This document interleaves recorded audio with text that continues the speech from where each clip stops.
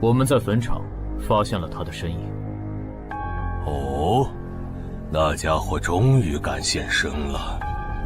哼，不怕死吗？库罗德，那就不惜一切代价将他抓过来。遵命。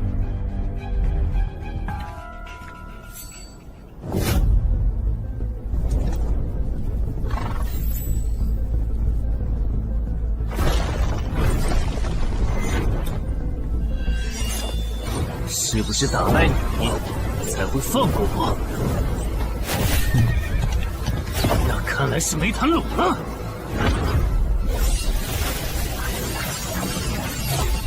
这下躲不掉，也来不及格挡。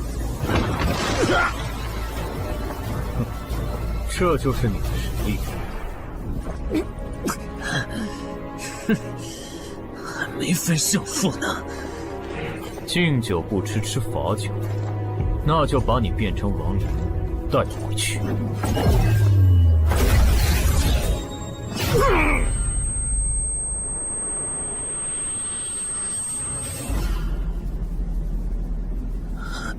认输吧。做梦。蓝不灵。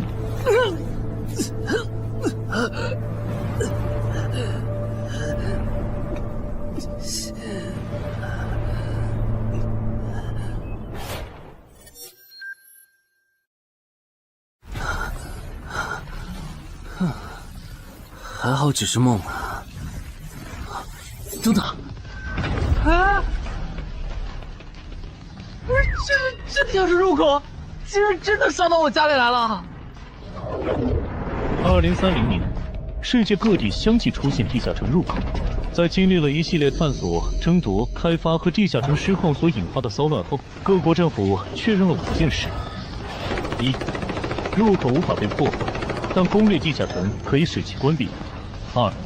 如果未能在规定期限内攻陷地下城，那么该地下城入口将翻转，地下城内的怪物将永赴这边的世界。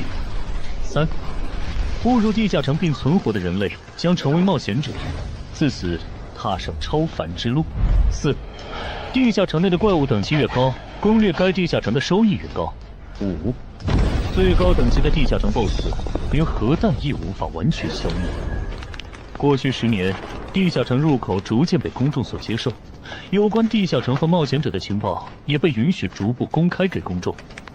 冒险者周刊报道显示，冒险者人员十分稀缺，但却人均千万富豪。这一消息令冒险者这一职业变得非常受欢迎。对普通人来说，冒险者就是一步登天的门票。所以你过去3年的冒险家生涯，为你赚取了超5亿的财富。当然，对于刚刚成为传说级冒险家的我来说，这只是个开始。但少有人知道，每一位高等级冒险者的背后，都有许多普通冒险者和无辜平民的牺牲。而我们的主人公陈海，恰好是知晓这一秘辛的少数人。你还真是给我出了个大难题啊！能让人一夜暴富的地下城，可对我来说也没啥用啊。毕竟我又不缺钱，而且我记得地下城的死亡率好像很高，搞不好我会死。要不把它上交给官方冒险者协会算了，说不定可以换点特别的好处。嘿嘿嘿嘿。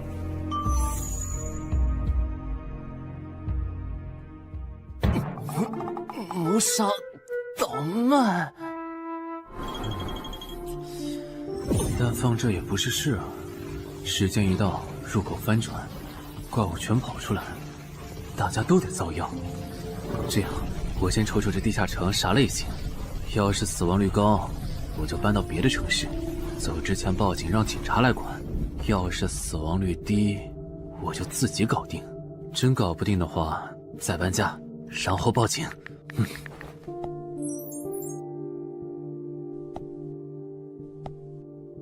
嘿，运气不错，是 Level 2的狩猎型入口。地下城入口的等级可以靠入口的规模判断，陈海家的入口太小，只能是入门级。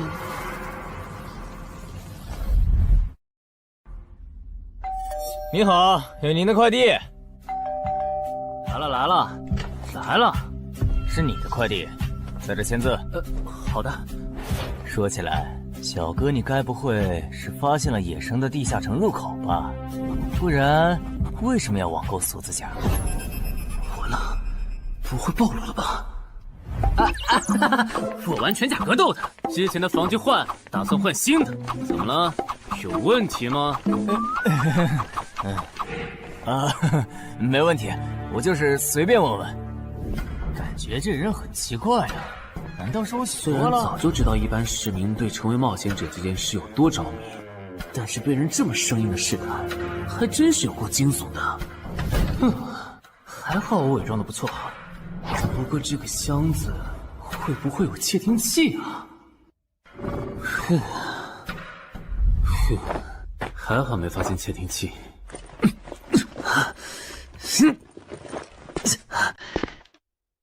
有点重，还有胸口也有一点点闷。怕眼镜在战斗中不方便，从而携带了隐形眼镜。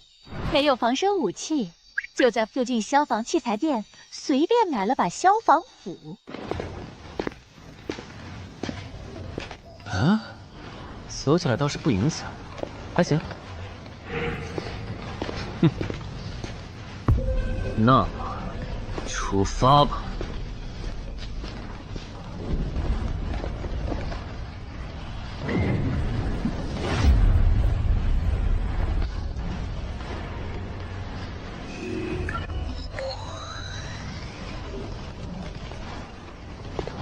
不是地区地形吗？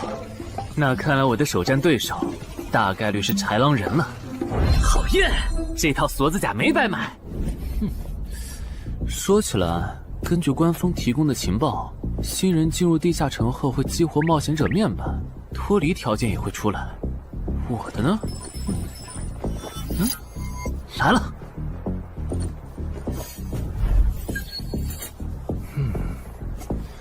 我记得普通人基础属性是10点，8点算弱，14点就很牛了。我不咋锻炼，力量和敏捷才9点，很正常。但智力有16点，真没想到啊！虽然智力和魅力是前期最没用的属性，但16点的智力，就算是协会或者财团内部也不多见吧？膨胀了，冷静，看一下地下城的脱离条件吧。脱离条件：杀死任意一只潮汐鱼人。通关条件是全灭一个潮汐鱼人小队。等一下，为什么是鱼人啊？我血产过敏啊！就不能给我安排点正常的对手吗？啊！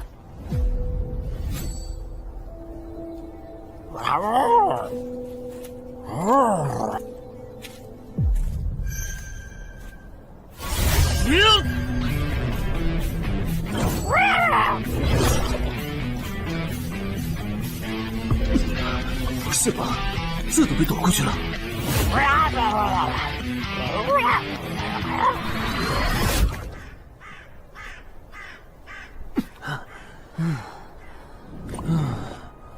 不是，这个地下城的难度标注是不是搞错了？一个落单鱼人就能把我打得差点翻车，如果遇到满编的鱼人小队，我岂不是要就地归西？啊，等级增加了 ，Level 2菜鸟，我的称号我与潮汐鱼人55开，这玩意儿侮辱人是不是？算了，今天就到这里。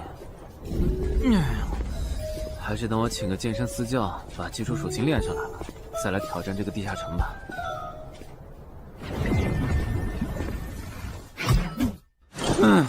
累死我了，半年的运动量都干出来了。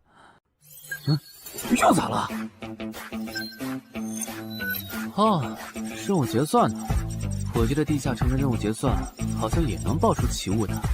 嘿嘿嘿，我的要求也不是很高，给我瓶加属性的迷药就行。菜怎么了？谁还不是从菜鸟过来的？气死我了！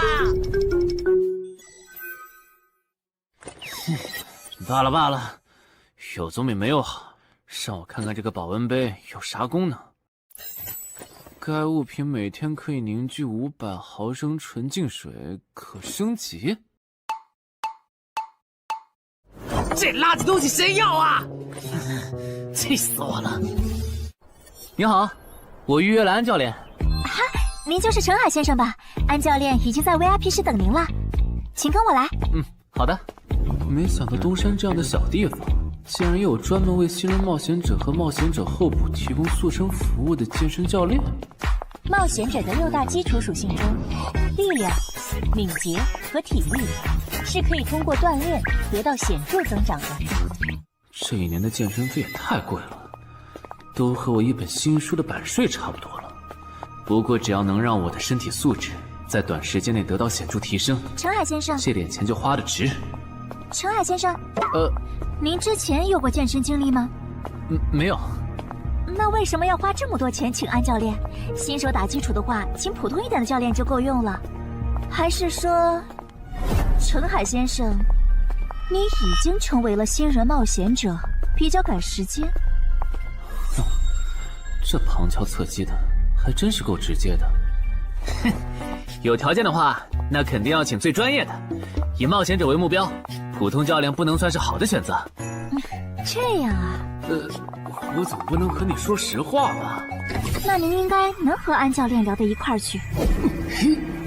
东山市最好的健身教练会是啥样的？好紧张。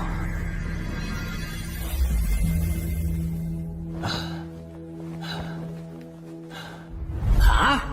和我预想的完全不一样，我还以为会是个肌肉兄弟，结果到头来，这不是个小白脸吗？课程这么贵，竟然也能预约得出去？开玩笑的吧？就是你想成为冒险者，跟我来吧。3、4。我撑不住了，教练。5。真的撑不住了。好，你到这里吧。30公斤举了5次，换算一下，你目前的单次最大重量应该在35公斤。作为健身小白，结合你目前的体重，你这个卧推成绩算是偏弱的。什么情况？虽然我知道我的身体能力低于平均线，但是这也太弱了吧？正常的老哥们不都是人均50公斤起步的吗？陈海先生的基础有点差呢，35公斤的极限数值换算到冒险者面板上的力量属性，应该只有9吧？普通人的力量、体能和敏捷数值是相对平均的，不会偏差太多。他现在这个状况，要在1个月的时间里变成冒险者，几乎不可能。那一般要多久？这个看你，如果天天练的话，差不多1个季度就能达到3个11了。这个11是你成为冒险者后面板上给出的约束，换算下来的话，就是比普通人略强。明白了。所以办卡吗？那就先办一个季卡吧。我去哪儿交钱？让给我就可以了。好耶，以后撸铁不孤单了。认识一下，我叫徐茂，是健身馆的签约冒险者，以后多多关照。我叫陈海，畅销书作家，您也多关照。说起来，一般只有家境很好或者跟协会签了长期合约的冒险者，才会找安教练这样的专业教练。因为我不缺钱呀，我写畅销书赚的钱，在东山又花不完。既然以冒险者为目标，那肯定就要找最好的教练，打最牢固的基础。原来如此，我还以为你发现了野生的地下城入口，并且已经成为冒险者了呢。作为前辈，我得教你一些冒险者之间才流通的基础常识，免得你以后被人坑了。冒险者首次下地下城时，表现好能得个称号，带不带都行。要是带了会有加成，但也会被其他冒险者盯着。有些专找低等级地下城入口的猎人，就爱顶着称号，在可疑的人边上晃悠。要是被怀疑的人被称号吸引，表现不自然，那猎人就知道这人是冒险者，接着只要跟着他，就能找到野生地下城入口。啊，这样吗？真是学到了。没啥反应，看来他真不是冒险者，就是个有点钱想当冒险者的弱鸡作家，那就没价值了。幸亏我先和超级人五五开这个称号太丢人了，没装上，不然今天肯定暴露了。安哥那边应该已经快拟完你的健身合同了，咱们过去吧。好的。国内有名的畅销书作者，还是专门写冒险者题材的。怪不得他有财力和动机买我的课，是想把身体数据打磨上去以后进军冒险者行业吧。而且他对课程的学期也没有明确要求，不像是发现了野生的地下城入口需要快速通关的样子。确实，程海是冒险者，或者他发现了野生的地下城入口的概率确实很低。这样，如果徐茂带着他回来的时候，他的注意力没有放在我的头顶，那就走正常流程吧。如果他有异常，那就不怪我了。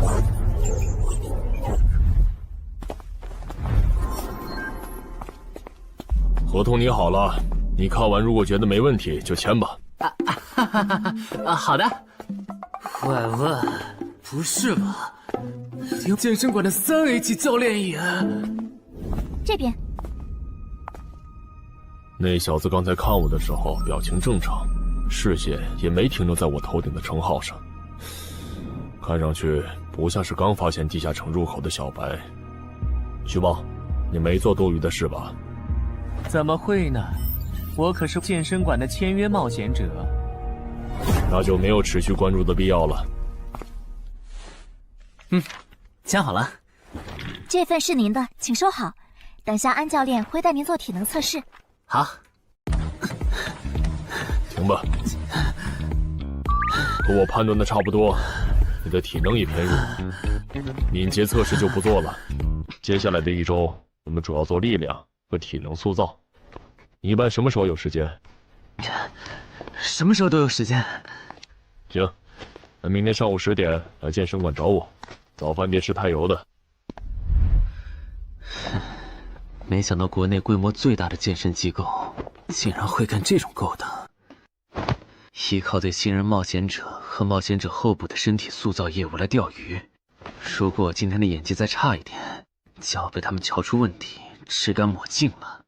怪不得东山这种小地方会有3A 级教练常驻，恐怕全国各地……等等，这样看，所有和冒险者沾边的服务应该都有坑，包括我买的锁子甲。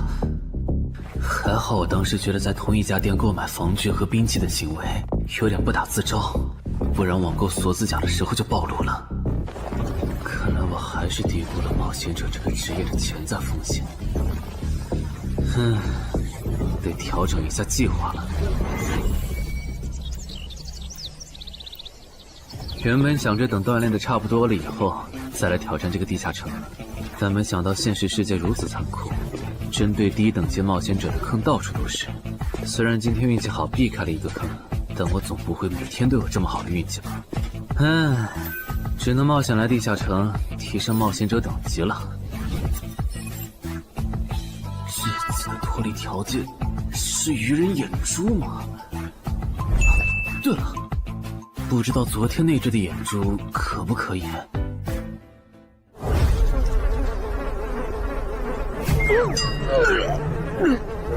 早都被啃光了呀！看来这附近有类似野狗的生物。不过好在眼珠还在。好耶！今天可以不用战斗了，等下只要记录一下这地下城的地形。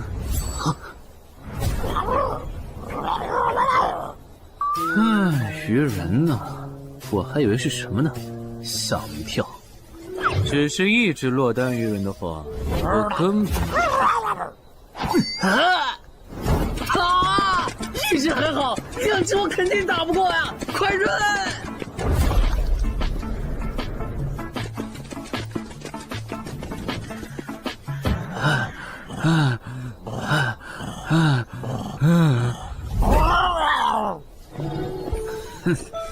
你都死到临头了，还这么嚣张，没发现吗？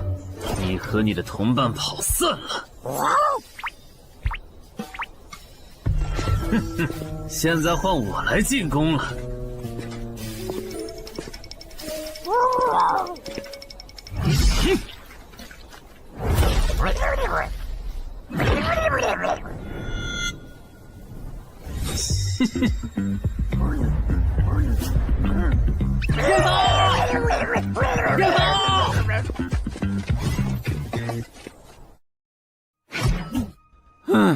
累死我了。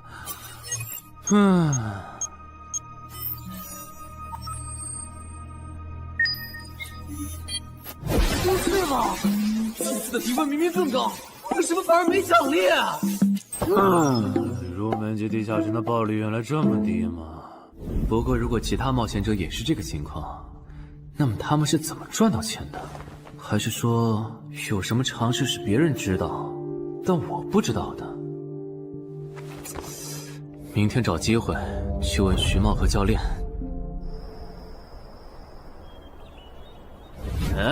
徐茂和安教练还没有来吗？徐茂去隔壁室了，大概要过几天才会回来。安教练今天临时有事，得中午才能来。好吧，那我先去 VIP 室做体能训练。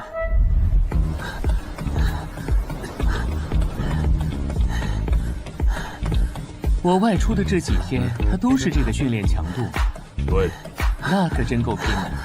这样看，用不了多久，他就能把力量和敏捷提升到11了。对，如果他能一直保持一个季度下来，力量、敏捷和体质恐怕都能到12。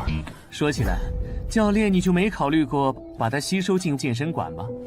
这种有钱又有行动力的好苗子，只要不出意外，以后绝对能成为中间冒险者。你回来之前我就问过了，但被他拒绝了。他想通过黑市的路子成为冒险者，然后当独狼。陈海，你这也太拼了，练这么猛很容易受伤的。还是说你打算今年就成为冒险者？能尽早成为冒险者，肯定要尽早。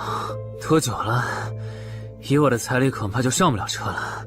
毕竟时间越往后，冒险者名额的价格也就越贵。倒也是啊。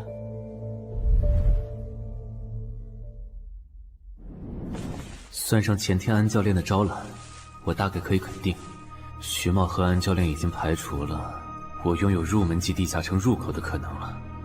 接下来可以找一个合适的时机。发什么呆呢？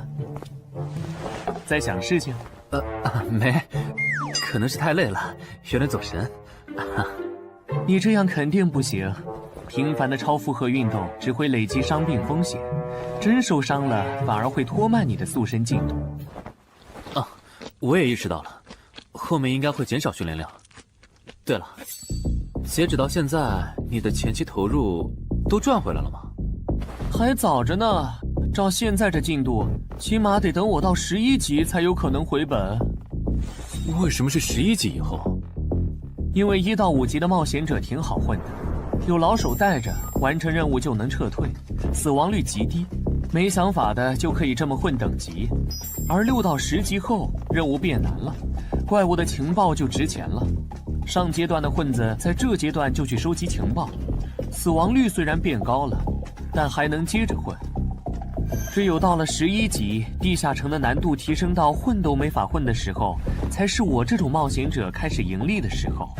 这个阶段的冒险者对实力的提升最为迫切，装备、奇物、技能书，一切能提高生存率的东西都能卖出很高的价格。不是，我不明白，11级后的地下城那么危险，为啥6到10级的冒险者不提前准备？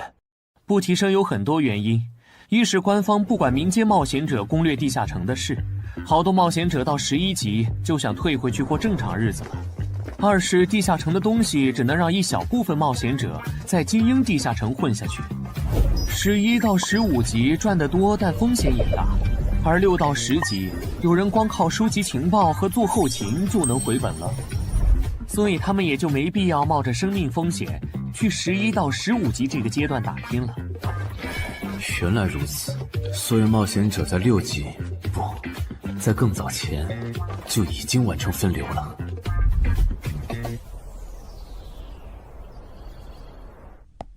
哼，真是学到了，怪不得我在论坛上很少找到有用的情报和攻略，原来有很多人靠卖靠谱攻略和情报赚钱。不过更让我惊讶的还是这件事。同一个地下城，冒险者就算反复刷脱离任务，也只能得到1次结算奖励。这样看，这个地下城入口能为我带来的价值，就只有通关奖励，以及将误入其中的普通人转化为冒险者这2点了。考虑到我本身并不缺钱，我还是尽量单刷这个地下城，然后再考虑要不要继续当冒险者了。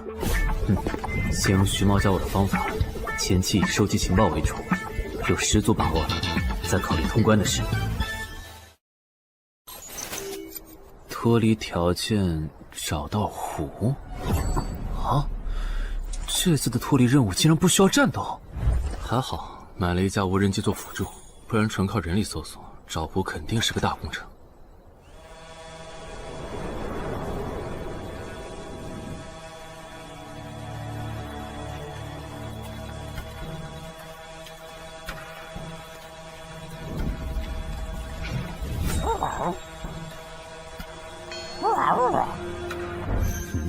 这是什么？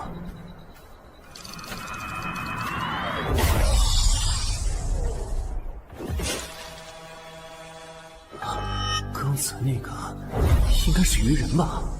虽然外形和气场和我之前遇到的鱼人有很大差别，但他应该也是鱼人，只不过等级应该更高。算了，先不管他。等我完成了脱离任务，再回来找那只橘红色鱼人。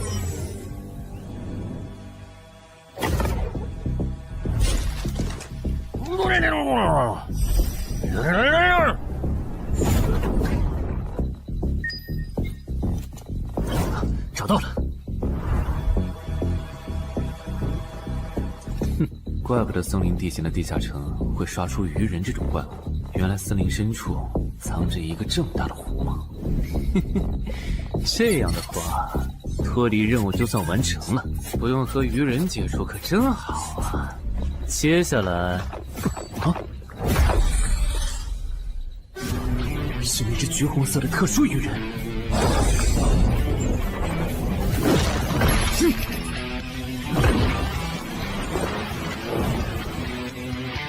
幸亏我刚刚反应快，不然可就重伤了。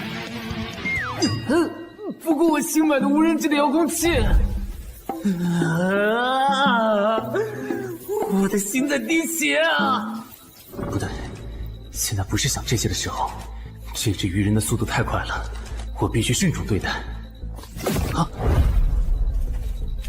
一只、2只、3只、4……哼！好险！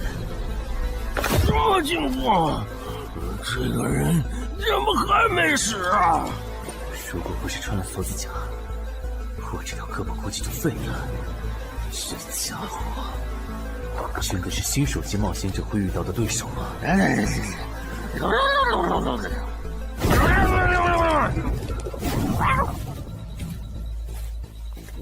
如果只是和这只橘红色鱼人单挑也就算了，关键我还得抽出一部分精力来处理身后这几只杂兵。不管怎么看，这个地下城的难度绝对超纲了呀！要不逃吧？脱离通关任务重置了。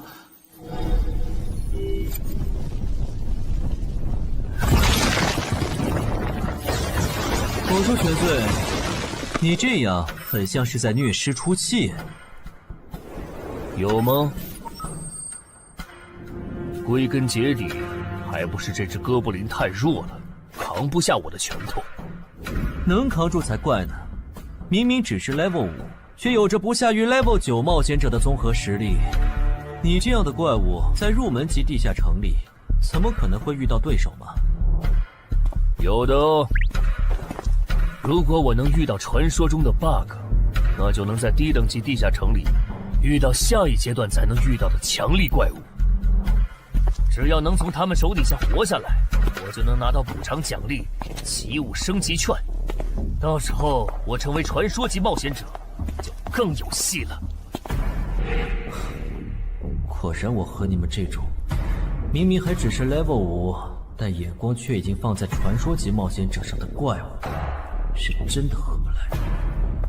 不过，奇物升级券和它的获取方式，无论怎么看，都只是博人眼球的谣言吧。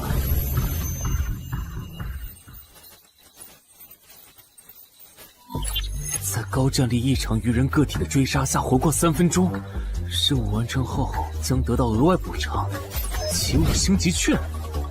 不是吧？我都准备逃命了，你给我整这个，要玩死我吗？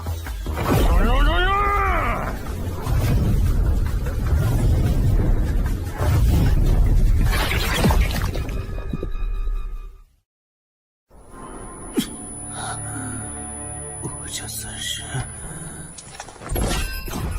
遇上绝路了吧？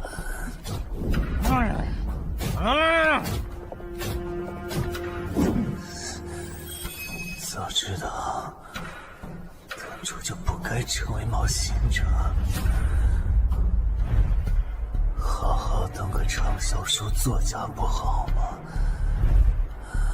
虽然嘴上这么说，但我其实很清楚，这些年因为写冒险小说的缘故，我一直对地下城有向往，向往自己成为冒险者，体验那紧张而刺激的冒险者生涯。是的，虽然我怕死，人怂又不能打，但我的冒险人生绝不该止步于此。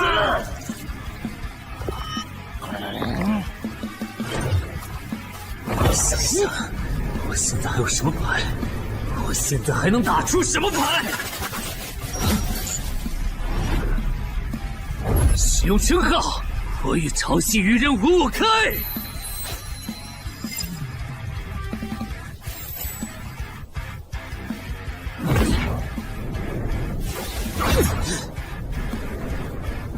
身体变轻盈，力量也变强了一点。不止如此，这些鱼人的动作也变得迟缓了许多。我的动态视力也加强了吗？能行，现在的我能行。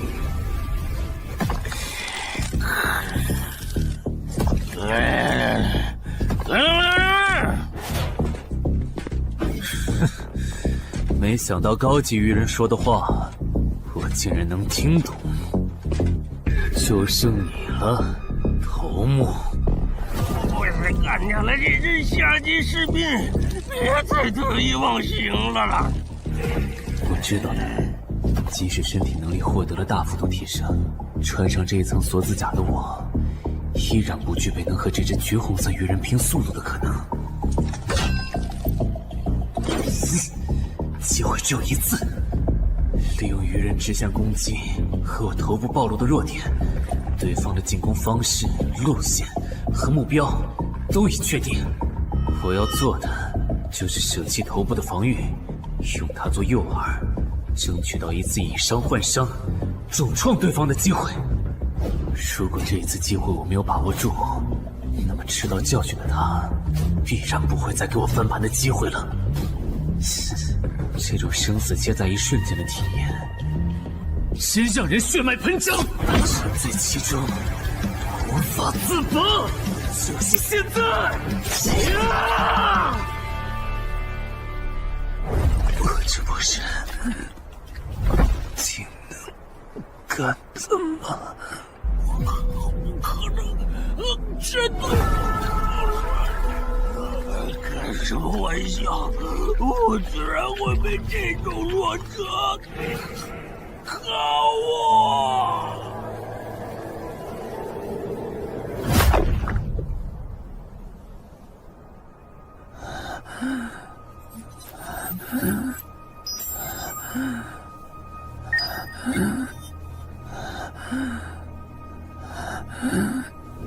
这下总不能还判定我是菜鸟了吧？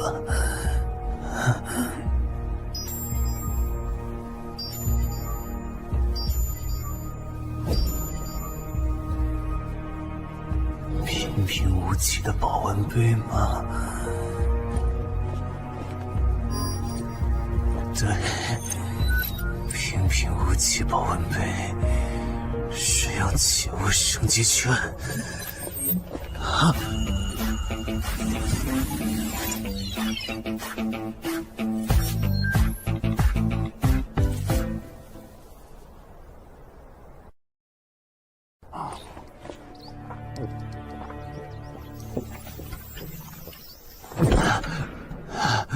活过来了。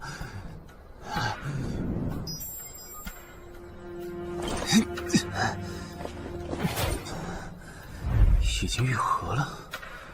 冒险者面板，冒险者等级竟然提升了，不过还是菜鸟。哦，感知也提升了一点，还获得了一个新称号——至死地而后生。哼，倒是个意外之喜。再看一下通关任务重置后变成什么了。挑战等级上升了，脱离任务刚刚也完成了。不过这通关任务，捣毁潮汐鱼人的孵化池吗？算了，这个通关任务明显不是现在的我能处理的。溜了溜了。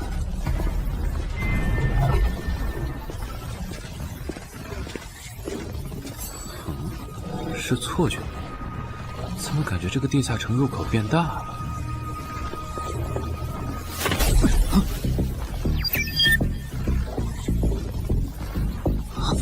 等级不足，这个地下城升级了。这么看来，我刚才完成的脱离任务，其实来自更高等级的地下城。怪不得任务难度提升了那么多，脱离任务掉落的奖励这么丰厚。隐藏之眼，我没记错的话，论坛上有个大佬，好像一直在强调这个东西的稀有性和重要性来着。哼，那必须要转职啊！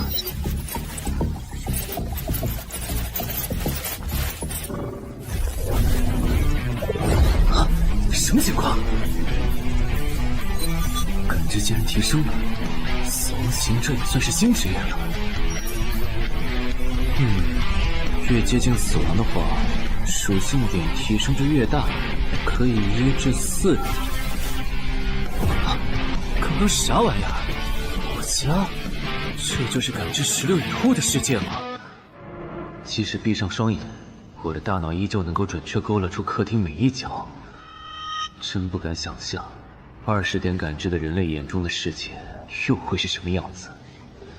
说起来，我与潮汐鱼人555开这个称号的效果，刚刚在地下城已经体验过了。这个至死地而后生的称号，效果又会是什么呢？被逼入绝境以后，就能得到力量、敏捷、感知，每个加4点的加成。这个称号的触发条件和死亡行者的触发条件差不多哎。等等，也就是说，死亡行者搭配至死地而后生，极端条件下可以给我带来8力量、8敏捷、9感知的提升。哈哈哈哈！这也太超模了吧！胆子再大一点，以后遇到打不过的敌人，我完全可以靠自残触发效果让属性提升。等干掉敌人以后，再用稀奇古怪的回血药水把状态拉回来。而且回血药水的用处也不止于此，有了它，我再也不用担心健身过度肌肉拉伤了。反正每天都能回一次血，完全可以想怎么练就怎么练。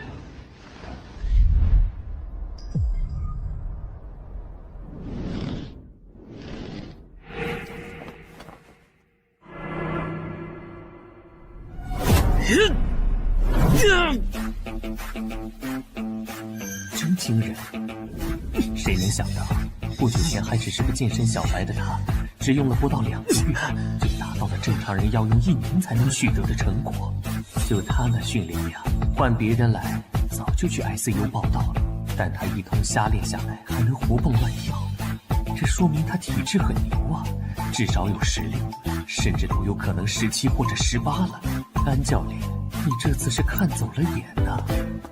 陈海还在练呢。啊，恭喜啊！你现在的力量、敏捷应该已经到达12点了。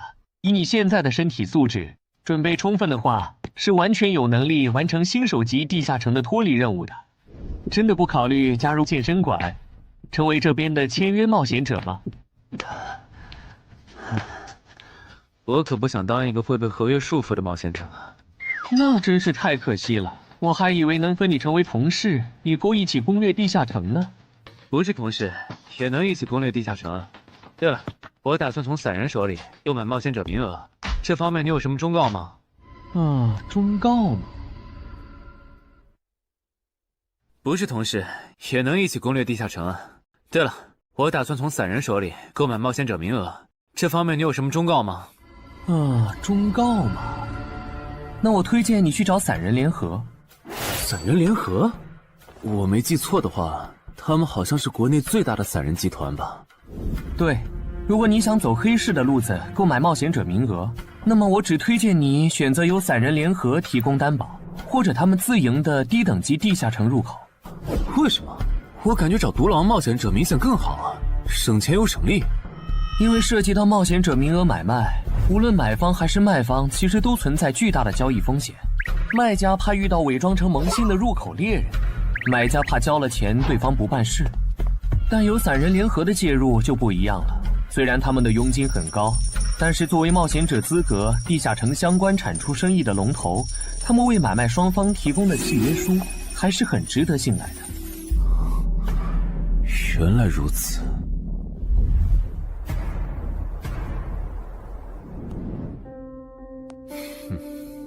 查了一下，整个漳州只有云霄市的这个老廖稍微靠谱点，找了散人联合做担保。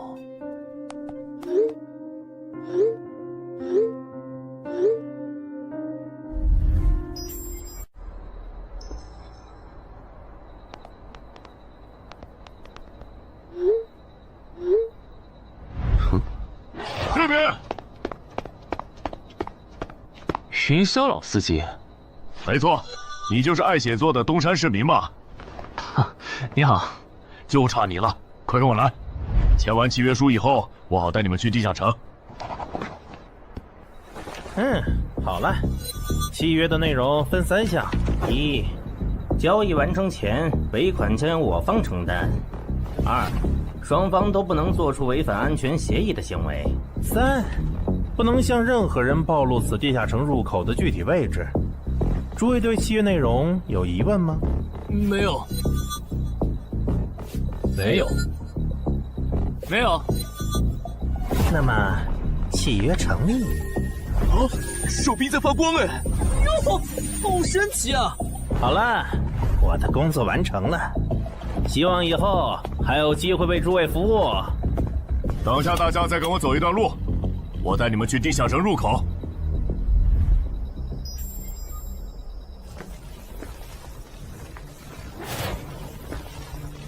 这个地下城入口的位置确实隐蔽，难怪没有被官方和云霄市的资本发现。好了，大家排好队，按顺序进入。我先走一步，给大家带路。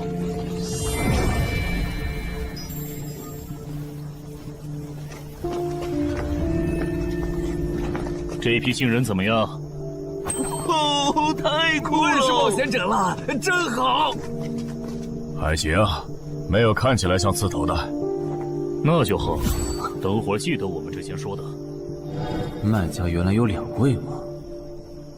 好了，大伙儿看向我这里，学着我的样子对空气喊：“冒险者面板！”冒险者面板。大家可以在冒险者面板的个人信息栏查看到自己的基础属性，往下滑动，可以在任务栏查询任务。不是吧？我的基础属性原来这么低的吗？冒险者面板上的内容只有冒险者本人才能看到，所以不用担心个人信息暴露的问题哈。麻烦大家把你们的脱离任务报一下，我这边做一个整理。任务？女妖，这个物种论坛的入门级地下城怪物图鉴里好像没有，这个地下城有问题。这个地下城该不会和我家里的那个一样，存在某种致命的设定吧？基于幸存者偏差，如果一个入门级地下城的怪物没有被收录进论坛的新手常见怪物图鉴，那只有2种可能：要么它确实很罕见，要么就是遇到它的冒险者基本都死在地下城里了。警告！警告！此人违反了安全条例，未说出正确的脱离任务。那个眼镜男说谎了？不是吧？这才哪儿到哪儿啊？就有人触犯安全条例了？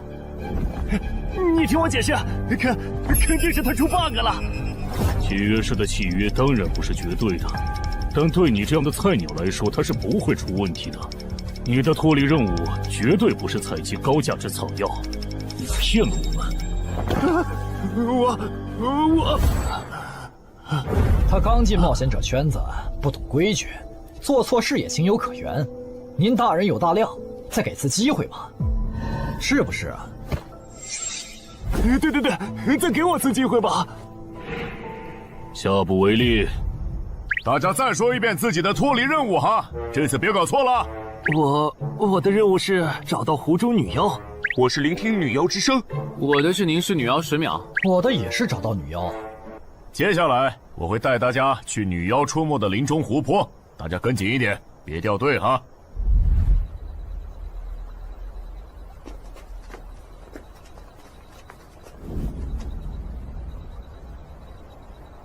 冒险者面板。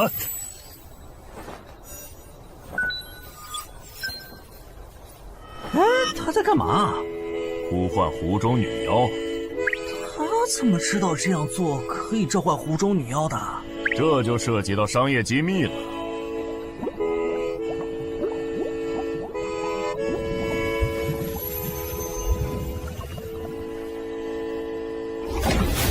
女妖出来了！我的脱离任务完成了，我的也完成了。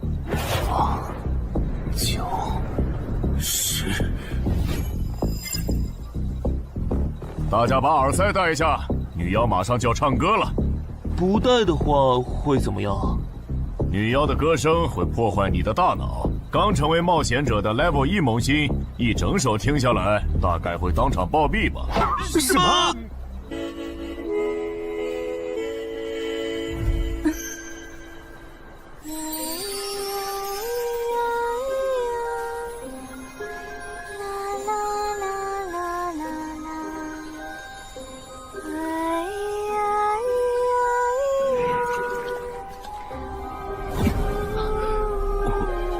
被醒了，就听了这一小会儿嘛。还好我戴了耳塞，歌声听得不真切，不然恐怕已经死掉了。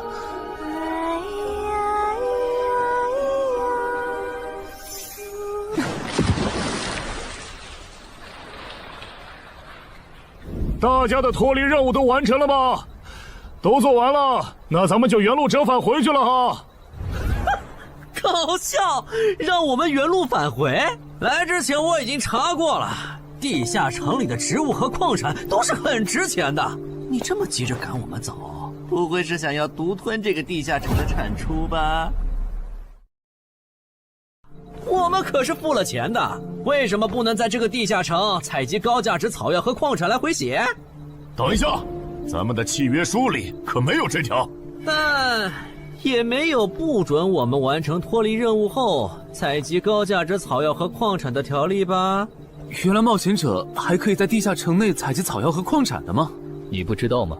其实大部分冒险者并不具备通关能力的，他们主要的盈利方式就是搬运地下城内的物资和收集怪物情报。你是觉得脱离任务已经完成了，我们又碍于契约不能对你出手，所以可以发难了是吗？不然呢？真是笨蛋！但有一点你没考虑到，那就是我并没有和你们签订契约啊。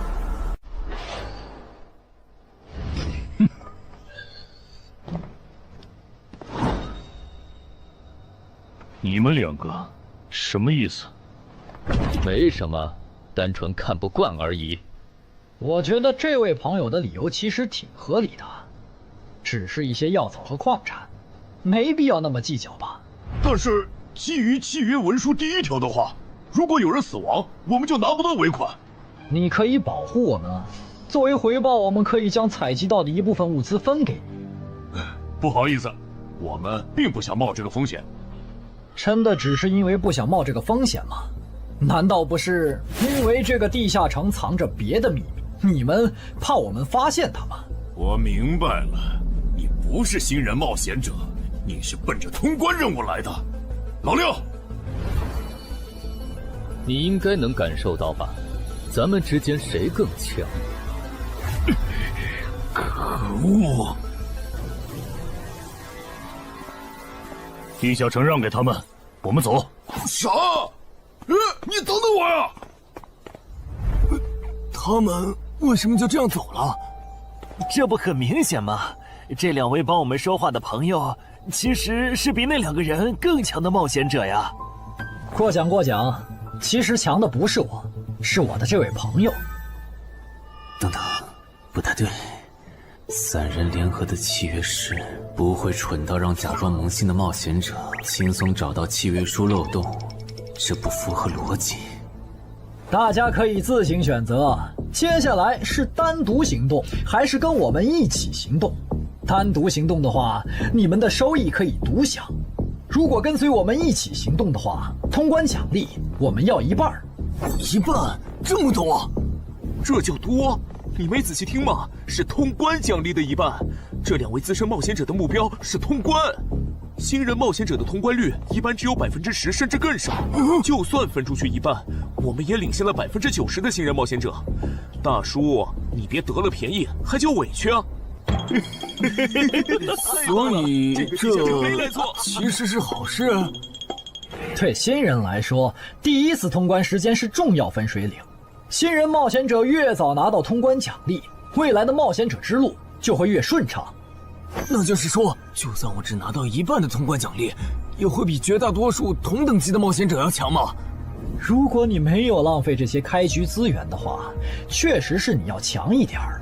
请让我也加入你们，也包括我。我也要。那帮没良心的，签契约书前都说好了，只涉及脱离任务，其他不包的。任务一完成，他们就变脸了。差不多得了，都走了这么远，他们不可能再跟着了。你不用演了。哦。嘿嘿，不过你这次演技提高了不少嘛。刚才我一度以为你打不过那个顶着战斗专家称号的冒险者来着。我确实打不过他。啊？不过他也很忌惮我就是了，要不然不会用劝退的方式赶我走。原来如此。那你觉得他们能通关吗？可能性太低。个人判断，这批冒险者里，最多只有1到2个幸运儿能活着走出这个地下城。什么嘛，这不就和之前的几次一样了吗？真没意思。哇，酷哎！既然大家已经决定联手通关，那我也不藏着掖着了。我能够为认同我、信赖我的队友带来一点基础属性的随机增幅。他说的是真的，我的力量加了1点，我加的是感知，我的也增加了，体力涨了1点。原来团队领袖这个称号是用来提升自己的队友啊，还怪好用的。我这边还有一个问题，我们现在只知道口琴声能召唤女妖，并不知道其他的召唤方法。女妖要是一直躲在湖里，大家的通关任务就没法完成。这不是问题，我的称号可以让我强制激怒指定目标，被激怒者将减少2点智力，变得冲动易怒。他也是冒险者吗？至于建立强制对话的方法，只要引起对方的注意就可以了。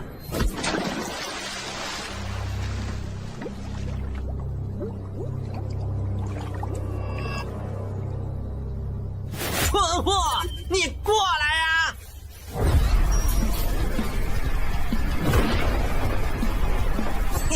成功了，他被我激怒了，剩下的交给我吧。大家散开，让战斗专家来先试女妖，其他的换上比赛，在外围找机会。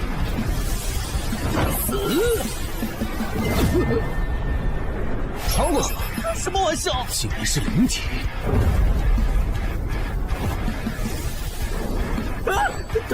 等一下！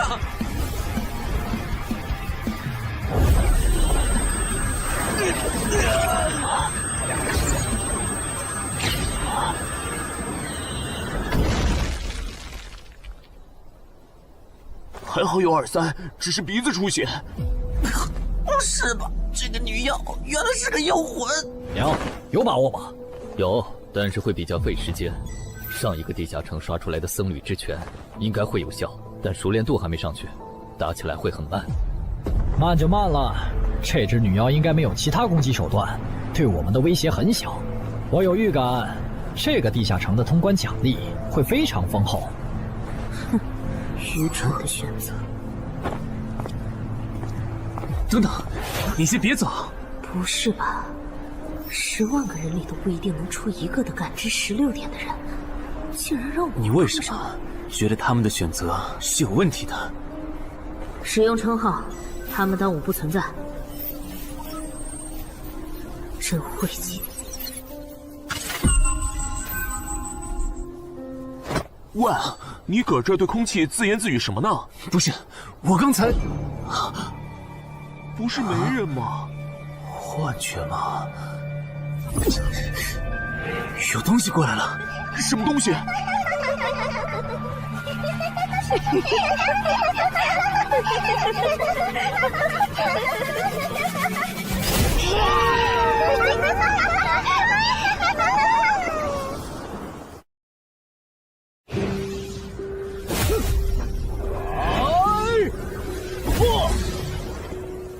有效果了！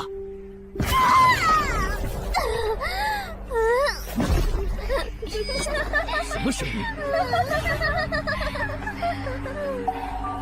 我们搞错了，这个地下城不止一个女妖，那2个卖家没安好心。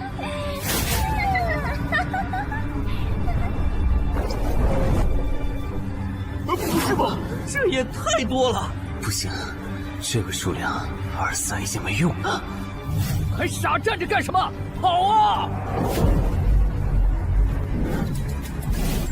为什么总是让我遇到这种事？天和子爷那时候是，现在还是。看在你老婆和女儿的份上，我觉得应该放过你。谁叫我最喜欢看别人抱憾终身，活在憎恨和痛苦中的样子呢？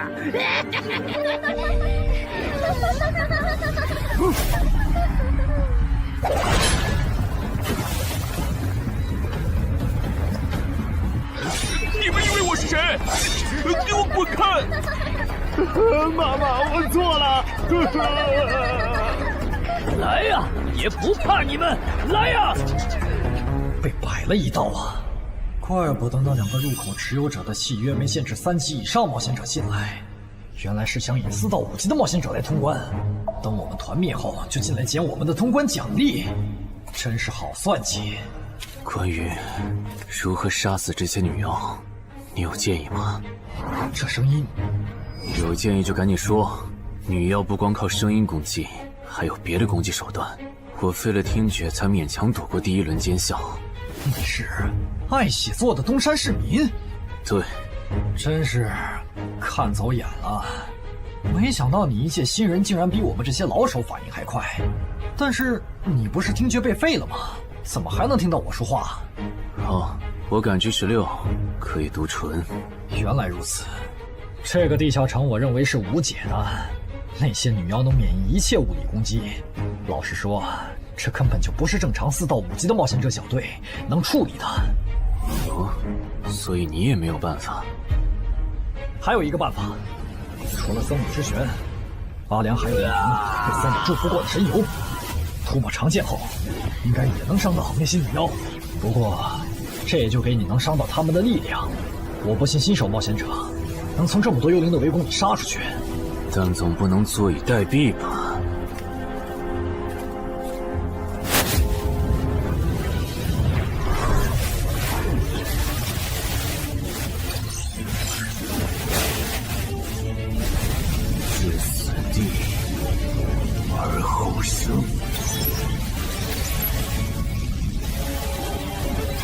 能听到吗？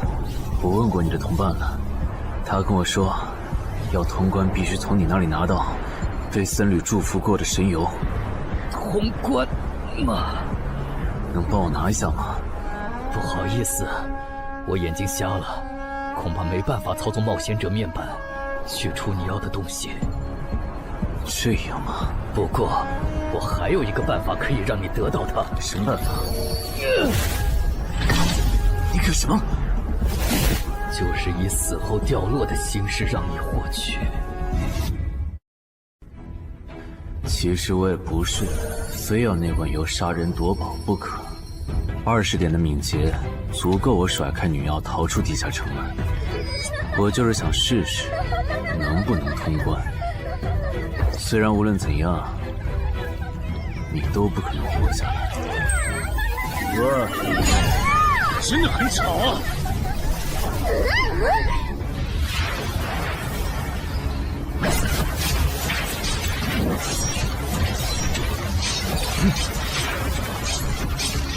对邪恶生物伤害加点点，那么还是反击吧。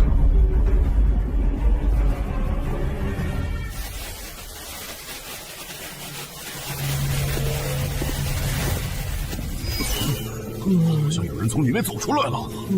哪有人啊？你看错了吧？不是，我真感觉到了。果然，他们那不能攻略的地下城设陷阱，引同等级冒险者来做通关任务，把人坑死在里面，接着捡掉落的东西，或者等冒险者重伤出来就杀人夺宝。雇主的儿子应该就是这么被害死的。食腐秃鹫是指利用高难度地下城坑杀同等级冒险者，然后拾取对方掉落的堕落冒险者。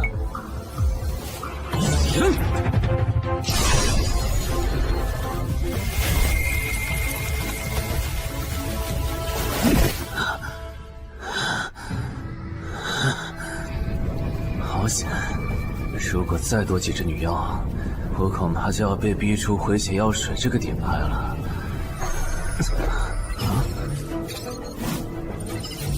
您的绝妙操作取悦了路过的死亡主宰，得到其恩赐，亡灵亦不能杀死我。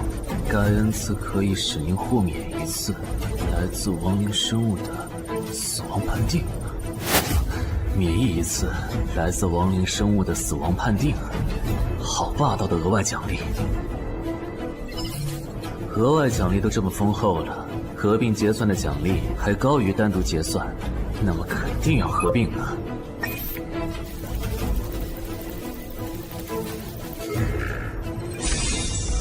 哼，果然，除了稀有级奇物和新称号以外，还给我报了2个专属技能。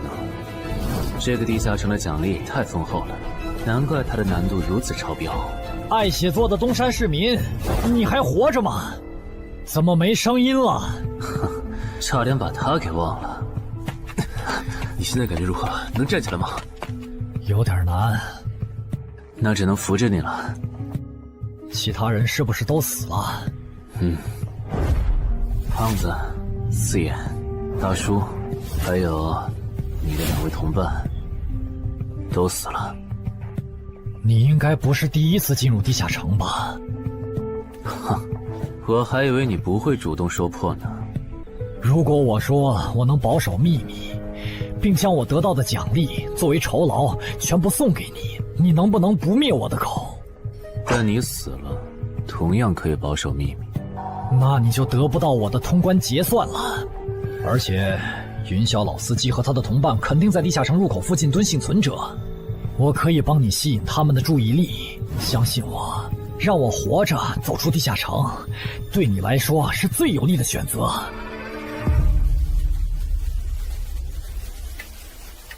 看到了吗？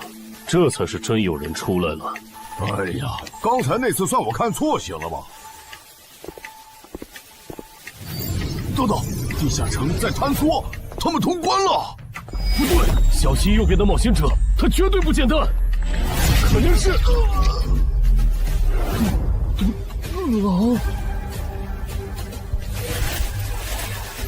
先干掉一个弱的，接下来到你了。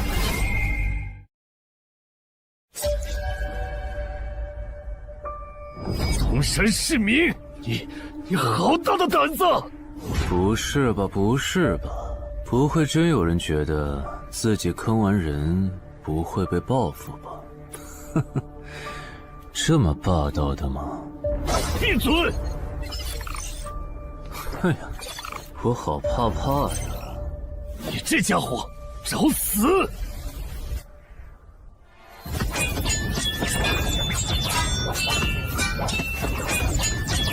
这俩人相互厮杀的程度，有些7级甚至8级的冒险者都没这么夸张的速度。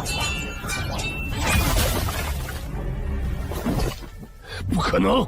带上这个称号以后，我的速度竟然还是没你快，真是离谱他妈给离谱开门，离谱到家了！你的敏捷难不成有17，甚至18？可，你猜？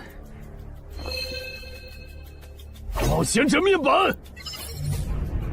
哼，不比速度了。不比了。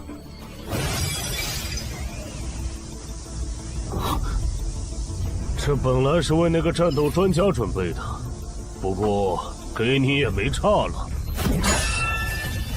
来好好感受一下我从黑市高价购买的变种蜘蛛毒素吧。什么嘛！你这毒套完全不行啊，比普通人还差。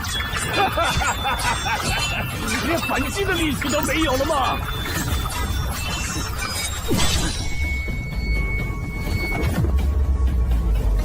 太慢了，太慢了！你这样是伤不到我的。哼，蜘蛛毒，这就是你为我们准备的手段？怎么样？喜欢吗？作为7级地下城蜘蛛地穴的特殊产出，可以极大的削弱低等级冒险者的力量、速度和体力。迄今为止，因为他而败在我手上的5级冒险者已经有4个了，而你将会是第5个。然后呢？你应该不只准备了这点手段吧？全都亮出来吧！哼，不会吧？难道这就是你的全部了？当然不止这些。佩戴了毒素携带者称号的我，呼出去的气体、身上的汗液和血管里的血都是带毒的。和我僵持的越久，你中的毒就越深。这战术太吓人了，在6级以下几乎是无解的。我明白了，是我高看你了。我还以为你藏着什么大招呢。关闭技能，与死亡共舞。不可能！怎么还有这么快的速度？你猜？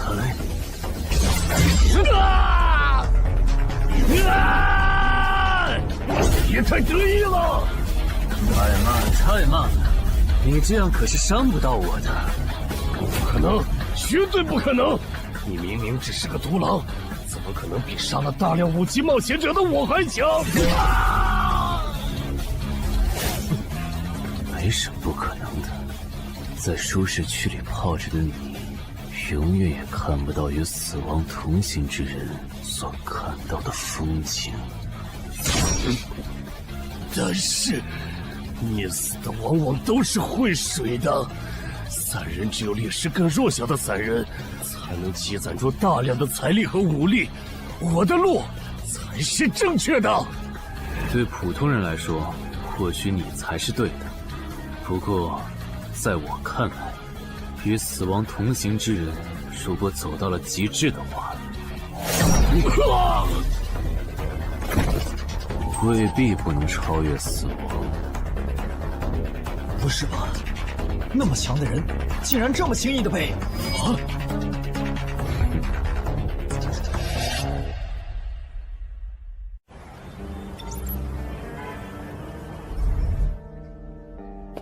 你这运气也太差了吧！啊，徐茂，你怎么来了？来看你啊！第一次进地下城就遇到了能免疫物理攻击的怪物，好不容易通了关，还被师傅秃鹫堵门。不过也多亏了这次经历，让我得到了置死地而后生这个称号。也是，还算幸运。那些传说级冒险者，哪个没在5级以前越级挑战过对手呢？对了，个人建议不要让别人知道你的主要称号，情报泄露是很致命的。冒险者要防的不只是地下城的怪物。原来如此，学到了。虽然女妖之森的入口持有者，官方说是被另一个幸存者杀了，但我查过，那人主要称号侧重团体战斗，单人作战能力没强到能杀掉2个石斧秃鹫，所以怎么了？我脸上有什么东西吗？没什么，我只是突然想起来，高教练月底就要回东山了。你这边养好伤以后，记得回健身馆报道。关于你的塑身计划，要进入第2阶段了。好的。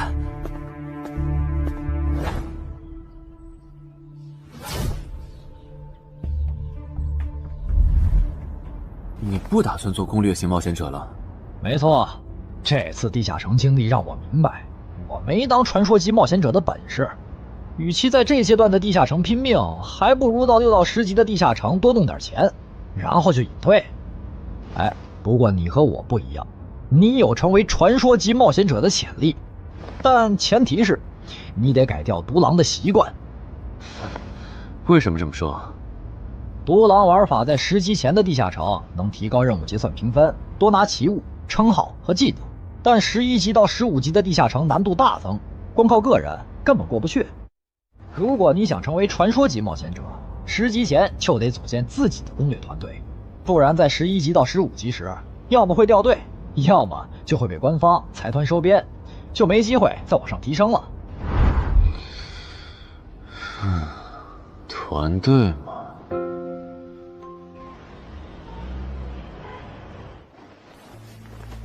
害死我儿子的秃鹫们已经死了，杀死他们的人就在这2名幸存者之间。你认为谁才是帮我儿子报仇的恩人？他。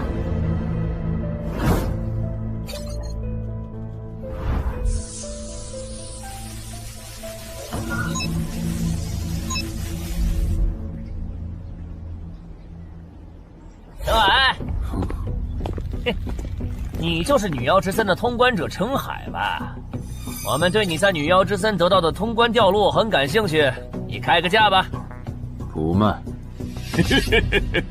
他说不卖，他不会真的以为我们是在跟他商量吧？那我换种说法，把你在女妖之森得到的东西交出来，立刻马上，不然有你好看。你们在干什么？不许骚扰我们医院的病人，走开！烦人的家伙来了，哥，我们走。切，真晦气。下次他们再来骚扰你，你就来找我。我哥哥是10级冒险者，他们不敢惹我。谢谢。不，该说谢谢的人是我。我的好朋友死在了女妖之森，你和王先生攻略了这个地下城，还铲除了用它钓鱼害人的秃鹫。原来还有这么一层关系啊！我和我死去朋友的家人都想感激你。总之，这是地下城暴走后的随机拉人现象。怎么还会拉我呢？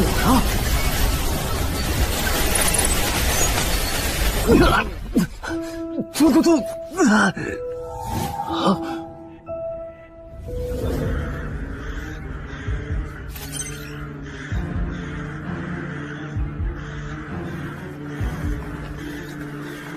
大家不要惊慌，我们只是被拉入了翻转后的入门级地下城。不是吧？我就来医院看个牙的功夫，怎么就被拉入地下城了？现在请大家跟我一起打开冒险者面板，确认你们的脱离任务。展开面板，5级的生存类地下城。哇，这次可能要死很多人。什么？云霄市医院发生入门级地下城翻转现象，有20人因此凭空消失，周德也在这20个人里。情况如何？失踪人员名单已经整理出来了。被卷入地下城的一般民众有17人，冒险者3人。我们还找到了失控的地下城入口。不过什么？你的脱离任务和通关任务是什么？消灭10具骷髅士兵，存活1小时。你的呢？我的也是。那看来大家都一样。老弟，咱们的脱离任务难度和他们的不一样啊。还有那个叫陈海的小子也被拉进了这个地下城。正常，生存类地下城的脱离任务是根据挑战者实力的强弱划分的。至于那个叫陈海的，等咱们做完了脱离任务再去找他。那个，大家听我说，这个地下城非常危险，请大家捡起地上的兵器，3到5个人为一组，凑齐脱离条件以后，尽快离开吧。完成脱离任务以后赶紧离开？你算老几啊？在这指挥本大爷？说不定是人家想把咱们忽悠走了以后，独吞地下城的宝藏呢。不是，这个地下城真的很危险。是他蠢货脑子有坑吧？对地下城的危险没有认知也就算了，还在这带节奏。这位先生是非常强大的冒险者，他前几天刚通关了一个难度非常高的地下城，还和同伴联手除掉了食腐秃鹫。真的假的？就是锦城家园那栋烂尾楼，听说害死了好几10人。哦，想起来了，请大家相信他的判断。这个护士干嘛一直夸我呀？好烦呐！不过好在效果还行，能引起这些新手的重视就好。等一下，如果这个地下城真的那么危险，那你觉得就凭我们这些普通人，真的有能力完成脱离任务吗？先不说消灭骷髅士兵有多难，就按你说的，3到5人一组去猎杀骷髅士兵，最后肯定是青壮年组队，老弱被抛下。请问，你考虑过被剩下的人的死活吗？有道理。分开行动的话，骷髅士兵听起来就撞到大批骷髅士兵，那就死定了。很多人就是因为单走，才被地下城里的怪物杀死的。姐夫说的没错，被拉入地下城后，一定要拉拢人心，来拿到话语权，再利用话语权来强迫冒险者当我的保姆。能通关高难度的入门级地下城又如何？当你开始在意这些渔民死活的时候，你就注定得当我的保姆了。你们能信任我吗？那跟我走吧，我带你们去完成脱离任务。好的。谁允许你们走的？作为在场唯一一个有地下城攻略经验的冒险者，你难道不应该留下来保护我们吗？对呀，能力越大，责任越大。我看他就应该帮我们把脱离任务给做了。对，送佛送到西嘛。第一，我不是官方冒险者，我没有义务来保护你们的安全。第二，不要对我道德绑架，不然我真的不介意走之前打断你的腿，把你留在这里生死命。这人怎么这样啊？保护老弱不是最基本的道德吗？活该他不是官方冒险者，看来道德品质不过关。你们干嘛去？我觉得那个人说的很对，既然通关任务是存活1小时，那肯定是越往后越危险。对普通人来说，早点完成脱离任务离开这儿才是最优解。不走留着被你们道德绑架，免费当保镖吗？我们又不是傻子。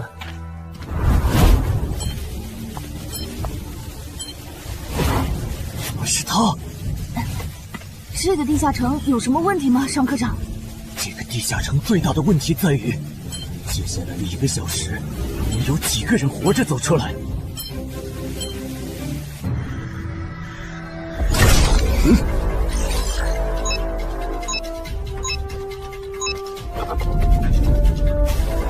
你们就学我刚才做的，用剑去砍那些骷髅士兵的颈椎。那你呢？我来了。我嘛，就用我的老伙计让他们练。谁呀？打完这批记得换班啊，老哥。好嘞。骷髅士兵不刷新了，看来并不是无限的。好消息是新人的压力小了，坏消息是我这样的老手完成任务更难了。这周围的骷髅士兵被咱们刷光了，换地方吧。受伤的人往后退，剩下的2人一组，交替清理从地里爬出来的骷髅士兵。再战40分钟，大家就可以回家了。好。亏我之前以为当冒险者有多难，结果就这儿啊！是啊，这些骷髅根本就没有那个老手渲染的那么危险。等这次结束，你也是个有名的冒险者。这些骷髅虽然弱，可不代表这地下城难度低。正相反，骷髅越弱，越说明地下城有极厉害的 BOSS。更让我烦的是，这地下城怪物也太少了。虽然我以老弱不遗参战为由，劝退了近半的冒险者，但是分到我这的怪物才4个。最后10分钟，这地下城难度肯定飙上。要是接下来10分钟都没有新的骷髅士兵刷出来，我就得自己想法子凑够剩下的6个骷髅士兵了。脱离任务做完了。嗯。你呢？还差几个？8个。把机会都让给他了吗？那你先回去吧，我们继续刷骷髅。等做完脱离任务以后，咱们3个在外面集合。10年来没有一个人通关。不止如此，这个地下城的幸存者们也非常奇怪，几乎所有的都是新人。怎么会有这么奇怪的地下城？正常不都是冒险者越强大生存率越高吗？因为这个地下城有一个被称为强者坟墓的机制。同样的脱离任务，新人的难度只有老手的1/10。当新人完成脱离任务离开的时候，实力远超冒险者的地下城 BOSS 会主动追杀冒险者，好多老手都栽在这机制上。朱德，我已经察觉到了，这个地下城的本质是谁最先完成脱离任务，谁才能活下来的竞速比赛。好心的冒险者哥哥，护士姐姐，再见。拜拜。再见。等下遇到的骷髅士兵，我多分给你一点。你先完成脱离任务，和他在外面会合。好的。有人完成脱离任务出来了。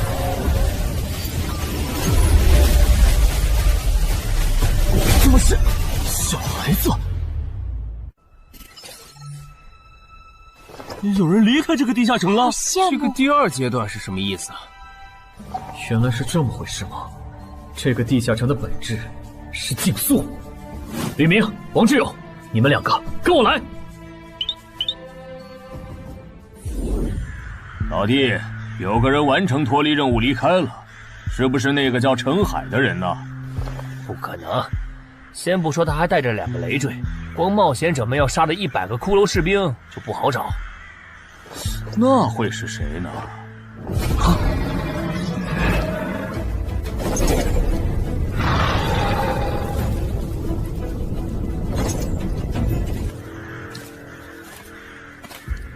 叫我们跟着他出来，都走这么远了，也不解释一下。如果遇到大群的骷髅士兵，咱们3就完了。闭嘴吧，他这么做肯定是有原因的，你没注意到吗？他是看到任务栏变更以后才叫我们出来的，恐怕他比我们更清楚这个地下城发生了什么。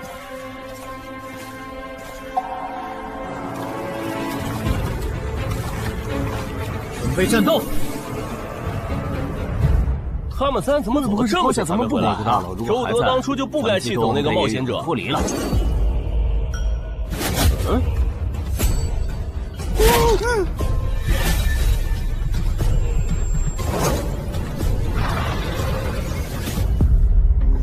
周德、吕明，你们2个王八蛋，竟然拿我当挡箭牌，用完就丢！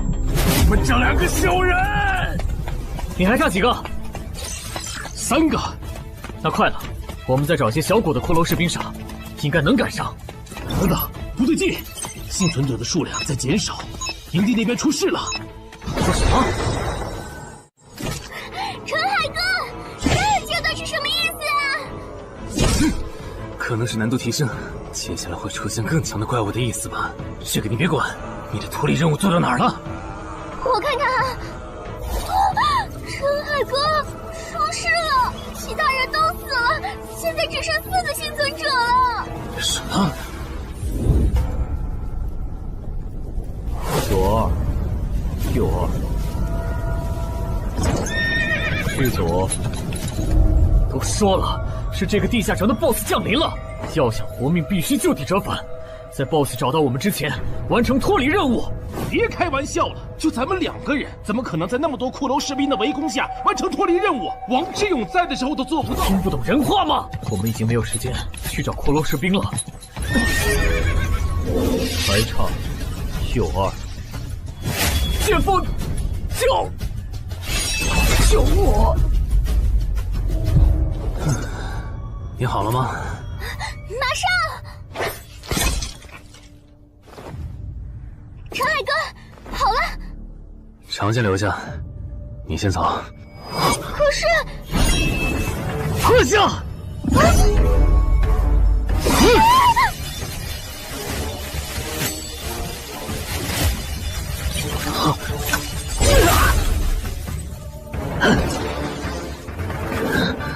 好强！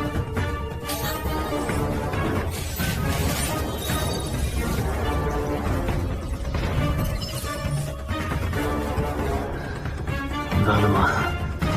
你留下来，只会碍事。我知道了，我去外面等你，你一定要活下来。好了，现在只剩下咱们2个，我猜你是不会放我走的，对吧？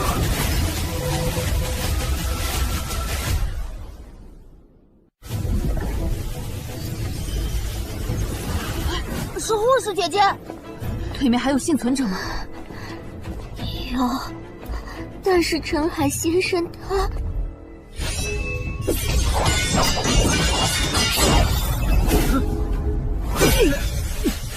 好强，这样下去不行，速度和力量我都不是他的对手。就算能大概猜出他下一步动作，可你我一直忙着抵挡，一次出错的话就会死。要走！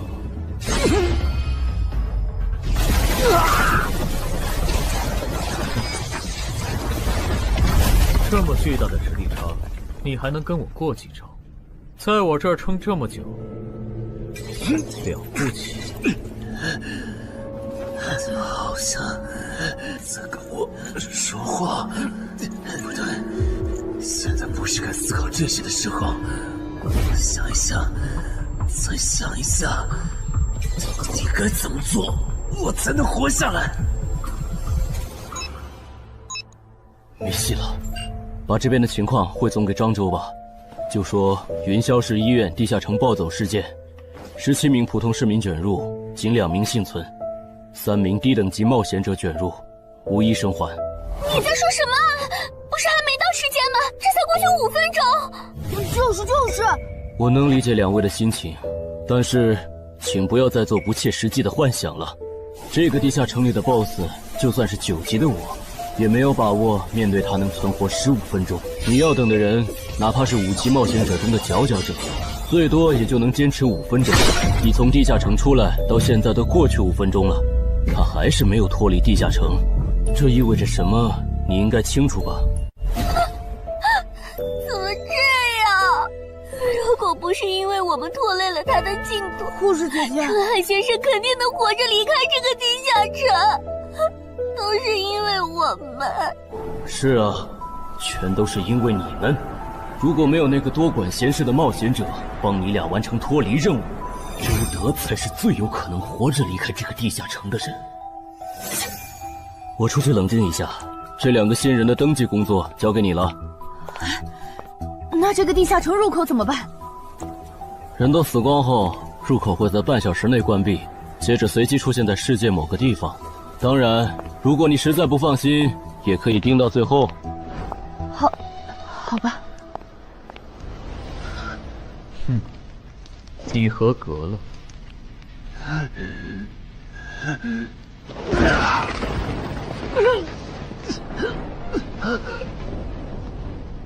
我很期待你成为亡灵后的表现。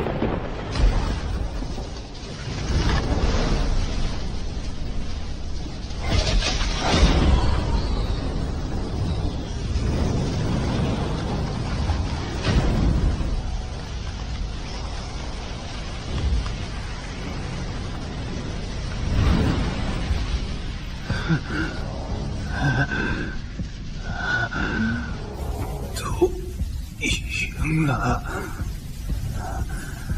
对这个 BOSS 来说，完整的我更有价值。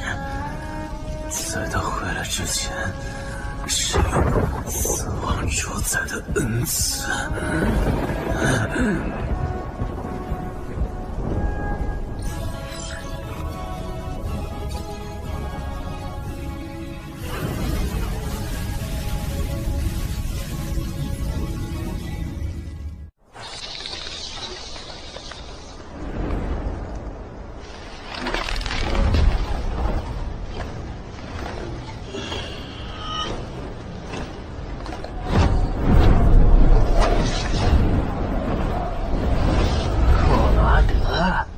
不是被大军派去坟场征兵了吗？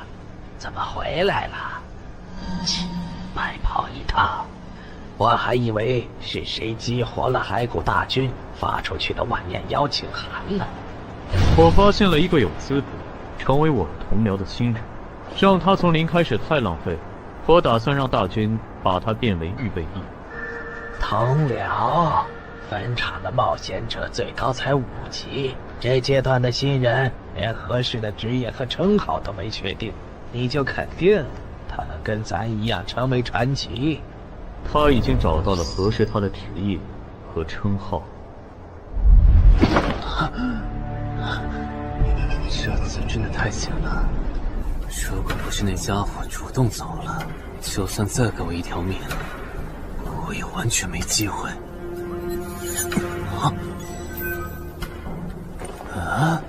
通关任务都显示完成了，为什么没有弹出来脱离选项？不会是必须完成脱离条件以后，我才能离开吧？在那个怪物意识到我没死之前，那得抓紧了。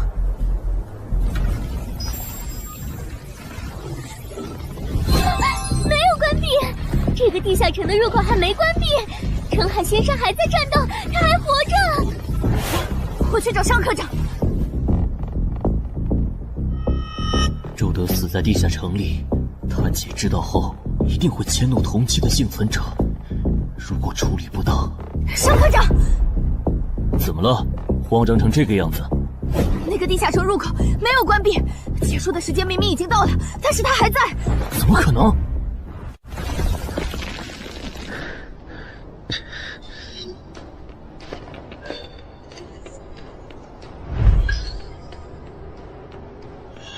合并结算。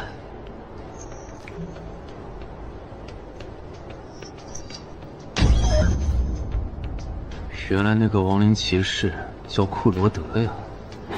不过，传奇级，坟场才5级，怎么会有这么超纲的 BOSS？ 说起来，这个地下城的 BOSS 强度这么高，以前真的有人通关过。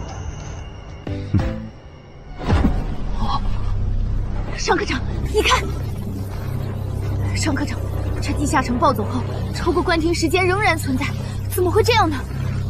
有2个可能：一，被卷入地下城的冒险者完成了通关任务，但却没有完成脱离任务；二，地下城升级。一定是第一种，一定是。不可能的，本场很早以前就已经被世界冒险者协会定义为几乎无法被攻略级的地下城了。相比有人通关，我更相信是地下城内部发生了什么变化，导致地下城升级。有人出来了！是澄海先生，真的是他！哎呀，你们都在啊！担心死我了！我因为我的原因没能本场竟然真的被他打通关了！一辈子的。没那么严重吧？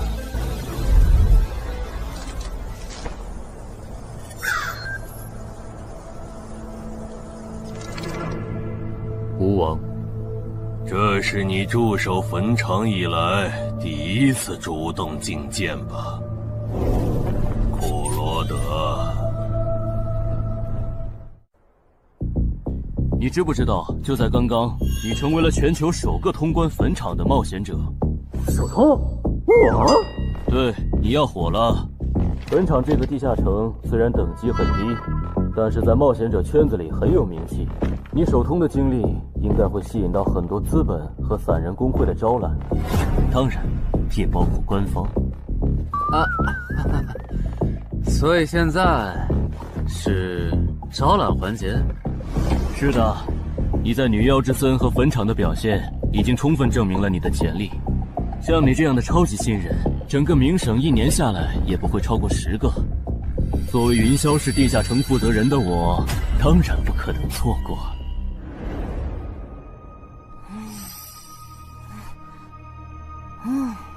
恩姐，你说那个叫双李的，是不是想抢走陈海哥的通关奖励啊？要不然他为啥要拉着陈海哥单独谈话？应该不至于吧？我可不会那么没品。而且5级地下城的通关奖励，我根本看不上，好吗？那可不好说，你不需要，不代表你家亲戚不想要。这死小鬼！啊，别乱说。我们在里面聊的久，是因为在谈加入冒险者协会以后的待遇问题。不是吧，陈海哥，你要当公务员？哈哈，感觉你好像对冒险者协会意见蛮大的。那倒没有，我就是觉得像陈海哥你这样强的人，完全可以像王自健那样自立门户，没必要受协会的规章制度束缚。王自健是谁？是不死冒险者里的男主。不会吧？你明明是个冒险者，竟然没看过这个吗？我是冒险者，和我看这书有什么必要联系吗？这个死小鬼！要不要告诉他们，这本书其实是我写的？你是陈汉？你真的是不死冒险者的作者陈汉？不会吧，不会吧，不会吧！如假包换，不信的话，我可以给你看我写到一半的《不死的冒险者2》的小说原稿。真的吗？啊，你怎么了？怎么感觉你受委屈了？陈海先生，你能不能不要加入冒险者协会？为什么？我以前听我哥和他朋友说过，那些加入官方的冒险者很多都后悔了。你哥有说是什么原因吗？没有，但我还记得他们谈话时的表情，非常的严肃，甚至还发生了激烈的争吵。这样吗？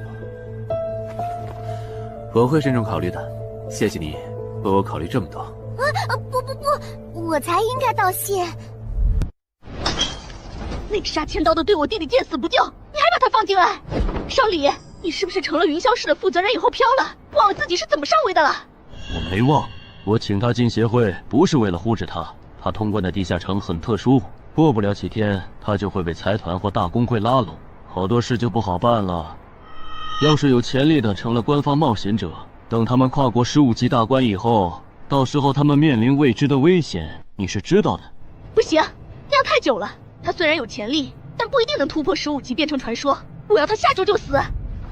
好吧，我知道了，那只能借刀杀人了。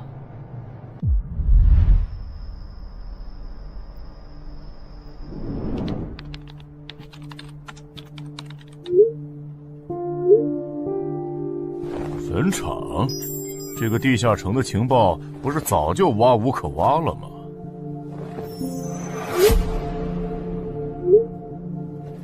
这样就可以了。你确定？5级地下城的首通奖励对普通人来说不算什么，但对6到10级的通缉犯来说那就不一样了。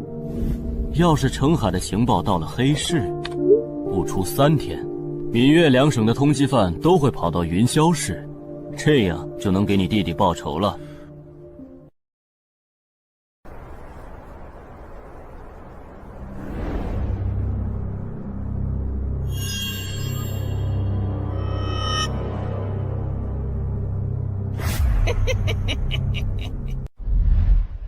我的个人信息要3天后才能录入官方的冒险者系统吗？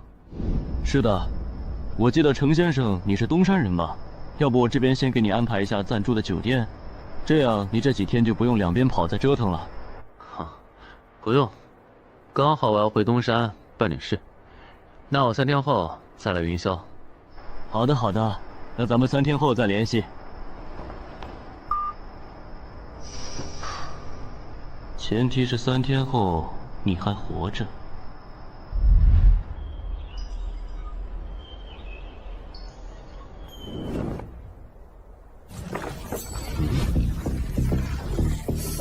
几天没见，怎么感觉这个地下城入口变得更大了？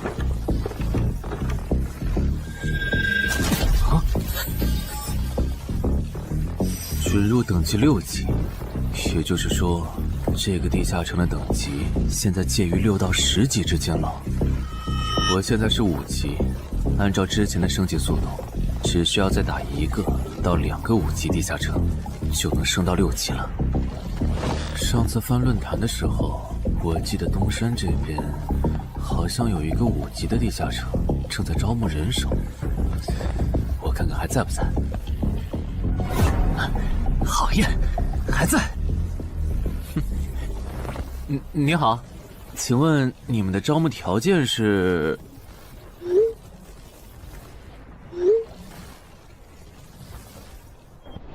黑市金币？你问这个干嘛？我闲着没事翻论坛，发现论坛上的冒险者彼此之间做交易时，使用的货币不是现金。冒险者之间做交易，除了用地下城入口和掉落物，就是用黑市金币当货币。黑市金币有什么特殊之处吗？为什么不能用现金交易？黑市金币是挑战10级以上地下城的主要收获。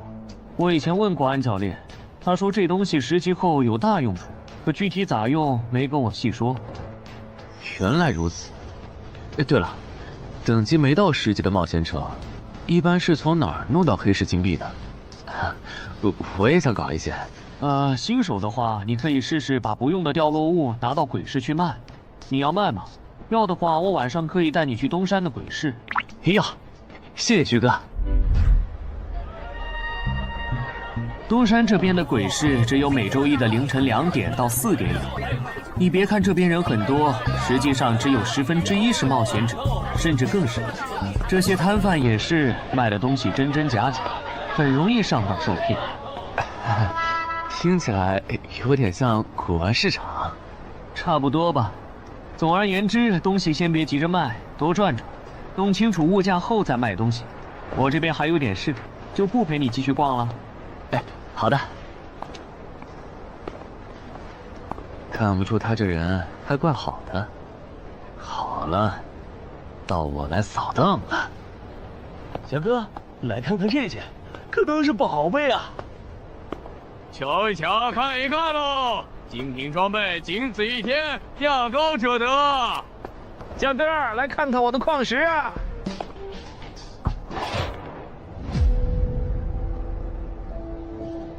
看他求购的内容，这个人想要攻略的地下城，该不会是女妖之僧吧？这位小哥，你有我要的东西吗？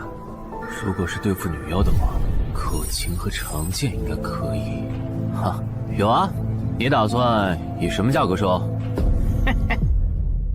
我得先看看货，货好，价格都好说。要看货，你得等我半个小时，我回家拿去。那你得快点，如果在这期间有别人卖我要的东西了，我可就不收了。哼，知道了。都在这里了。这个口琴确实可以吸引女妖，我可以给你6枚黑市金币。Nice。至于这把剑，这剑携带圣化属性，对邪恶生物伤害加2点，能够有效攻击女妖。哦，有点意思。爷爷，你这把剑我可以给你8枚黑市金币，咱们加个微信吧。之后我这边如果再有需要，交易起来也方便。好啊，加好了。慢走啊！赚大发了。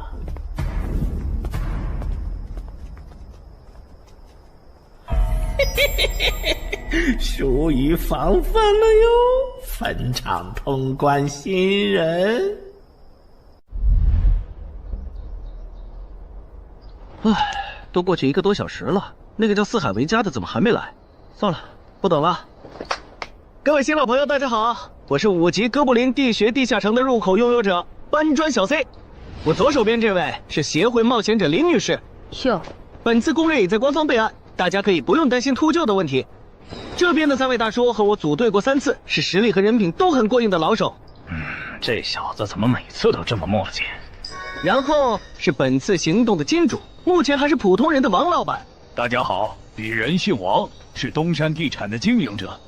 最后是新朋友，爱写作的东山市民和今天也很闲鱼呢，他们都是3级以上，可以胜任后援工作。大家好。怎么这些人都喜欢在公园集合呀？上次的师傅秃鹫事件后，我都快对公园有心理阴影。大家都互相认识了，接下来请随我前往哥布林地穴的入口所在地吧。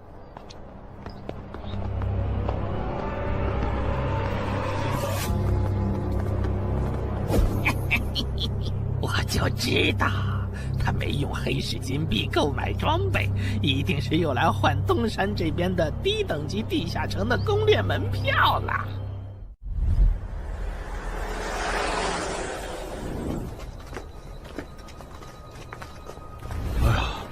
那个还要走多久啊？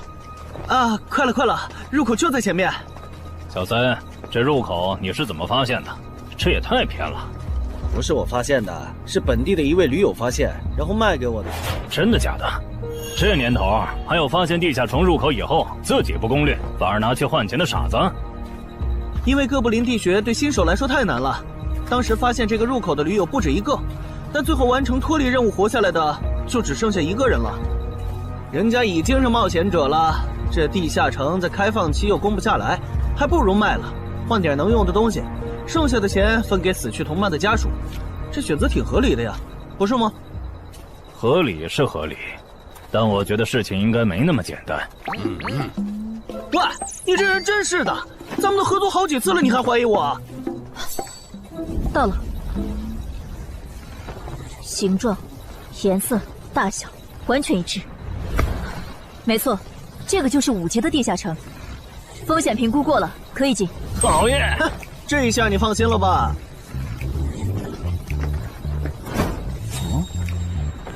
喂，我再跟你们说一遍啊，进了地下城，里面的哥布林归我们管，你们就负责保护王先生，都没意见吧？我这200斤肉就交给2位了。脱离任务呢？通关任务大家都一样，但如果我的脱离任务是狩猎哥布林，那我们会优先满足你的脱离任务，然后再考虑通关。这么容易就能拿到通关奖励，那我更没意见了。我也是。你们脱离任务是什么？杀死2只哥布林。哦，我的也是。看来咱们的任务类型都一样，只是数量上有差异。王老板，你放心，脱离任务是按冒险者等级来的，2到3级冒险者得进入地穴，4到5级冒险者要干掉一些哥布林。你是新手，只要找到哥布林地穴就行，很简单的。原来如此，怪不得我和他的任务不一样。哎，大家听我说，考虑到东山市民和咸鱼小姐的工作是保护王老板，所以等下遇到哥布林，优先让给他们完成脱离任务，没问题吧？没问题。那好，咱们出发。只用交手就行了，感觉也不难呐。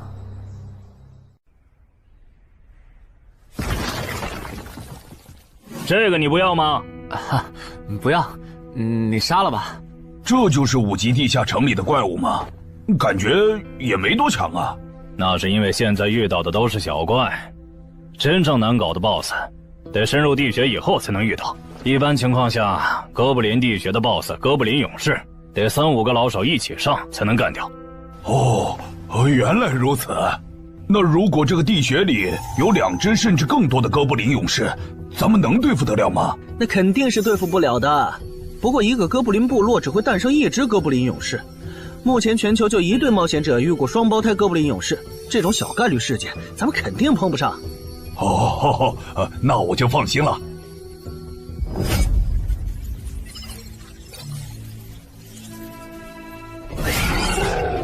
速战速决，别让他们逃回去报信。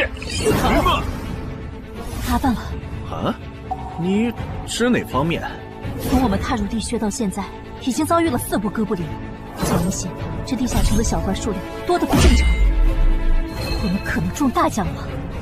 搞不明白你们这些富人究竟在想什么？你都这么有钱了，为什么还要成为冒险者？说来惭愧，鄙人成为冒险者主要是为了减肥。减肥？等等，减肥和成为冒险者有什么必然联系吗？这联系可大了。我特意托人问过，目前已知的职业里，有一种不需要锻炼，只要打坐消耗多余的体质，就可以不断变强的。你不觉得这种职业很适合我这种有钱但是又下不了苦功去锻炼的人吗？花这么多钱竟然只是为了减肥，你们有钱人的世界真难懂。我们在聊什么？嘿嘿，能让我也加入吗？哦呦，连锁子甲都准备了吗？程先生真专业。你之前进地下城的时候也穿的这一套？对啊，如果没有这套防具，我早就死在地下城里了。相反，我倒是很不理解，你们为什么不穿防具？搞定，换班了，下一波哥布林你们处理。行，接下来我们负责打头阵。提升机制，你不知道吗？在地下城内借助的外力越小，完成任务后得到的结算评级就越高。原来还有这种设定吗？我说你的脱离任务咋比我简单？原来是靠全副武装过了地下城。我看你到现在也没有几个有用称号，说白了，你就基础属性等级高些，跟新人比也强不到哪儿去。其实难搞。虽然知道野队不靠谱，但是没想到会这么不靠谱。8人组里竟然有2个新手要保护。你们3个等会儿再聊。拦路的哥布林小队已经清理掉了，可以继续前进了。好的。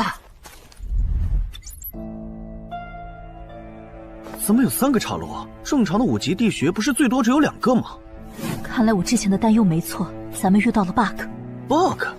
这是还不能透露给大众的地下城情报。平均每50个低等级地下城就会有一次实际挑战难度比当前等级高，甚至高很多的特殊情况，也就是 bug。bug 主要分3种情况，第一种是小怪数量的提升，第2种是 BOSS 数量的提升，第3种是 BOSS 强度的提升。比如我们现在遇到的按照他这个说法，就很接近第一种。我之前经历的地下城好像多多少少都有点问题。请问，出现 bug 的地下城，结算奖励会比平时多吗？这个要看地下城的实际攻略难度提升了多少。听说运气好，能出14、15级冒险者都眼馋的宝贝。所以，我们如果继续深入，可能会遭遇更多的哥布林。是的。听起来有点危险呢。要不这次就算了，咱们回去吧。反正我也成为冒险者了。不能回。这个地穴的哥布林数量虽然变多了，但 BOSS 的强度没变化呀。我们只要把 BOSS 解决了不就行了？只要速战速决，在大多数哥布林发现我们之前，找到并杀死这个地下城的 BOSS， 其实和正常通关没多大区别。BOSS 的强度没变化，只是你的猜测。要是 BOSS 强度大幅提高，无法快速击杀，等他的援兵一来，咱恐怕就得被困死在这地下城了。所以就要放弃啊？这点风险都不肯担，那还不如尽早转职当后勤算了。这是一点风险，情报不足就去挑战等级比自己高的地下城，简直就是找死。那个，要不这样好了，咱们举手表决，想要继续的留下，想退出的就原路返回。这主意行，两不耽误。来去自如，这你满意了吧？现在开始举手表决，要留下的举手。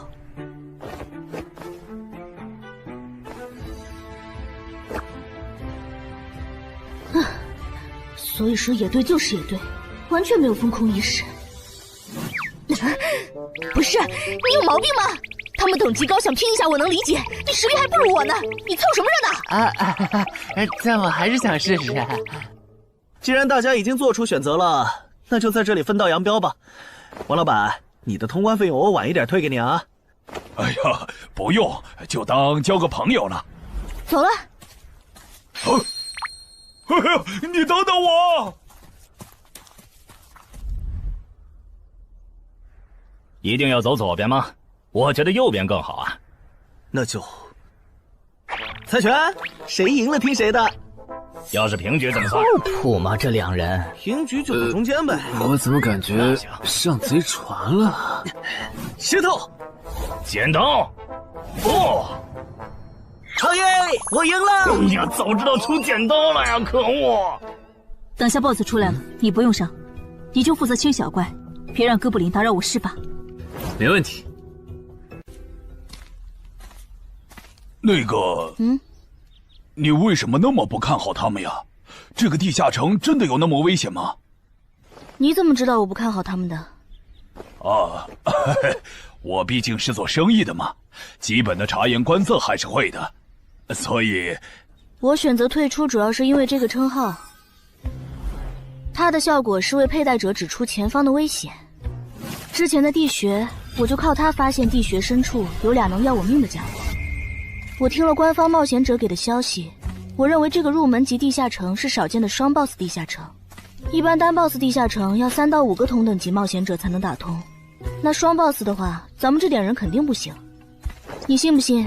我要是跟他们把话说开了，明天情报商人那儿就会有我和我这称号的情报。为啥要我牺牲自己的利益去拦着他们作死？大家又不熟。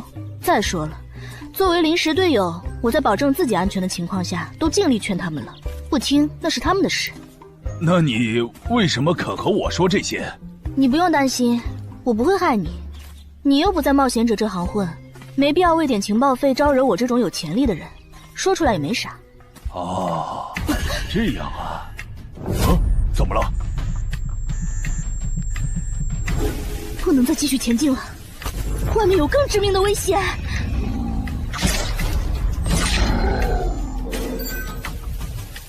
2级速能法术，烈焰炮。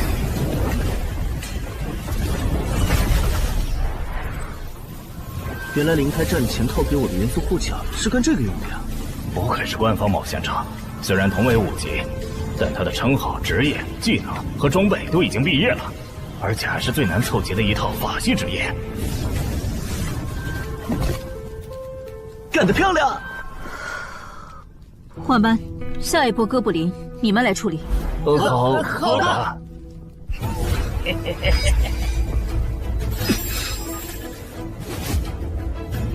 啊！你们看，那是不是 BOSS 啊？怎么感觉有点不太一样啊？应该不是吧？这么矮，和哥布林勇士完全不沾边啊！等等，这是……大家小心，这确实是 BOSS， 只不过不是哥布林勇士，是哥布林萨满。给我冲！大家速战速决，在哥布林勇士出现以前结束战斗，不然我们就危险了。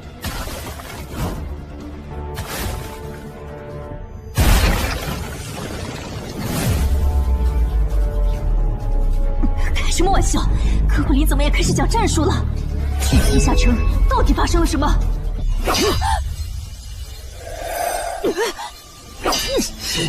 快走！我来会会这家伙。林那边好像遇到麻烦了，你们出个人去帮忙。你在开玩笑吗？这么多哥布林，我们哪抽得出人手？快去帮他们呀！这边我一个人能行。可是，走啊！待在这儿，影响我发挥。我会尽快解决掉哥布林萨满，然后来帮你。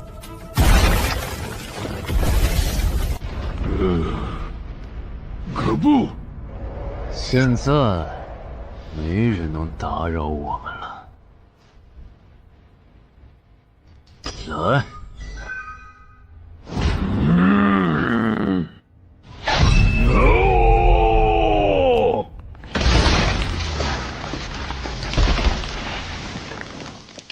这个 BOSS 力量惊人，但太笨拙了。就算不用一步一杀，我应该也能躲过他的大部分攻击。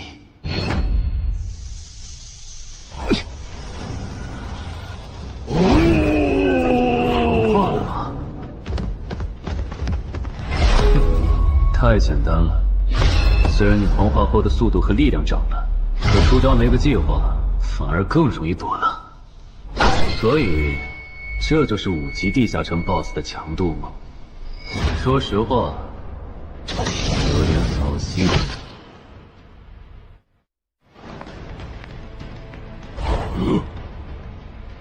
你这种程度，连当我的开胃前菜都不配。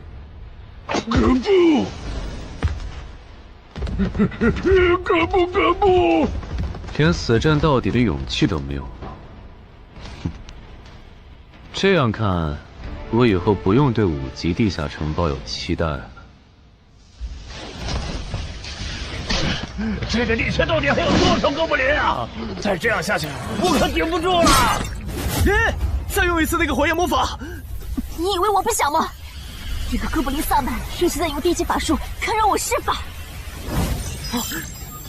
等一下，通关任务怎么完成了？我的也是。石洞山市民解决掉了哥布林勇士，大家再撑一下，他等下应该会来支援我们。我看不见得，他既然已经完成了通关任务，就没有理由再回来冒险。那咱们也撤吧，反正通关任务已经完成了。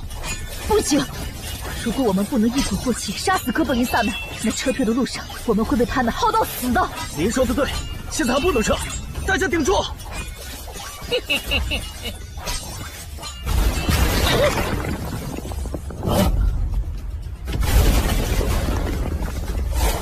石洞山市民，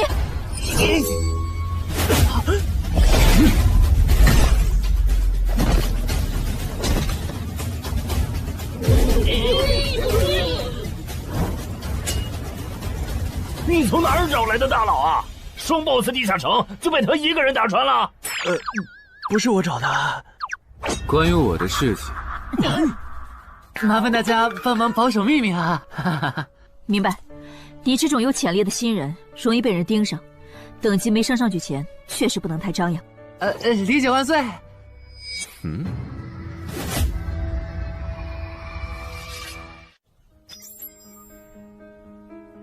不能出去，外面有更致命的危险。啊，更致命的危险？就是有一个危险程度远比双 BOSS 大的冒险者守在外面，我们出去就会被杀。那怎么办？回去找其他人，说服他们一起抱团冲出去。啊！你们竟然把2个 BOSS 都杀了！这俩可都是他一个人干掉的，我们都没出多少力。怎么是他？我之前明明用称号确认过，他威胁不到我。等等，你怎么知道这个地下城有2个 BOSS 的？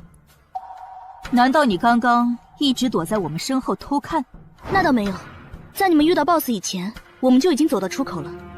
之所以知道这个地下城里有2个 BOSS， 是因为我的这个称号，他能帮我找出前面对我有威胁的存在。我就是靠他才知道这地下城有2 BOSS 的。不是吧？你有这么好用的称号，你之前不提醒我们？我是没有直接提醒，但我有劝过你们不要继续深入地穴吧。那你为什么又折返回来？因为出口那边有一个比双 BOSS 更强、敌意更浓的高等级冒险者在堵门。外面有高等级冒险者在堵门，你确定？确定。先是地下城难度超标，再是高等级冒险者堵门，可疑的地方太多了。说，是不是你搞的鬼？不是我，不信咱们签单项契约确认。等等，堵门的高等级冒险者，不会是那个爽约没来的四海为家吧？那个，我想问一下，你的称号可以预知危险，那如果我对你流露出杀意，你能判断我和堵门的人谁更强吗？能。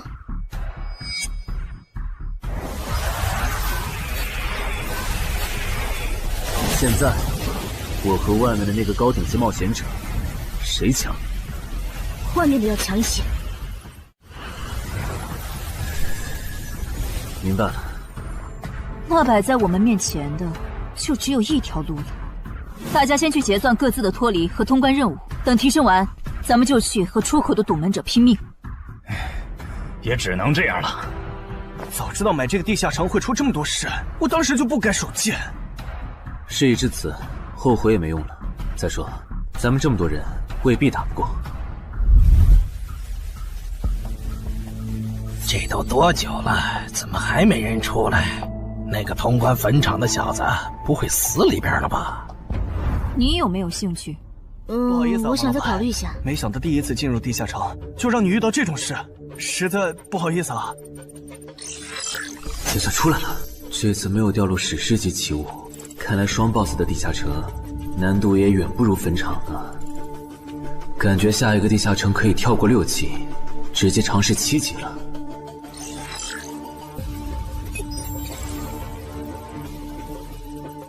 不算置死地而后生的话，能在一会的战斗中派上用场的，应该就只有扮猪吃老虎、奇迹生还者与传奇过招、自适应、暗行艺术和守护者。与传奇过招这技能比置死地而后生差点，能让我状态拉满，但要扣4力量、4敏捷、2感知。至于暗行艺术，应该是和扮猪吃老虎搭配，靠扮猪吃老虎走到目标的视野盲区，然后换暗行艺术逐渐接近目标，最后再切到置死地而后生，从而打出完美的偷袭。至于守护者，最合理的应该是依靠与传奇过招的感知加2，提前确定目标的下一步动静。要是目标跑去攻击别人，就切换称号守护者去阻拦他。围绕这2个称号展开的战术，感觉都还可以，但如果硬要选一个，还真不太好选。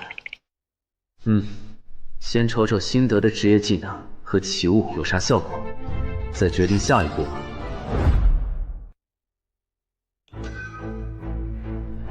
这个向死而生不错呀，就凭它能够提升步伐和身体柔韧性这一点，搭配一步一杀的技能效果，我以后就可以在闪躲的同时攻击敌方要害了。好技能啊！还有这个假死技能，考虑到在现实世界，冒险者死后是不会产生掉落的，我完全可以利用这个技能装死，然后找机会偷袭反杀，兵不厌诈。只要那个堵门的不是脑子有毛病，非得跟尸体较劲，我就能狠狠地阴他一把。当然，这是万不得已的选择。要是可以的话，我肯定想光明正大的阴你。哇，这次掉落的东西都很棒啊！骨笛、萨满旗帜和传承之书，以后去地下城就能有个哥布林跟班了。而且这个哥布林的秘药搭配上骨笛，运气好的话，能拉来一只哥布林勇士当打手。保险起见，我就不继续囤升级券了，先把战斗力拉到最高再说。我目前持有的奇物中，等级最高的就是这家伙了。把奇物升级券用在他身上，肯定是最优解。就这样，对传奇亡灵库罗德的头盔使用奇物升级券，只能升到史诗级。那算了，先用装备熔炼炉把这几个用不上的给熔炼了，看能出什么好东西，再决定奇物升级券用在哪儿。服饰装备型的奇物不能熔炼了，那我手里没用的装备，估计也熔不出啥好东西。没办法了，用奇物升级券提升被污染的名剑吧。使用奇物升级券。好酷的剑！头盔和武器确定了，那装备祈愿券就用在防具上吧，正好替换掉我买的锁子甲。厉害！这套铠甲穿起来比我之前用的锁子甲还轻便。东山市民，你那边完事了吗？差不多吧。你们整理完了吗？完事了，再给你们上一轮 buff，就可以出发了。你的装备好酷啊！这些都是你在这个地下那再等我一下，我招个怪物随从。啊！喂，别无视我呀！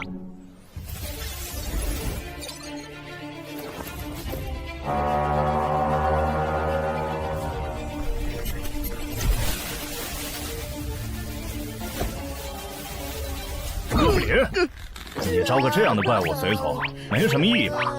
这小东西连半个战力都算不上，不帮倒忙就不错了。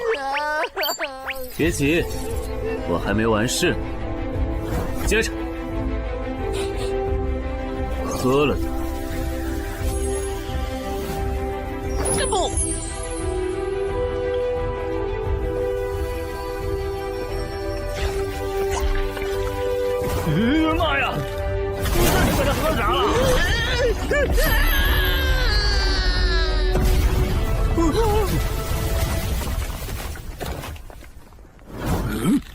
天哪，他变成 BOSS 了！那边有适合你的衣服和兵器，自己拿吧。你的随从不会失控吧？毕竟是 BOSS 级别的哥布林。不知道，不过你可以让他用称号看看这只哥布林对我们有没有敌意。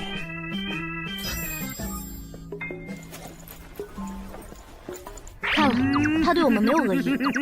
那就好。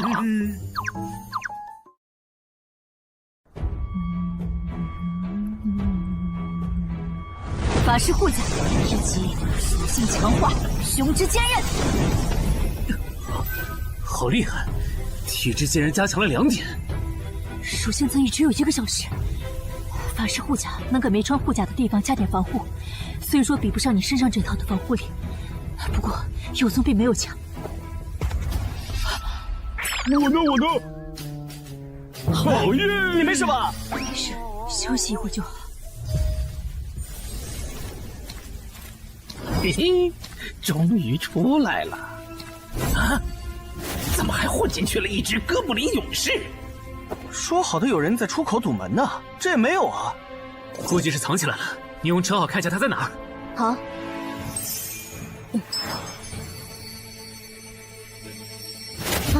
找到了，他躲在1点钟方向最粗的那棵树后面。大家小心，他在入口前面放了很多捕兽夹，注意别踩到了。捕兽夹？哪里有捕兽夹？有探查类的称号吧？真是够讨厌的。原来是他，这么一来就全明白了。女妖之森刚通关，他不去那儿的黑市买通关物资，却来东山碰运气，肯定有猫腻。知道我在东山的没几个人，团队领袖跟我签了保密协议，肯定不是他。那个戴眼镜的护士也不太可能，所以是商礼还是徐茂？这个人好像有点眼熟啊！等等，你是高成勇？对方很有名吗？何止有名，他可是明广一带最臭名昭著的通缉犯。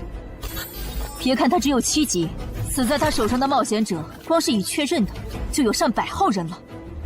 他不光是想抢别人的通关调度，还想刷出针对人类的称号，说不定现在已经刷出过量杀戮人类这个称号了。看来你很了解我吧？是协会的官方冒险者吗？果然，他已经刷出了那个称号。这样吧，我们做个交易，那小子留下，你带其他人走。这条件可以啊，要不咱们……别信他，协会的档案里，高成勇有放过目标然后再猎杀的记录。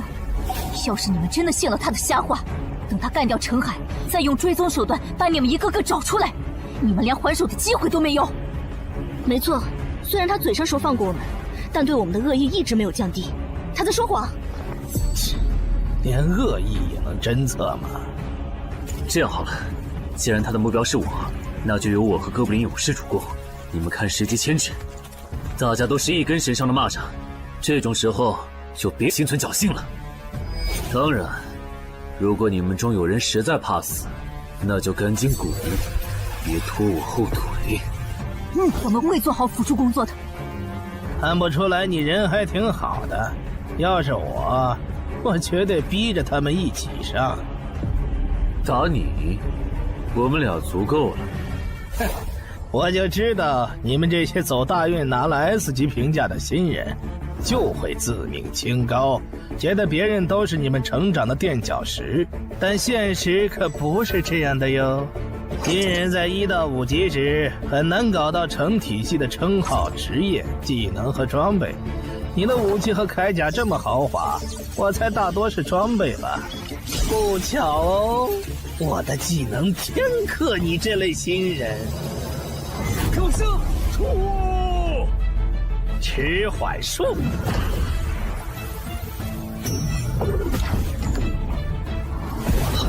速度变慢了。迟缓术可不只是速度变慢而已。遇到使用长镰这种冷门兵器的我，被上了迟缓术的我，也根本接不住你的招。你是这么想的吧？很遗憾，如果你就只有这点东西的话，那很不幸的告诉你，今天你踢到铁板了。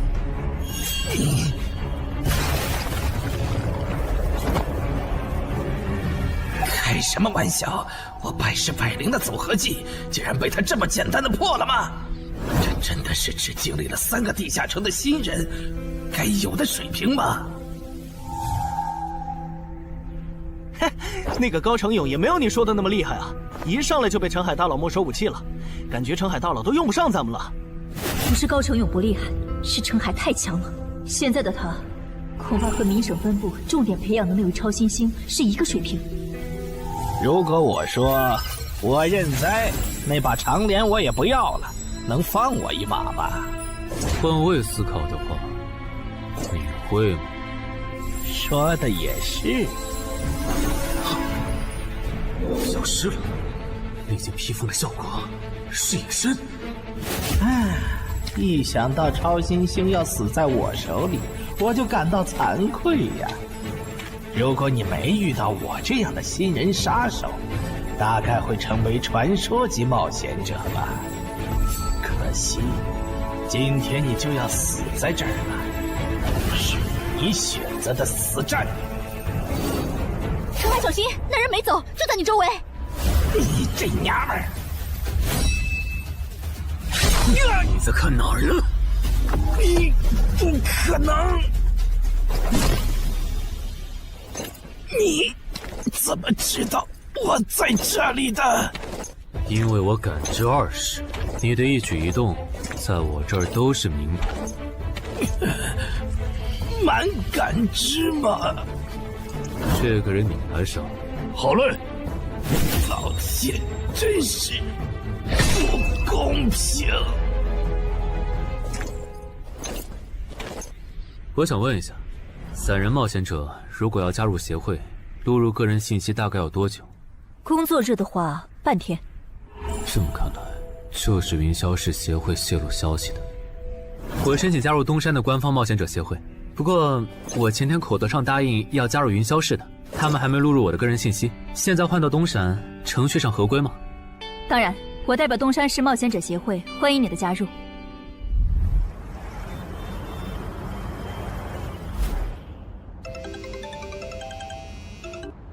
喂，我考虑了一下，还是决定不成为云霄市的官方冒险者了。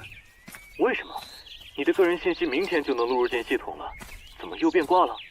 哈，因为我刚刚除掉了一个 A 级通缉犯，叫高成勇。东山的冒险者协会知道后，邀请我成为本地的官方冒险者。这样嘛，也挺好，成为家乡的官方冒险者，做事会更方便一些。对，我也是这样想的。那我挂了。以后常联系。废物，都是废物！你那边说完了？说完了。哎，你怎么还没走？因为林姐也邀请我加入东山的冒险者协会了，等下要和你一起录入个人信息。这样啊？说实在的，你也被协会邀请加入，我都有点怀疑官方冒险者头衔的含金量了。我不就是在地下城的时候嘴了你几句吗？至于这么阴阳怪气吗？小心眼！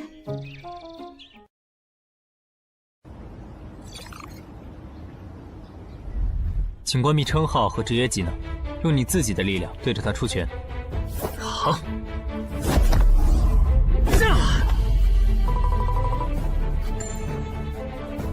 不愧是官方，测技术属性的工具比健身馆的强太多了。12点，那我呢？他们测完了吗？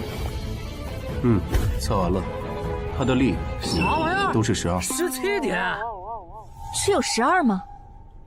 这跟他之前的表现差太远了，我以为他至少14甚至15呢。只有12点却能杀掉9级的高成勇，主流的职业称号肯定很大。等我激活了职业和称号，再测一次，肯定压过你。陈海先生，你的个人信息已经录入了，这是你的证件。这么快？特事特办，你可是以一己之力打穿了双 BOSS 地下城，还单枪匹马完胜高成勇。另外，6到10级官方冒险者每年得通关2次协会指定的同级地下城，不然就得从攻略组调走去情报或资源采集组，把时间花在身体塑造和实战训练上，半年通关1个地下城就行。没问题。还有就是，总部时不时会有借调任务，借调时你表现出色就有奖励，奖励能换协会里的称号线索、转职证书和奇物。不过一般只有9级以上的冒险者才会被借调，你暂时不用考虑这些。有一个问题。你说。称号线索是什么？称号线索是总结好的称号获得办法，你回去用证件、UID 登内网，看看协会称号图鉴里有没有你喜欢的。要是手里有没用的奇物或图鉴里没有的称号线索，就卖给协会，换自己想要的东西。了解。对了，你打算什么时候遣散你的随从？不能在这边养吗？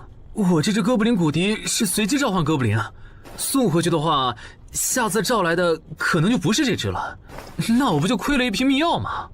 这你不用担心，除非你的哥布林勇士在那边的世界战死，或者你打算随机召唤别的哥布林。原来如此。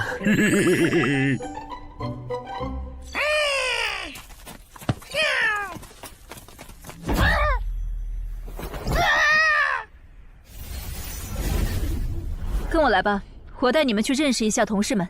好。大佬好，我叫梁家坤，是东山这边的冒险者候补，目前的利米分别是。你别每次见到厉害点的冒险者都跟报菜名似的，把自己的利米数值甩出来，这样很得罪人的。有什么关系吗？我的数值总不可能比澄海大佬的还高吧？不，你的就是比他高。你是东山这边的入口管理者？在东山专家级地下城没打通前，干不了入口管理者的活。好，所以入口管理者另有其人是吧？那他没来是因为在攻略东山这边的专家级地下城？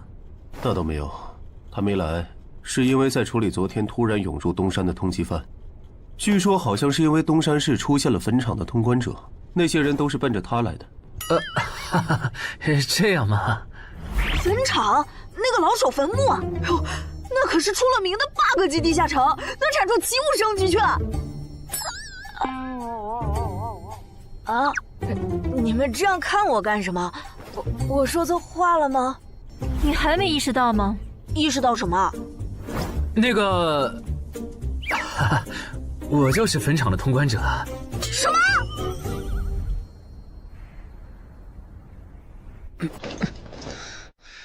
虽然已经说好这段时间把精力用在属性提升和恶补地下城知识上，但家里这个入口，我还是想有始有终。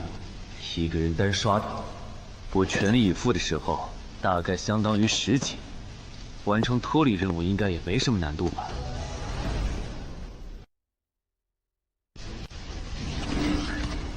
感觉也没怎么变。咦？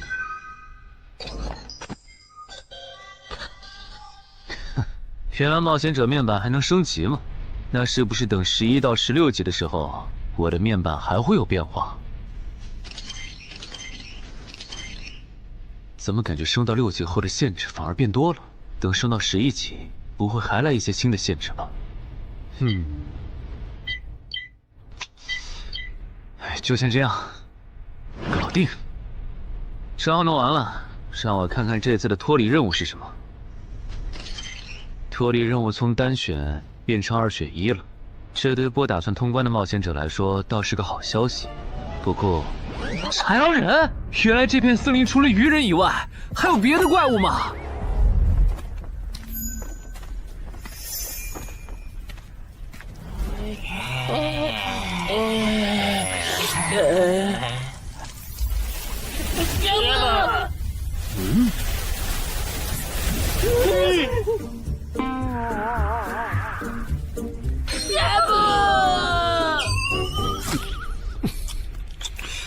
所以在你看来，那些豺狼人阴险狡诈，并且还特别喜欢欺负弱小，是吗？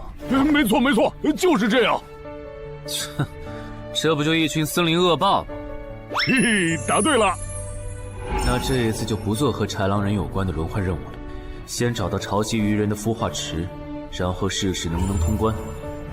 好了，我要问的问完了，你可以回去了。什么？我不要！你不想回去？是的。好吧，你留下来也行。好耶好耶！但我先说好，这个地下城的挑战等级是7级，你悠着点。放心吧，我很强的。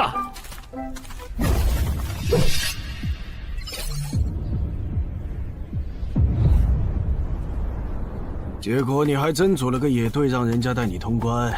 嘿，还是5级的地下城，你这胆子够大的。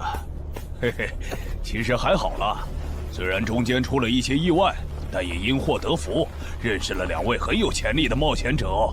你这就是幸存者偏差。那些散人如果靠谱，我儿己就不会死在地下城里。我知道，所以我是确认有官方冒险者兜底以后，才决定下去的。说起来，前几天的新闻我看了，你儿子的死好像不是意外。怎么可能是意外？我儿子下去之前，我给他准备了2件保命的奇物，可他还是死了。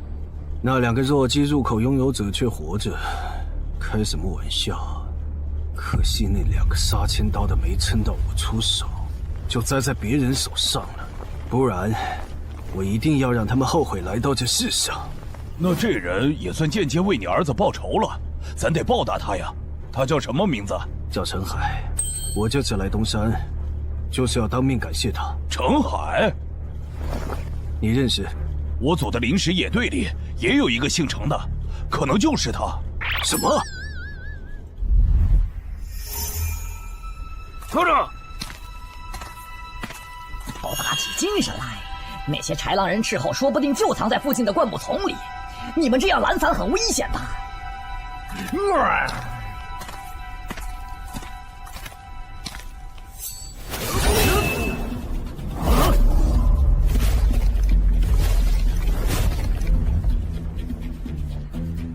话说，你会说他们的语言吗？当然，需要我帮忙翻译吗？先不，我有一个能在这种场合上派上用场的奇物，如果它不好用，我再找你。你们的孵化池在哪？告诉我，我可以留你们一。你以为我会出卖我的族群吗？绿皮傻大个的小跟班儿！你以为我会出卖我的族群吗？绿皮傻大个的小跟班儿！有种你们就杀了我！队长死了，别得意，领军大人会为我们报仇的，咕噜。在湖底有一个水下洞穴，穿过洞穴会抵达一个天然的地下洞窟，我们的孵化池就在那里。你叛徒，咕噜！这只留他一命，挂树上，之后咱们去找湖。你跑那么远干什么？人类果然都不是好东西。那个冒险者很强。不好，是白战的霍格。去通知游击队，把湖里的鱼人引出来，给这个冒险者创造破坏孵化池的机会。好的，霍格老大。至于你，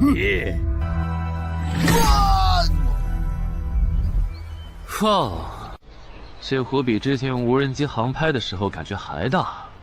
得先找到水下洞穴，然后游好久才能到孵化池。就这要求，能把99%的冒险者都给淘汰掉。不过好在我有海之炎能水下呼吸，虽然不会游泳，但头盔里有库罗德水下战斗的经验。老大，我不会游泳，我可不可以先回去啊？你不会游泳？行吧，那我先送你回去。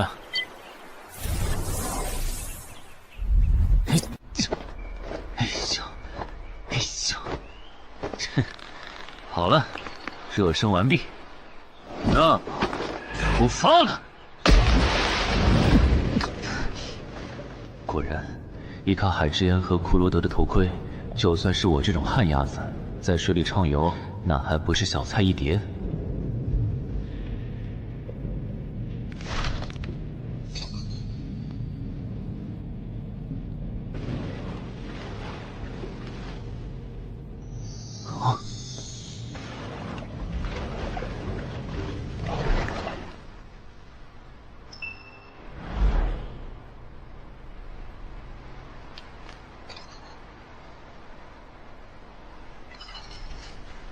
常驻脱离任务完成了，看来这里就是鱼人的孵化池了。但是，怎么没看到守卫？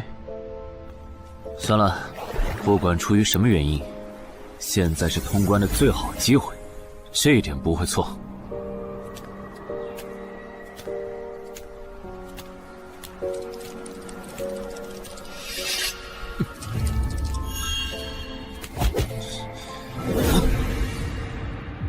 就一个咕噜，有点不够分呐，咕噜。都过去这么久了，竟然还有不知死活的笨蛋想要捣毁孵化池，咕噜。是啊，不过没想到的是，这次来的竟然不是豺狼人，而是人类啊，咕噜。原来守卫一直藏在上面吗？1对4，他们应该不会给我穿装备的时间，用这死地而后生速战速决吧。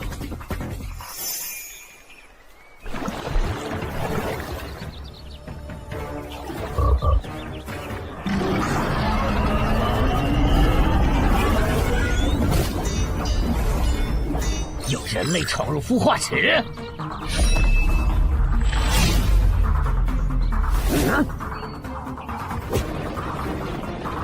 霍格老大，鱼人撤了，应该是湖里的鱼人哨兵发现那个人类冒险者了。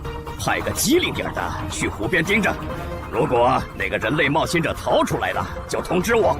好的，霍格老大。这几只守卫的强度比哥布林勇士高不少，他们应该就是这个地下城的 BOSS 吧。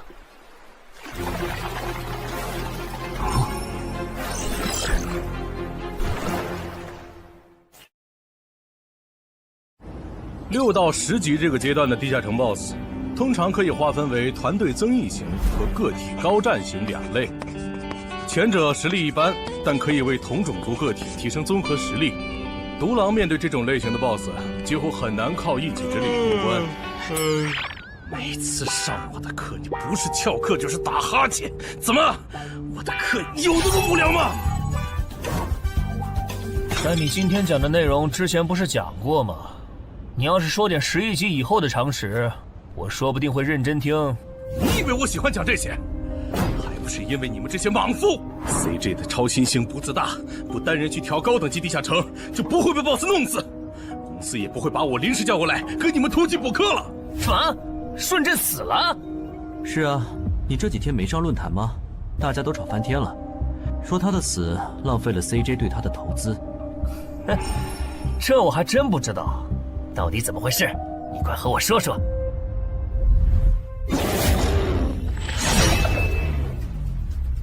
小心，这个人类是极其罕见的高感知个体，偷袭对他没用，大家一起上，咱们耗死他！那个鱼人 BOSS 什么情况？都被我杀了这么多精英鱼人了，他怎么还在旁边观望？难道这些实力比哥布林勇士还强的鱼人，在他眼里都是小喽啰吗？这个人类的实力和霍格好像差不多，好在他是一个人来的，可以用数量耗死他。这样的杀戮速度，等精英怪把他体力耗得差不多了，剩下的精英种恐怕也没多少了。到那时，霍格如果察觉到我方兵力空虚的话，恐怕……算了，还是冒一点险吧。终于感到心疼，要亲自出马了吗？奇迹生还者，这个很久了。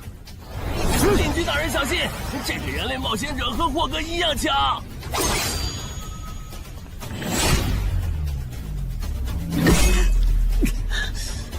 很好，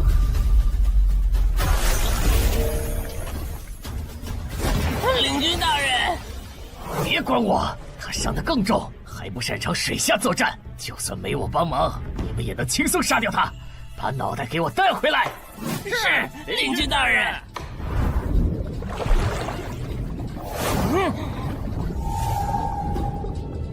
那个人类不是重伤了吗？他咋能这么快逃到这儿，还迅速干掉鱼人哨兵的？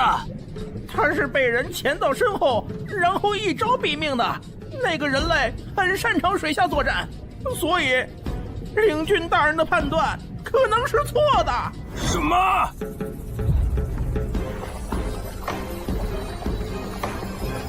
该死，总算活着逃出来了。多亏了这个奇迹生还者呀，不然我就得交代在这儿了。果然和我预想的一样，那个鱼人 BOSS 沉不住气，要是他再晚点，我就会被耗死了。怪不得团长说，独狼到了更高级的地下城会越来越吃力。一挑多肯定没胜算呢，看来我还是得找些厉害的队友了。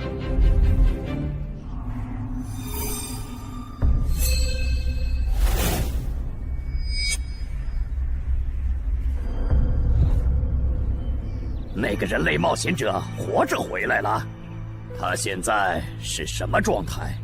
我不敢靠得太近，怕被发现，但可以确定他伤得很重。嘿嘿，重伤的冒险者嘛。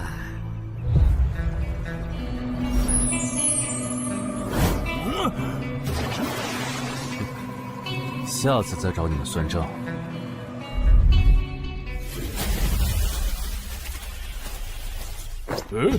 已经结束了。失败了，孵化池里的鱼人太多了，我一个人杀不完。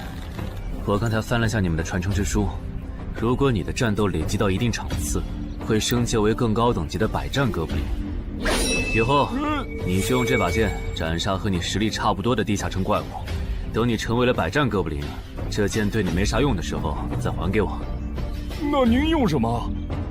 哼，我用这个。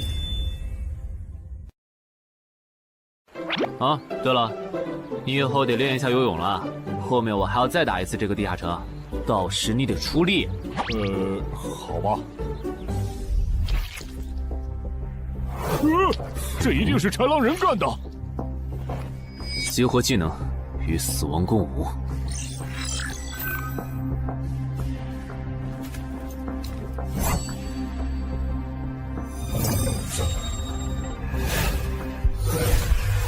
用脚破绽，好快！切！豺狼人！还好为了以防万一，把感知拉到20，不然刚才这只豺狼人就得手了。切！这个人类不是受重伤了吗？看他刚才的动作，根本就不是重伤之人能做出来的。他不会是在钓鱼吧？他跑了。不一定是逃跑，也可能是在示弱，引诱我们过去。那咱们还追吗？如果追过去的话，感觉很可能会进了他们的包围圈。算了，不追了。等找到足够强的队友，做了充分的准备以后，咱们再回来和他算账。好的。哎，没想到6到10级的地下城的难度会比5级的高那么多。下次得提前掌握好情报再去通关，不然风险确实太大了。是任务结算呢。哼，说起来，这一次我虽然没有通关，但宰了那么多鱼人，怎么说也该有个 A 吧。水产过敏怎么了？不对，你怎么知道我水产过敏的？还有啊，我是人，你给我一袋动物口粮是什么意思啊？就算他吃不完，这会难吃。什么？他加入东山的冒险者协会了？你给我站住！你当初是怎么信誓旦旦的跟我说他死定了的？连高成勇都栽在他手上了，我能怎么办？听你这意思，我弟弟的仇你是不打算管了呗？哼，也是，你已经靠我爷爷成了云霄市入口管理人，上了岸的你哪能冒着被革职的风险对隔壁市的超新星下黑手呀？我真是看错你了，早知道爷爷当初留下来的资源就该用在周德身上。干什么？传授我爷爷留下来的遗物啊！我弟弟死了你不帮忙，那我就把你想要的遗物给能给我报仇的万人了。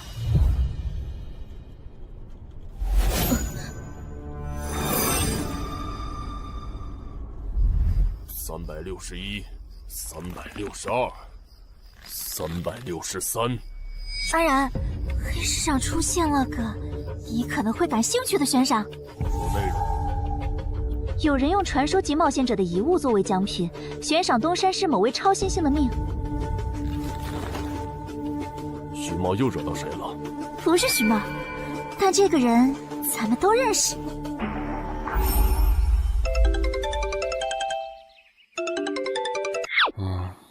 啊！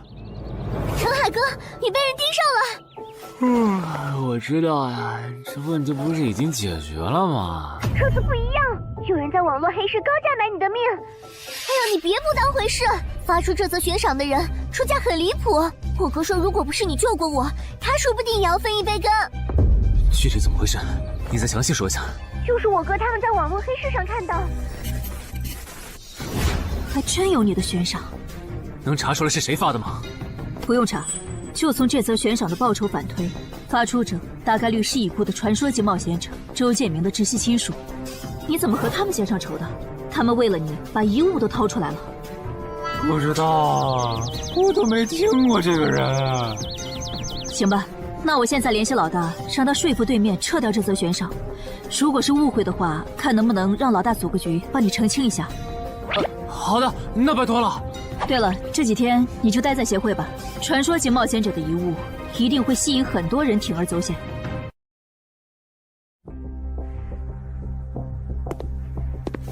被人捷足先登了？不对，这里似乎没发生战斗。看来那个叫程海的，当时应该在攻略自己家里的地下城。真不知道他是幸运还是不幸。虽然因为家里的地下城躲过了第一波袭击，但被堵在地下城里的话，他连逃都没地方逃。除了我和目标以外，这个地下城还有4个人，不知道是敌是友。你卑鄙！哪有你们人类有病？我不就派了个斥候守在出口吗？至于让你们杀过来吗？搞得我现在受伤不说，手底下的兵也被消耗的差不多了。如果昨天那个冒险者又回来了，不行，留得青山在，不愁没柴烧。这点不能待了，得赶紧走。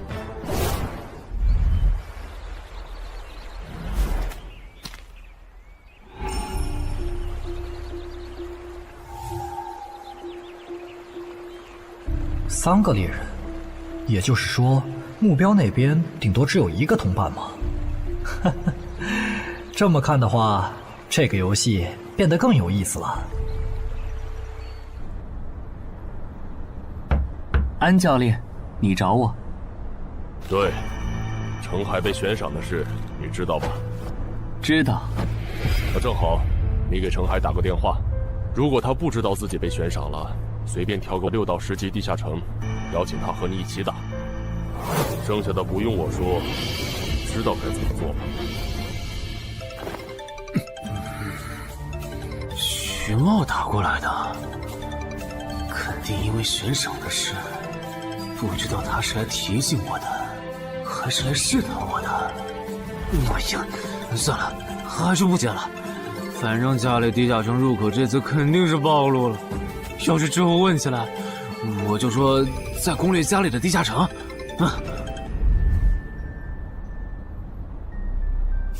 咱们来晚了，那个叫程海的，应该是被前面的人逼进这个地下城里。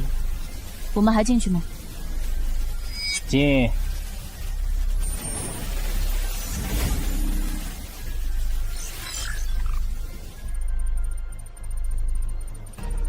又进来2个人。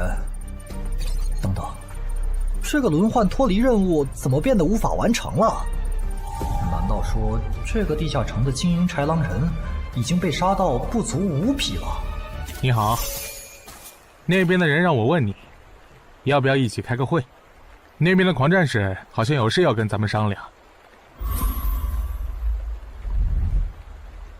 也就是说，你和你的同伴是最先进入这个地下城的，程海不在这里。对。那我不明白了，你们没堵到人，为什么不离开，反而在这儿扎堆守着湖呢？因为我同伴的主职业是海兽祭司，他因为职业特性的原因，发现这个地下城刚刚诞生了一只英雄级鱼人，他想趁着对方还未成长起来，和他签订主仆契约。那你们呢？你们为什么不去做轮换脱离任务？因为我们进入地下城用无人机找程海的时候，只发现了守在湖边的他。等我们赶过来以后，他既不承认程海在湖里，又不肯交代他守在湖边不走的理由，那我们能怎么办？只能陪他在湖边耗喽。这不能怪我呀，我总不能说我的同伴下水了，但我不会游泳，只能在岸上等他吧。你这家伙！啊，我怎么了？先等一下，你们的事情我大概了解了，但这应该没有商量的必要吧？有必要。刚刚我的同伴死了。啊？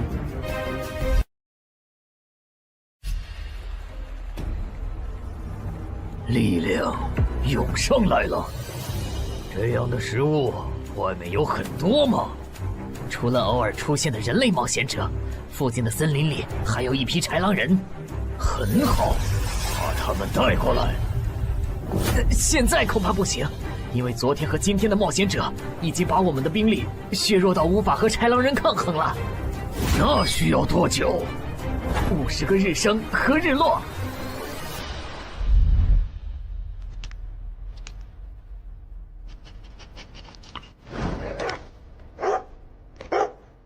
没想到独狼闪悟竟然死在了这个地下城。他不是一直这样忙吗？遇到克制自身的地下城，就会因为没有人帮他兜底而陨落。是这个道理，但这白痴为了断其他人的后路，单独猎杀豺狼人，结果把自己给玩死，是我没想到的。那我们之后怎么办？鱼人的孵化池大概率在水中，我们的职业和奇物都不适合在水下作战。完不成脱离任务的话，我们会被困在这个地下城的。这个地下城的最大挑战者数是15，除了我们和这个白痴以外，还有12个名额。只有其中有擅长水下作战或者能帮助我们完成脱离任务的，我们就能脱离。所以，回出口。我都说多少遍了，我的同伴是海兽祭司啊！这个职业的水下作战能力很强，以他的实力，不可能连逃回来都做不到。这个地下城绝对不正常。关键是现在要离开这个地下城，只能靠常驻脱离任务，这下麻烦了呀。回出口吧，排除掉那个搞崩了轮换任务的王八蛋，这个地下城还能再进7个人，说不定其他人里面就有能帮助我们完成脱离任务的。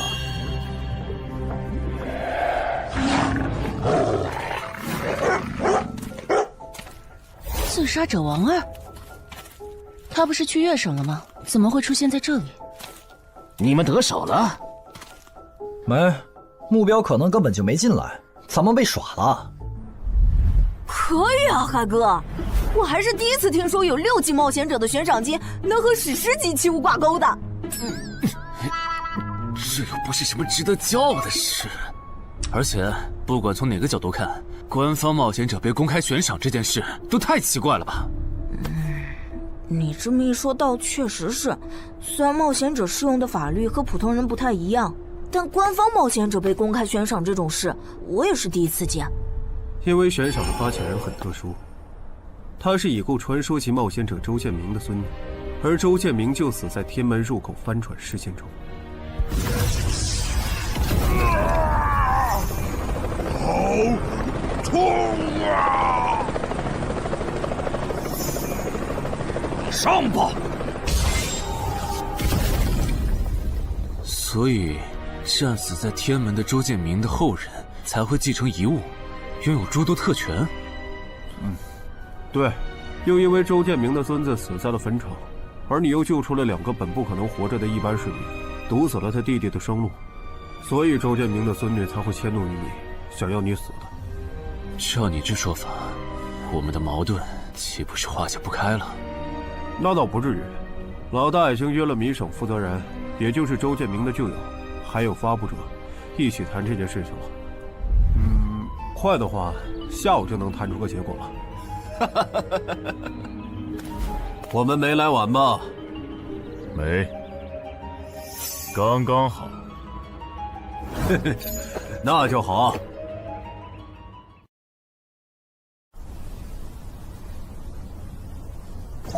啥情况？怎么进不去？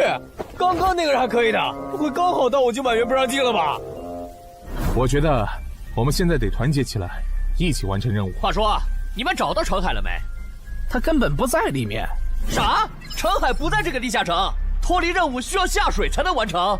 对，本来轮换任务不用下水的，现在任务推进不了，只能等入口翻转以后再进去了。关键是这片森林里的物资，可能不够我们撑到入口翻转的那一天。那怎么办？有人的物品栏里带了足量的食物和水吗？我可以高价收。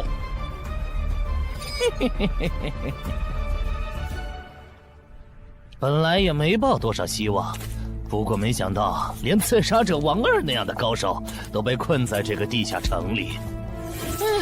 这样看，少了这些竞争对手，等我完成脱离任务出去以后，说不定真的可以燃制周建明的史诗级遗物了。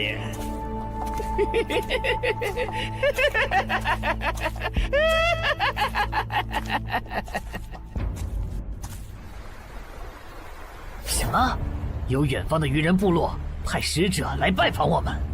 是的，对方自称是寇涛鱼人的大祭司。大祭司？吞噬者大人，要和他见一面吗？见，不过以防万一，把放出去的鱼人都叫回来吧。寇涛鱼人吗？我还真挺想知道他是怎么找到我这里的。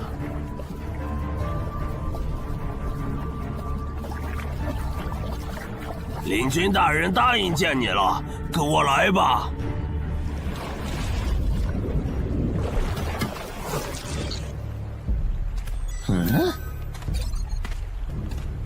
这就完成脱离任务了，真是得来全不费功夫。你在看什么？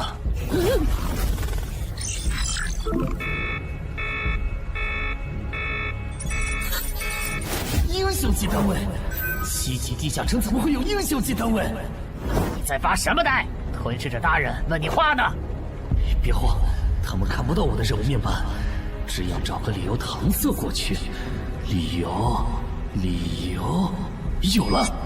本祭司拜访过很多鱼人部落，但像你们这样能把孵化池放在地表生物完全无法到达的部落，我还是第一次见，一时有些惊讶。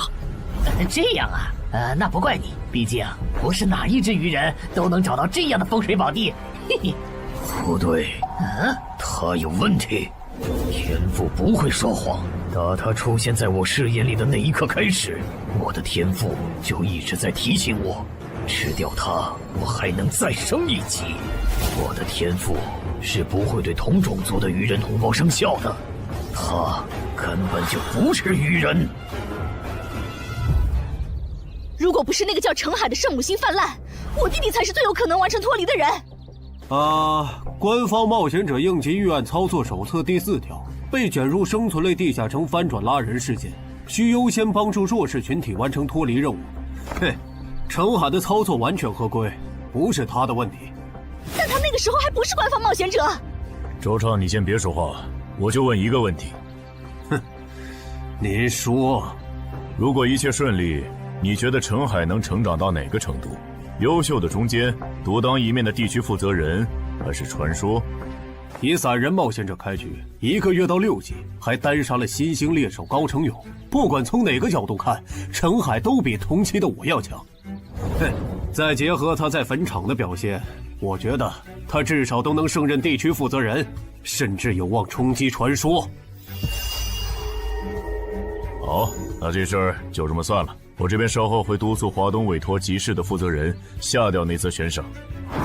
黄伯伯，差不多得了。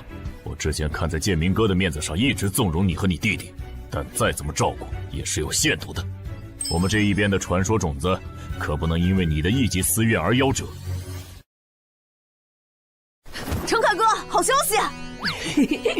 啊，你的悬赏被撤掉了。好呀。哎，澄海的悬赏没了，这才24小时不到吧？谁这么效率啊？看来只是悬赏被撤回，不是有人有事。他刚微信回我了。所以是郑仁君出面私保了吗？没想到他这么看好这个新人。洪伯伯，那则悬赏是您点头了以后我才发的，为什么那个郑仁君说几句您就改口了？他郑仁君的面子有那么大吗？如果只有东山方面的施压，我其实还能帮你扛几天，但现在是除了协会内部，还有别的方向的压力也给到了我这里。那个叫澄海的人脉比你想的要广。别打了，我知道的我都说了，给我个痛快吧。大人，已经审完了。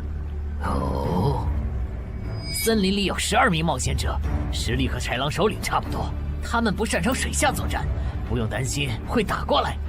现在被困在森林里，无法撤离，森林里食物少，撑不到50天，有点意思。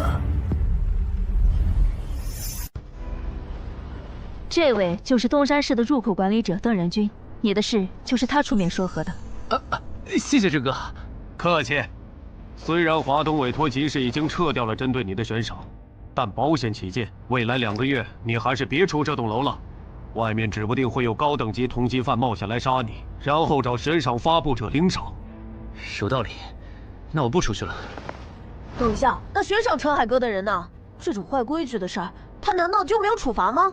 发布者毕竟是周建明的孙女，官方不太好处罚的。不过对她丈夫伤礼的处罚，过段时间会下来。她应该当不了云霄市的入口管理者了。周建明遗物的保管权现在归民省负责人黄雪了。虽说所有者还是周畅，但以后交易赠与都得在黄选监督下进行，这样他就没法再给你使坏了。对了，我家有一个7级的地下城入口，距离反转还有50天。既然未来2个月我都要住在这里，那我用不上了，我选择上交。什么？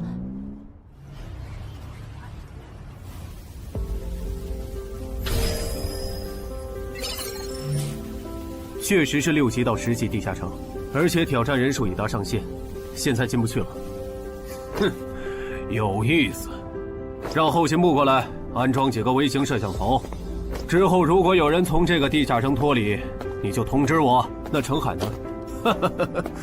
按规章制度来。你隐瞒了地下城入口，违反官方冒险者的规定。不过念在你中途才进协会，又没培训过，就从轻发落。等你到9级时，多接一次协会例行任务就行。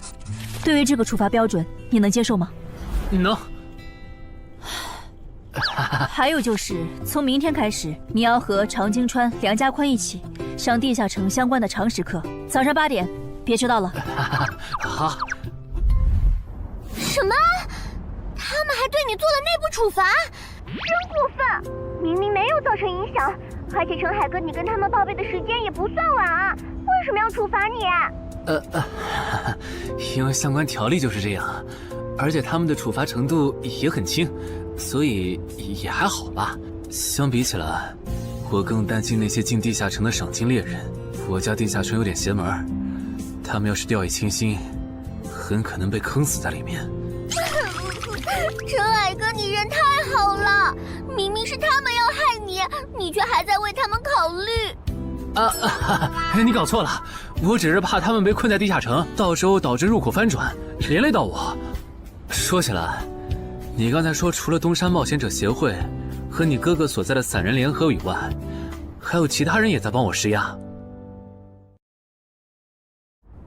我哥哥说明省的富豪曹火旺对悬赏你的事特不满，他认为传说起冒险者后代比老弱妇孺更受保护的话，以后冒险者肯定会变成特权阶层。听说这事还惊动了华东地区的负责人，所以关于你的悬赏才会这么快被撤下来。好，那替我跟你哥哥道声歉，等风头过了，我做东，咱们一起吃个饭吧。曹火旺吗？一起吃饭。小妹真是的，为了个不知道从哪儿冒出来的野小子，竟然让大哥你用掉了这些年积攒下来的人情。人家毕竟救了咱们妹妹，我这个做大哥的不能就这么看着。怎么又有电话？喂，我西桥火旺。你可能不认得我。没，我听朋友说了，是您出面施压，我的悬赏才会这么快被撤销的。你已经知道了，那我就开门见山了。您说，我儿子死在了女妖之身，我调查到那个所有者后来被你杀死了，这样看你算是帮我儿子报了仇，所以咱们现在谁也不欠谁的，账清了。我今天给你电话是有别的事，我想以一介商人的身份和你谈一笔生意。简单点说，我和朋友都觉得你有前途，打算重点投资你。你以后要是成了地区负责人，选辖区时可以适当听取我们的建议。如果你觉得可以谈，咱们线下细聊。我是基础属性与称号常识课的客座讲师朱伟，很高兴认识大家。开始前，我想问大家一个问题：你们觉得对于新人冒险者来说，力、敏、体、智、感、魅这6种属性哪个最重要？这还用问？肯定是力量，毕竟脱离和通关任务大多需要击杀指定怪物才能完成。现在都知道，进地下城得备好防具和开刃武器，有兵器帮忙，哪怕身体弱得像软脚虾，也能击杀低等级怪物。对新人来说，力量够就成，多了那也是白搭。反倒是敏捷更能提高冒险者的生存率。这位学员说对了，在协会统计的数据中，刨除掉称号、职业和装备，对低等级冒险者的存活率和内战胜率影响最大的属性就是敏捷。敏捷影响冒险者在地下城内的存活率，这点好理解。但冒险者之间的内战为什么也是敏捷占主导？很简单，低等级冒险者的称号、职业和装备都不成套，没法弄出有效的攻防体系，所以他们内战时谁先动手谁赢面大。这时候敏捷就很关键了。原来如此，怪不得我遇到的秃鹫和通缉犯不是速度很快，就是打法非常克制、速度快的冒险者。原来点在这里。极限加敏捷的冒险者到6到10级就不好使了。一是这阶段冒险者能靠地下城掉落完美攻防，二是地下城等级一高，怪物种类和数量猛涨，光靠敏捷自己单干没法应对任务和怪物都变强的新情况。那6到10级这个阶段，哪种属性收益最大？6级之后，除了必定作为攻略组核心的超新星以外，其他冒险者都得按团队需求调整自己。这时候别管啥属性收益高，得看团队要你咋发展。原来如此。但不同属性之间多少会有一个模糊的价值差吧？比如同样是1点属性，加在感知和加在力量上，谁更划算？这个确实有，目前公认的排序是魅力大于感知，大于智力，大于体质，大于敏捷，大于力量。魅力最高，为什么？我也不知道，不过这个排序是传说们公认的。作为金字塔最顶层的冒险者，他们的判断必定有其缘由。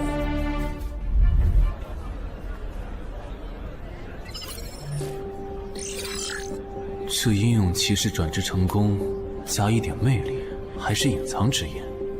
可我主职业就是近战，副职业再选同类，会不会最后效果1+1小于2啊？想什么呢？没什么。不想说就算了。对了，林姐让我问你，下午的冰击课你来吗？啊？这次好像有越省来的武术大师指导我们。停！第7局，长经川胜。枪的优势这么大吗？算上达人绷带的效果，我等于是被14比0了，关键他的速度没我快，体力也没我好啊。你已经连输7把了，还打吗？打，我还没累呢。你呢？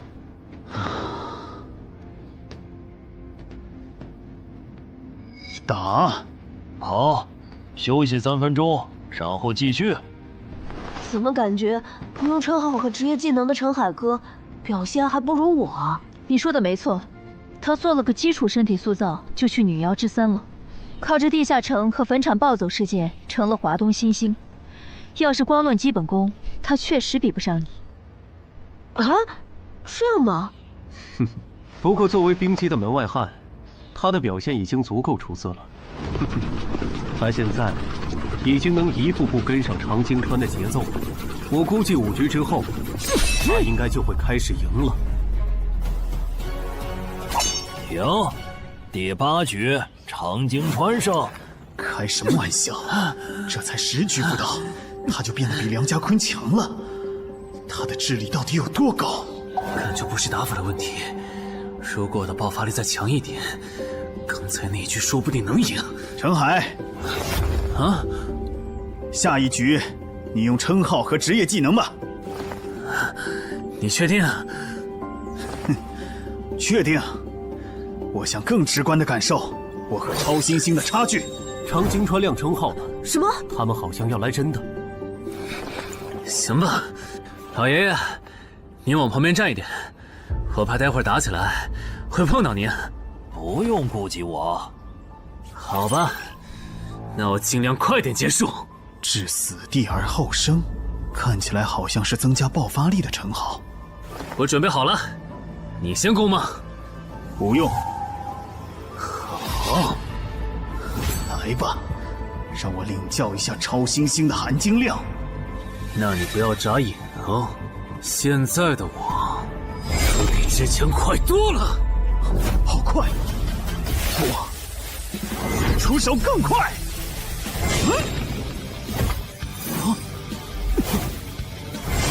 不可能！好快！你输了，今天就到这里吧。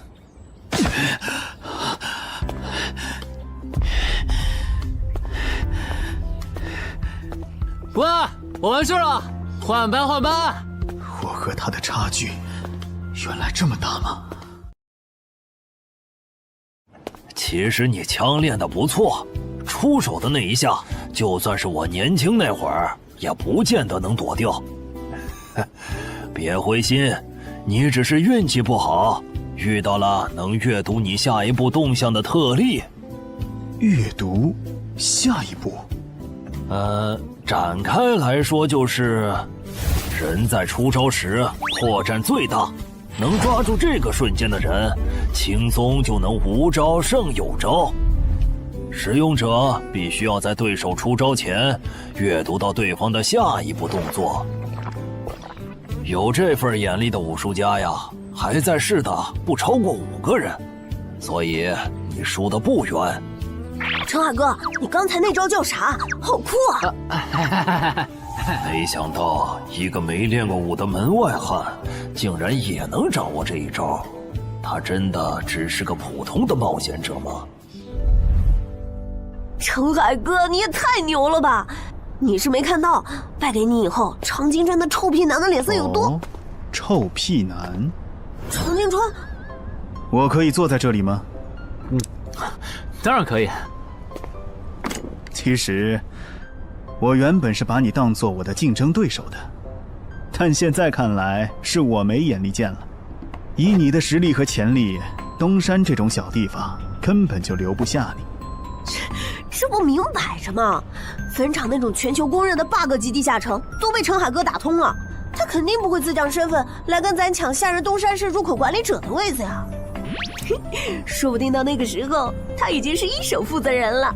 喂，等一下，你说他以后能成为传说级冒险者，我不反对，但一手负责人，这俩人真吵啊！啊，你问我副职业怎么选？哎，对，我这不是6级了吗？之前探索地下城的时候，发现冒险者面板升级了，除了在用的职业以外，我还可以再激活一个副职业。但我不知道副职业该怎么选，所以来问问你。哦，这个在主副职业常识课上会讲。不过你既然问了，那我就简单说下。一般来说，冒险者主职业分常见和隐藏两种，常见职业很多，进阶方法也大都搞清楚了。你的主职业要是常见的，去内网一搜就知道和哪个副职业最配了。那如果主职业是隐藏职业呢？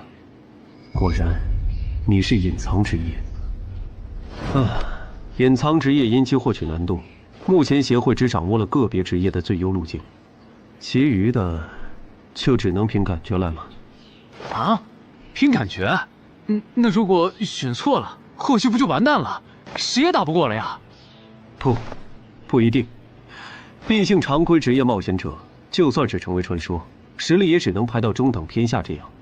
如果你真是隐藏职业，只要没选和主职业互拖后腿的副职业，那上限就不会低。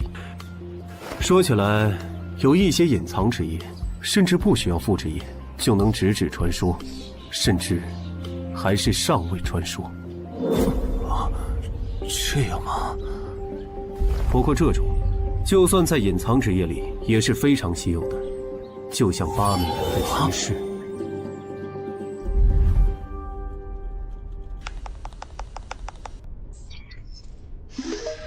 内网竟然没有死亡行者的相关资料，那看看英勇之骑士吧。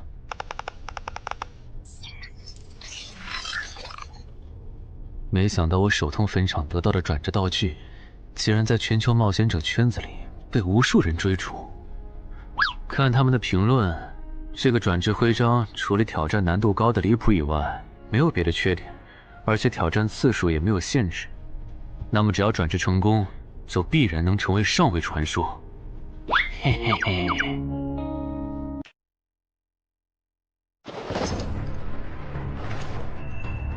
使用英勇之骑士试炼徽章。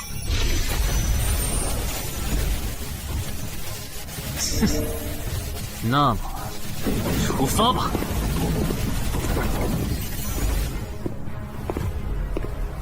啊？不是吧？让我挑战他？啊？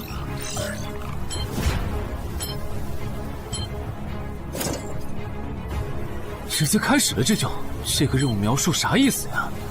是要撑过10分钟吗？还是用10分钟得到他的承认？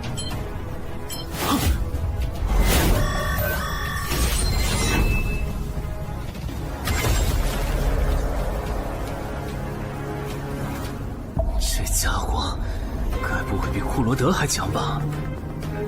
完了，第一把先试试水，先弄清楚我和他的差距。这谁能撑过10分钟呢？我这种配置都3分钟嗝屁，10级以下，我不信有人能完成试炼。感觉得换个能保命的称号，但那样感知就不够18点，没法开一步一杀的隐藏效果。这么搞下来，说不定输得更厉害。等等，我不是还有那个吗？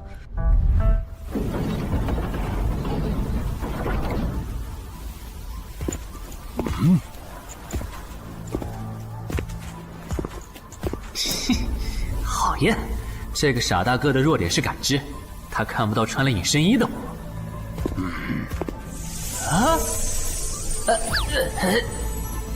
那是什么？定。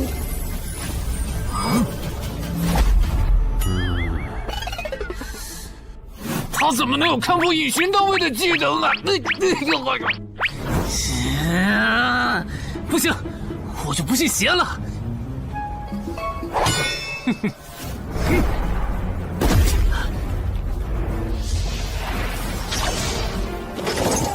完蛋！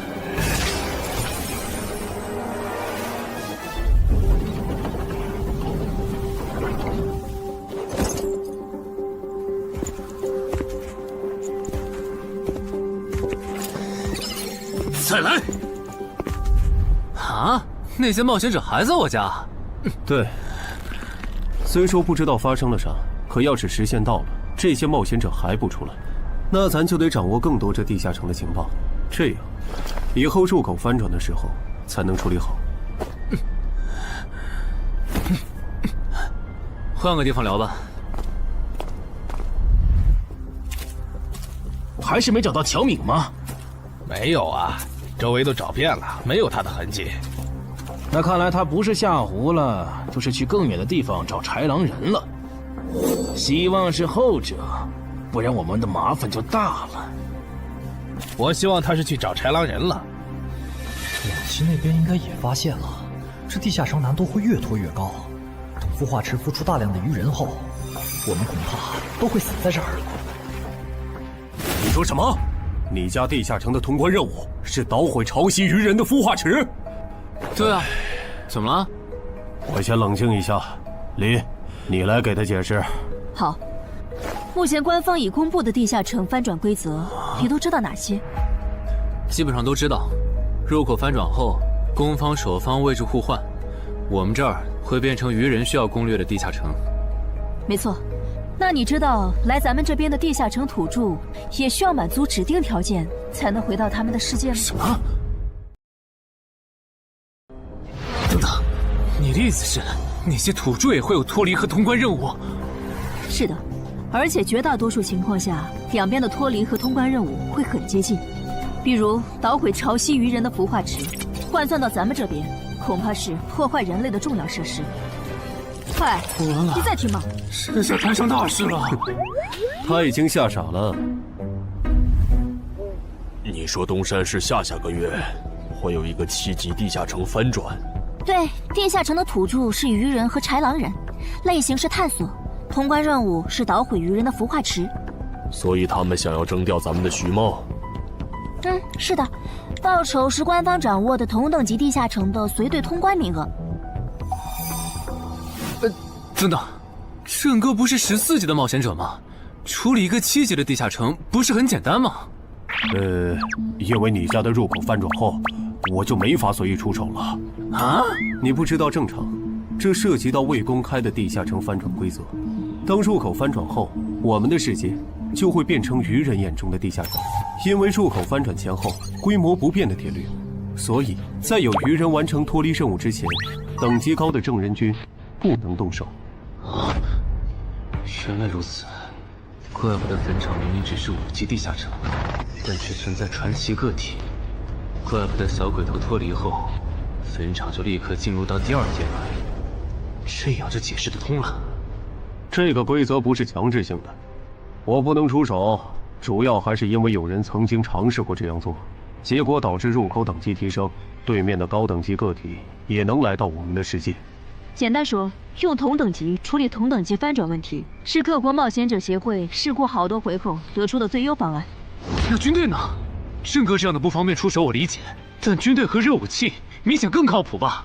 用军队和热武器对付入口翻转，攻略地下城确实最效率，但过去10年来，所有这么做的国家，最后都后悔了。后悔了？为什么？因为那意味着 bug 要出现了。军队和热武器要是插不进来，地下城的实际挑战难度就会远超它本来的等级。如果军方很快镇压了翻转的地下城，那后面入口的挑战难度会接着涨，一直涨到跟这片区域守方的战斗力正好对上为止。再说了，从11级地下城开始，枪就不咋管用了。再往上，16到20级的地下城，里面有些怪物甚至得用核弹才能干掉。总结一下，军队插手，问题只是被推迟了，并没有真的解决。等到问题彻底爆发的那一刻，我们得直面那些能跟最厉害热武器硬刚的怪物。现在你明白了吧？不是我们不能用军队来解决地下城翻转问题，而是那代价对于人口众多的我国来说，有些过于沉重了。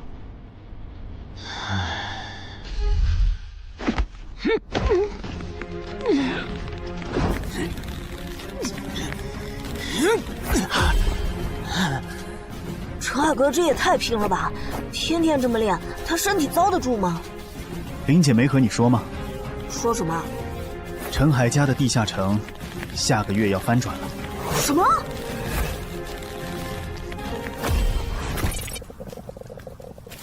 你那边怎么样了？老样子，湖里的鱼人不肯上岸。我猜这个地下城的 BOSS 已经察觉到我们被困了。正常发展的话，那些鱼人应该会在最后几天发起进攻吧。其他人呢？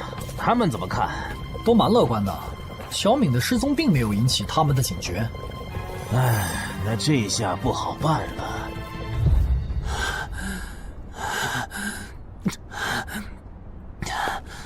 给。啊？今天周四，你不用上学吗？上啊！谁让有些人闯祸，把地下城入口给搞翻转了呢？想上都上不了。应东山市入口管理人的要求，原定课程现在换成入口翻转规则普及课。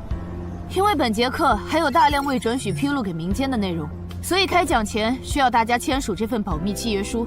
谁先来？我。我签完了，下一个谁来？给我吧。然后给我。那我收尾。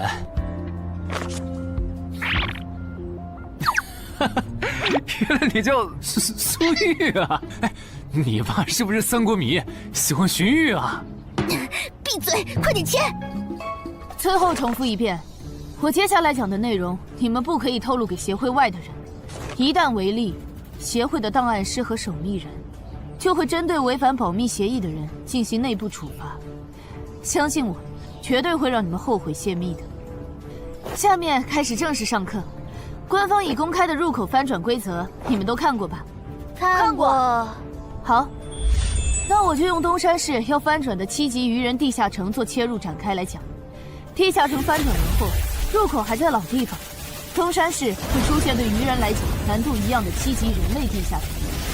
在该区域内，你们将无法使用称号。为什么？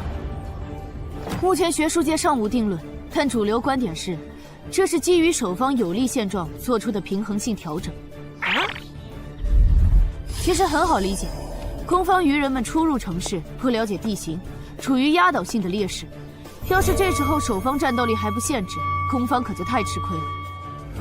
有一个问题，还是用这个鱼人地下城做例子。如果鱼人来到我们的世界，那他们的实力会变强吗？在他们完成脱离或通关任务前，实力并不会有明显的提升。也就是说，鱼人完成脱离任务后，因为有好处拿，就更想把通关任务也给完成了。这机制，不就是让人等死吗？我有一个问题，这次的入口翻转事件就不能用枪来解决吗？用枪的话，地下城难度会高得多。要是不想以后碰上更多入口翻转的事儿，就别想用枪解决问题。那找2个9到10级的大佬堵门怎么样？来一个杀一个，这总行了吧？地下城入口翻转后，以入口为中心那一片，攻的一方占大便宜，守的一方在这地儿，称号没法用，职业带来的基础属性也没了。多找几个人呢？如果来5个9级堵门，应该就稳了吧？5打1的话，咱们经验更多，绝对是咱们这边优势更大。是，之前确实有人这么做过，而且效果也不错。但对攻方不利的地下城，也会因此变更为生存型。按照镜像法则，要是咱们守着的地下城变成生存型，这世上某个地方就会出现同样等级区间的生存型地下城入口，来和它平衡。比较典型的就是坟场和恐惧之墓。所以，至少在我们国家，现在是尽量避免这样做的。好恶心啊！这里不允许，那里又有限制的。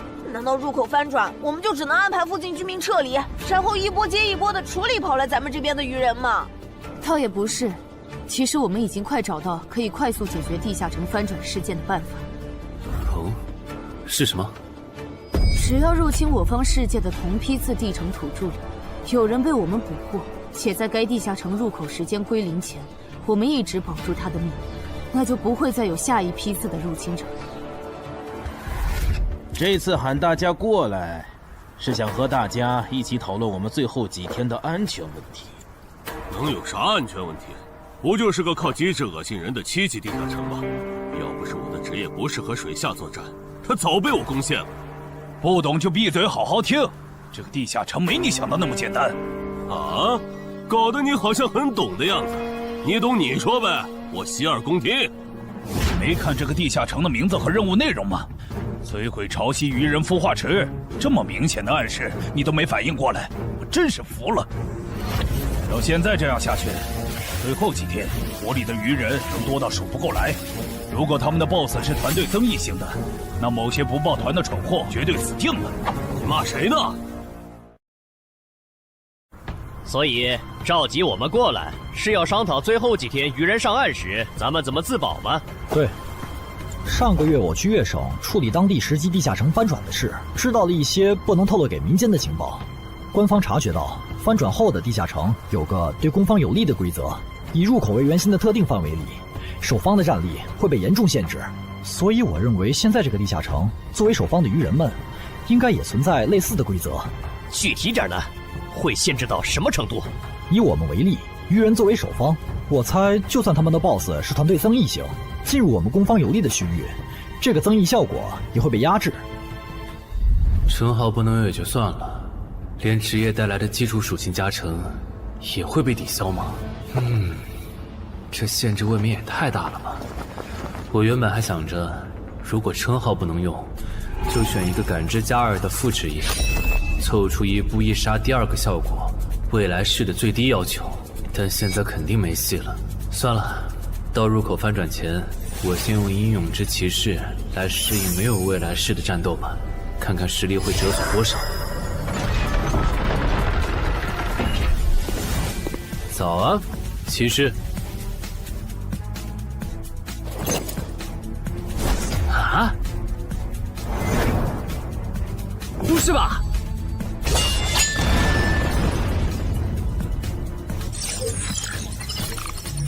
没了未来式和称号加成的我，实力原来会下降这么多吗？这么看的话，我还是得找个能加感知的副职业，至少要把未来式点出来。你找姚文忠？对，我想找一个能加2点感知的副职业，想问他有没有推荐。还有，协会内部是可以用贡献点兑换副职业的转职道具的吧？能是能，但这种和智、感、魅有关的副职业转职道具，所需要的贡献点有点多。你除掉高成勇得到的贡献点肯定不够。我知道，我来之前已经查过了。我有2个称号未被收录进官方的称号图鉴，我可以提交他们的获得线索来换取贡献点。行，那我叫姚文忠帮你整理一下。你现在就要定副职业，不再等等吗？距离你被强制征召进地下城还有半年呢，没准过几个月，新隐藏职业的最佳升级路线就能搞清楚了。不等了，我家地下城翻转后，我主职业的核心技能就会没了称号加成，得再加2点感知才能开启。这2点属性对接下来的我是刚需。行啊。这是协会掌握的能加2点及以上感知的副职业，你看一下吧。寻物师，你确定就要这个？不改了？啊，就它了，寻物师。行吧，那我现在就去联系福州的冒险者协会，让他们派评估师来东山看一下你手里的称号值多少贡献。如果价值大于寻物师的职业证书，我就向总部打申请。那麻烦姚哥了。您就是陈海先生吧？你可以叫我蔡奇，我的副职业是评估师。接下来由我为您评估至死地而后生和与传奇过招这2个称号的价值。好的。算完了，这2个称号虽然效果惊人，但他们的获取难度和激活所需要的前置条件太苛刻了，所以价值相比于同等级称号会有很大的折损。具体会折损到什么程度？请你放心，足够您兑换寻物师的转职证书了。和上次一样，别用称号和职业技能，对这个设备来一拳。好。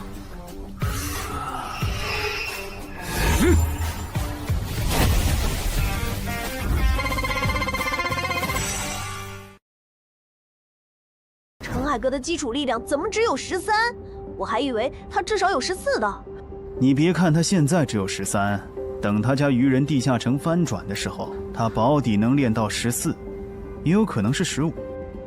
啊，虽然陈海哥很拼，但13到14这个阶段，就连姚哥都用了2个月。陈海哥再快也不至于到15吧？不信算了。说实话，我挺眼馋你这个达人绷带的。等你以后用不上它了，能不能考虑一下平价卖给协会？可以啊，不过那得等我的力敏双16以后。原来你们在做力量测试啊！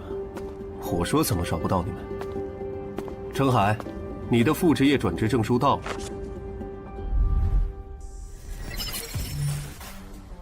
这还用问？当然是选是啊。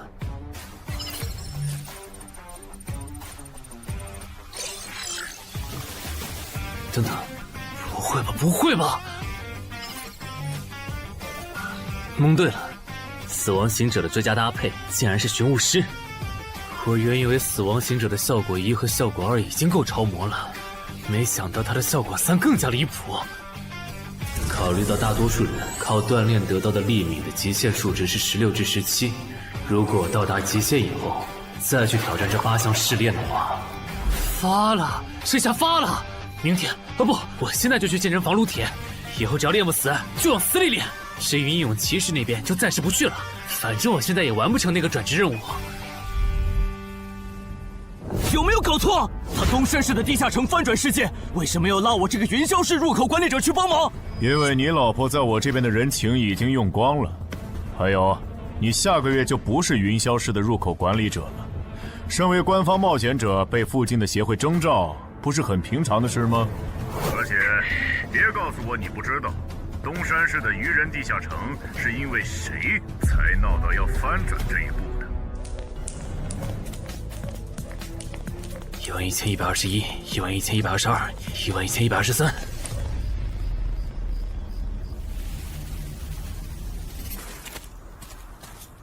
大家再坚持坚持，最后一天了，扛过去，咱们就能回家了。曼哈努斯大人，巢穴现在有守卫24只，精英鱼人69只，哨兵队长和士兵共800。很好，我要用他们来提升我的等级，杀死森林里的冒险者，把他们的尸体拖回来。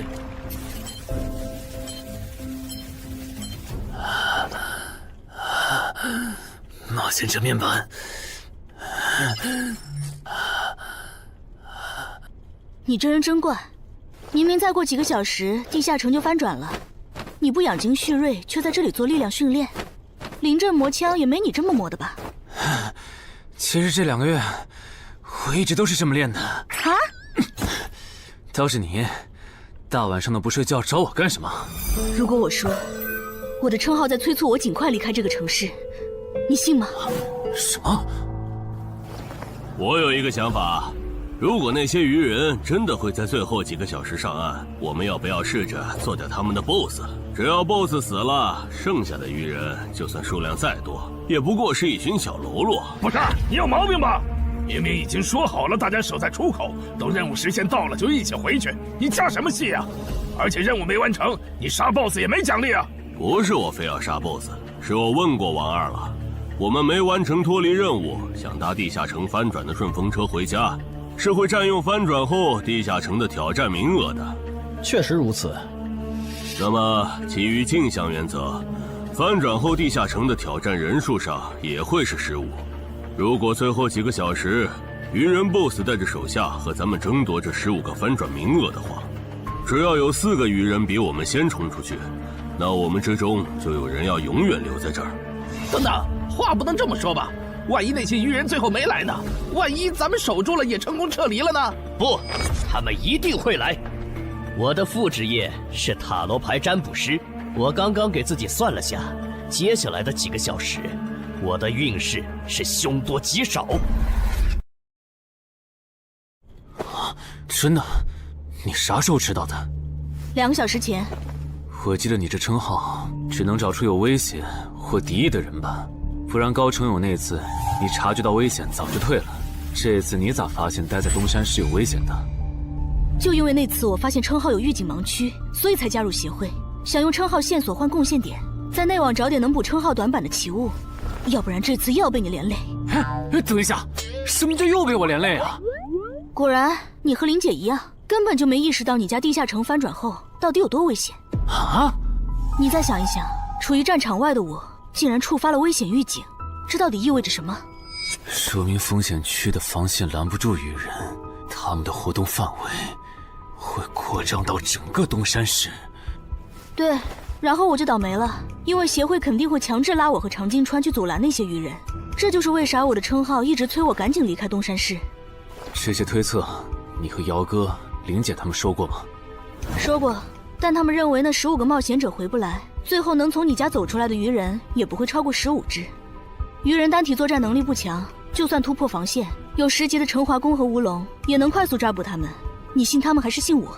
信他们的话，我就拉着我爸妈去隔壁云霄市躲几天了。我是想信你，但光凭咱们俩又能做什么？毕竟在你预见的未来，连10级的冒险者都失手了。不，我们能做很多。有我预警，再加上你的隐身衣，咱们先去收拾那些弱小又落单的鱼人，把鱼人对咱们世界的破坏降到最低。结果咱们3抽到的不是塔，就是死神，都不是什么好兆头啊！别告诉我你们真信了。如果张志兴的复制液真那么好用，他又怎么会沦落到和咱们一样的处境？这个他刚才不是解释了吗？他出发前占卜到的运势是愚者，但他错误地解读了它，不然其实可以避开这个地下城的。而且你看，咱们之中最强的王二和郎奇夫妇，他们的占卜结果都对应着象征顺利和成功的女皇世界。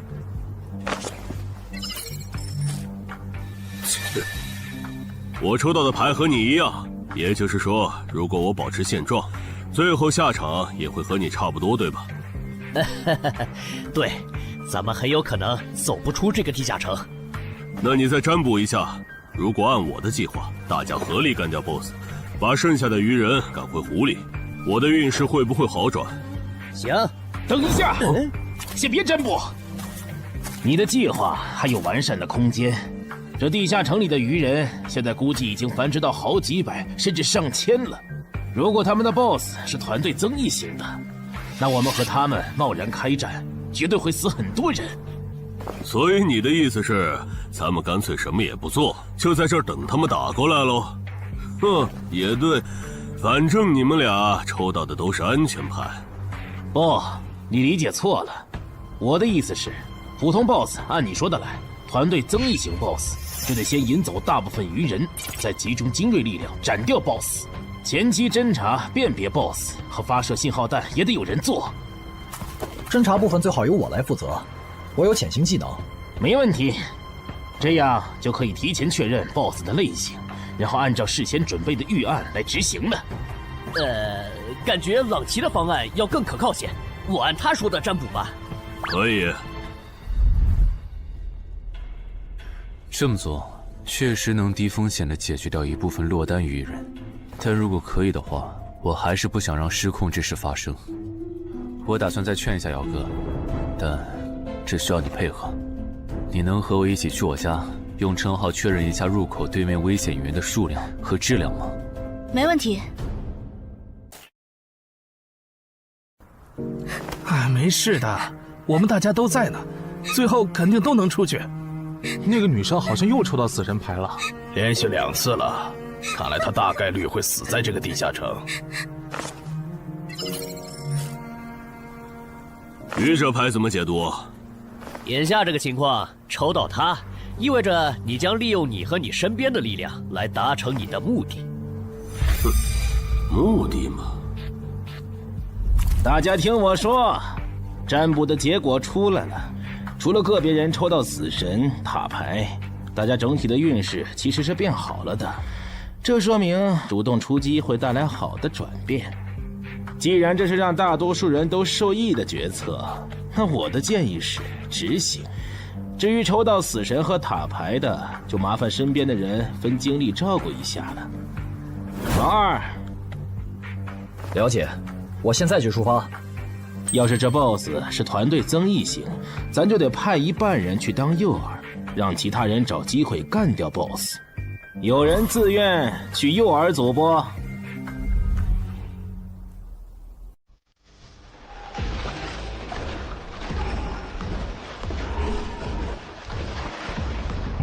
坐镇后方，身边还有同种族精英保护，是团队增益型 BOSS 没错了，得赶快把这个情报同步给朗奇他们。开始了吗？愚人的总攻，红色的是团队增益型 BOSS。惨喽，要当诱饵了。王二发出的信号弹，你们也看到了，来的是团队增益型的 BOSS。按计划，诱饵组先去原定位置落位，等你们吸引够了足够多的愚人，我们这边就开始行动。好，要是得手了，我们会放信号弹，之前就麻烦你们撑住了。好，最后预祝各位克敌制胜，平安归来。就是这里吧？对，那我放信号弹了啊。那个，能不能和你们商量个事儿？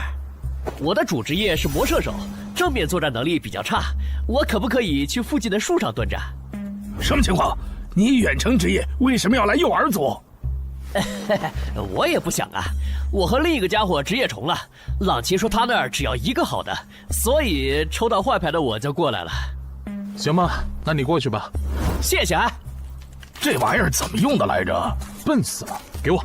其实张志兴说谎了，他不是真正的塔罗牌占卜师，而是能模仿其他副职业的模仿师。当他不模仿占卜师，去模仿别的副职业时，当下所做的占卜就没有效果了。张志兴靠老千能力，让占卜的人抽到塔、死神这类危险牌，哄着冒险者听东莞仔和朗奇的话去办事。之所以出老千，是因为张志兴自己抽到了死神牌。为了改念，在东莞仔提出干掉 BOSS、把愚人赶回湖的计划时，他就赶紧站出来帮忙拱火。而这显然很成功。现在有11个冒险者帮他牵制愚人，张志兴可以从容地回到入口，等待地下城翻转。说起来，东莞仔有那实力，愚人杀过来他也能保住自己，为啥要提那么激进的计划？朗奇和王二也在暗地配合他们，这对他俩又没好处。哎，算了，不管他们干啥，都跟我没关系了。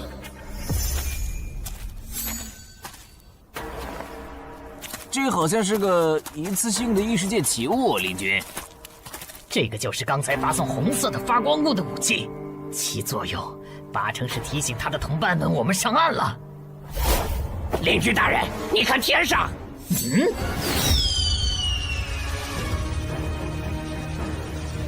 原来如此，这就是你们下的战书吗？人类，我接下了。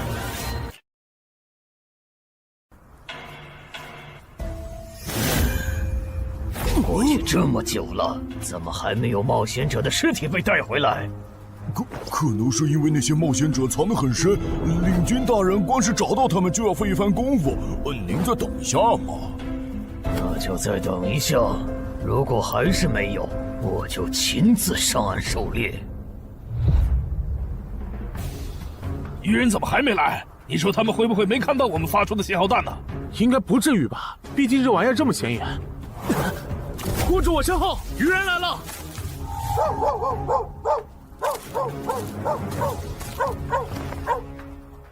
！BOSS 呢？沿着这个方向走5分钟就能看到他。不过我不建议你们去讨伐他，现在他身边的愚人还是太多了，就咱们这点人手，正面作战根本没办法速推。这哨兵和巡逻队太密了，我就算开潜行都很难靠近 BOSS。你们没潜行技能就更不行了，要是直接硬冲，肯定会打上持久战。拖太久的话，去对付诱饵队的愚人，很可能会回来支援。那再分兵呢？你们去吸引愚人的注意力，创造一个能让我和 BOSS 1对1的环境。5分钟，只要你们能拖住5分钟，我就能宰了那头团队增益型 BOSS。5分钟吗？你们怎么看？我都行，可以试试。好，那就按你的想法来。不过丑话说前头，你只有5分钟。明白。这么紧张的时候，你竟然还能犯困？不好，有人来了！啊！点狼烟，冒险者们打过来了！果然，那2封战书是诱饵，这些冒险者想削减我的兵力，然后趁机杀死守卫不足的我。这些人类和霍格一样狡猾。既然敌人已露面，咱们要不要分一半的巢穴守卫去帮忙？不，已经露面的未必是敌人的精锐。之前霍格就喜欢用大部队拖住我的主力，然后只身潜入军中暗杀我。这些人类也有可能这样做。不是吧？这样都没乱吧？难搞啊！算了，不等了。大人您别冲动啊，暗哨现在很危险的。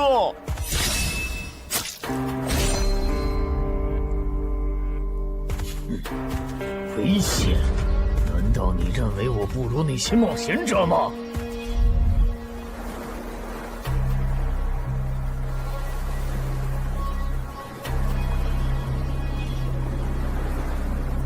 好香的味道，太香了！我的，都是我的，这些美味都是我的。不知道东莞仔那边咋样了？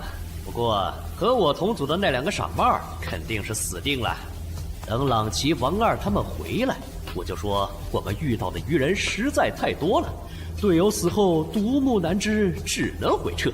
嘿，这样应该可以应付过去。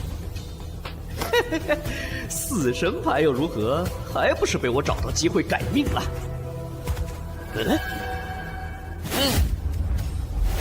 那个鱼人怎么回事？绝不能放他活着离开，至少在地下城翻转前，不能让鱼人知道入口位置。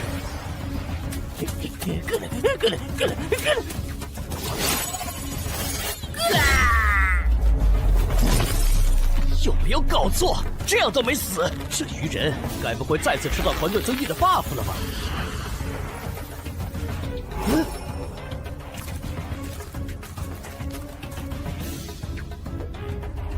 靠北呀！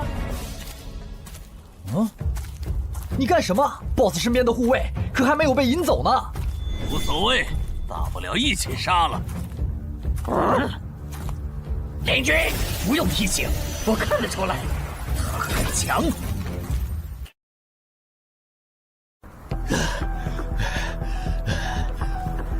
靠北，被摆了一道。这些鱼人跟谁学的诱饵和埋伏？我差点被他们给阴死了。不会吧？BOSS，虽然咸吃你有点浪费，但没办法，谁让你落单了？而我又需要快速提升等级呢。这个地下城的 BOSS 怎么会出现在我这儿？东莞仔和朗奇他们到底在干什么呀？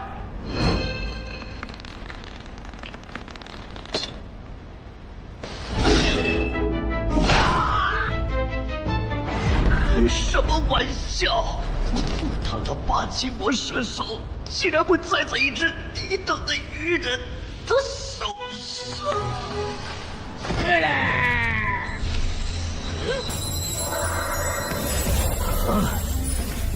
竟然还可以这样！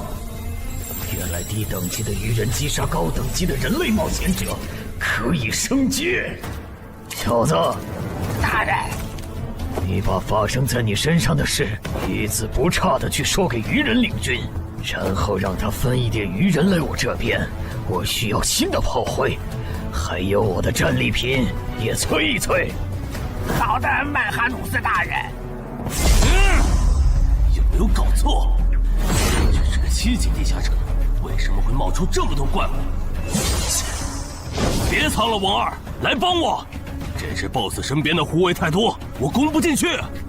邻居，看那个人类冒险者的反应，他好像不是一个人来的。我们要不要别上了他的当？之前霍格刺杀我没成功，就假装还有帮手藏在周围，我只能留些护卫警戒，结果让他跑了。我可不想再碰上这种事。被骗了吧？正如已故的冒险者张志新隐约察觉到，东湾仔、王二、朗奇确实各有算盘，区别在于东湾仔主职业是狩猎大师，他想要杀掉2个不低于自身2级的不同 BOSS 完成进阶；王二的野心更大，他想要得到传说中的奇物升级券。不是吧？他怎么又变大了？有什么问题吗？你怎么看起来表情怪怪的？啊，没，总感觉心里毛毛的，好像有什么事情要发生了。王二经常和闽粤两省合作，处理过不少地下城翻转事件，所以知道很多不能向民间公开的情报。这里面有2条情报，一是 bug 级地下城能产出奇物升级券，2是精英级地下城只要出了英雄级 BOSS 就会变成 bug 级地下城。可惜后面进来的人都不擅长水下作战，王二也不擅长，只能眼巴巴看着奇物升级券没了。暗杀者王二，我记得你好像也接 BOSS 相关的委托是吧？你有需求？我打算独立狩猎这个地下城的 BOSS， 想请你压个阵。独立狩猎 BOSS， 这个人该不会也知道奇物升级券的产出机制吧？你有水下作战的能力，你刚才没跟我们说实话。不，我是旱鸭子。不过我认为在任务时限结束以前，湖里的鱼人不可能不上岸，我们迟早会和他们开战的。就算击杀了 BOSS 也不能通关啊！难道说杀 BOSS 这件事对你来说有额外的好处？好处嘛，是有一点。我的主职业需要我独立狩猎海陆空3种类型的 BOSS 各一只才能升阶，鱼人种 BOSS 一般不会很强，我不想错过。我考虑一下。可以，没问题。从他刚才的描述看，他的主职业应该是狩猎大师。如果他没说谎，那他应该可以帮我牵制住这个地下城的 BOSS 和精锐护卫。只要在这个基础上把鱼人都调出来，我应该就可以潜入鱼人的巢穴，杀死那只还未发育完全的英雄级鱼人。你的委托我可以接，但我不喜欢和人签契约，口头约定可以吗？事成之后再根据我出力的多少来计算报酬。没问题。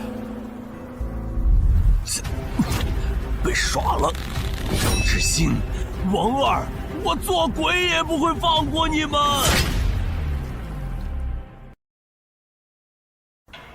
这就是你说的杀死人类的冒险者后会进化？为什么他没有？可能是还有别的触发条件，但我们不知道吧。领军，我先带着尸体去找曼哈努斯大人。去吧，等我这边弄清楚进化条件以后，过去找你们。这都多久？东莞仔那边还没完事儿吧？连个信号也不发，他不会已经死了吧？哦，不管他们了，我们撤。许愿，法术等级3，水中呼吸。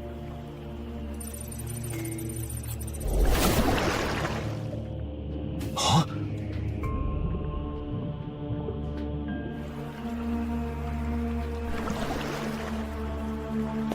湖里没有鱼人，巢穴里也没看到，看来他们确实都被调走了。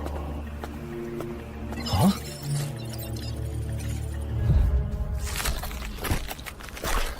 曼哈努斯大人，这是您要的尸体。可以，但我要的炮灰呢？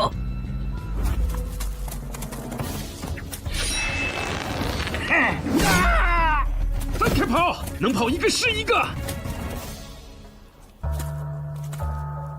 哦，原来杀死人类的冒险者可以让我们进化呀！可惜了，让刚才那个戴帽子的跑了。喂，姚哥，我家小区这边的居民撤离安置工作做完了吗？做完了，我现在就在你们小区复查。怎么了？我和苏玉发现，我家的地下城在过去2个小时里，先后冒出来3只威胁程度不下于高成勇的鱼人 BOSS。除此之外，还有一个很特别的危险源，也在快速变强。完蛋，我放不出魔法了！张志兴，你这个王八蛋！你说你的职业适合躲在暗处放冷箭，我们就没让你站在明处。结果一人来了，一人没了。太好了，你们还活着！你怎么来了？不是说出结果的时候你们会发信号同步结果吗？那也得安全了才能发呀！面对被鱼人精锐追杀，傻子才会发信号弹吸引追兵。啥？姚哥怎么说？他说他和漳州的10级官方冒险者陈华公已经到楼下了，让咱们现在下去。行吧。我先说好，等下你如果没能说服他们，那这次地下城翻转事件你就要听我的。可以。这就是你出的馊主意！现在 BOSS 没推掉，人死的就剩咱们仨了。你守在出口，大家都有可能回家的。你不能全怪我吧？是东莞仔提出的打 BOSS， 我只是在这个基础上优化了细节。而且我能给的方案，你们当时不都认同吗？他们吵起来了耶！为什么你的关注点总是这么奇怪？那个异位面入口，难道不比这2个人的内讧更值得注意？领军大人，有进化过的鱼人带着冒险者的尸体回来了。领军大人，这是曼哈努斯大人要的尸体。你们进化前是哪种鱼人？进化后有什么能力？我进化前是精英鱼人，现在可以释放火焰魔法。我进化前是鱼人队长，现在可以分泌具有不同毒性的毒素。同样是击杀了人类冒险者，为什么最强的巢穴守卫没有进化？等等，最强？你去找一支鱼人哨兵过来。哈什么哈？让你去你就快去。领军大人，他行吗？可以，去，把那个人类冒险者杀了。原来领军大人想要现场观摩进化的过程啊！他在测试进化的门槛，笨蛋。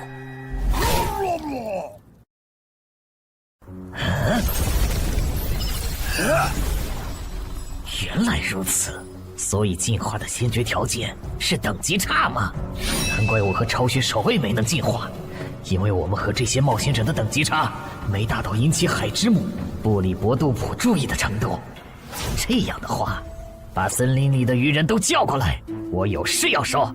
遵命。那边的，带着这些人类冒险者的尸体去找曼哈努斯大人。好的，领军大人。可惜那只英雄级鱼人不在这里，不然 bug 级地下城的任务的合并结算，说不定除了能拿到奇物升级券，还能掉落史诗级装备呢。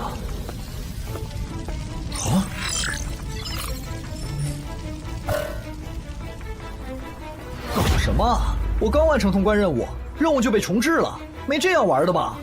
还有这个重置后的通关任务，鱼人种英雄级个体的成长速度都这么快吗？这才多久就发育起来了？什么英雄级鱼人？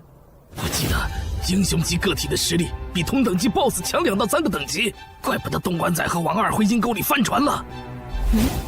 他怎么走了？不用管他，正好咱们接下来做的事不方便被别的冒险者看到。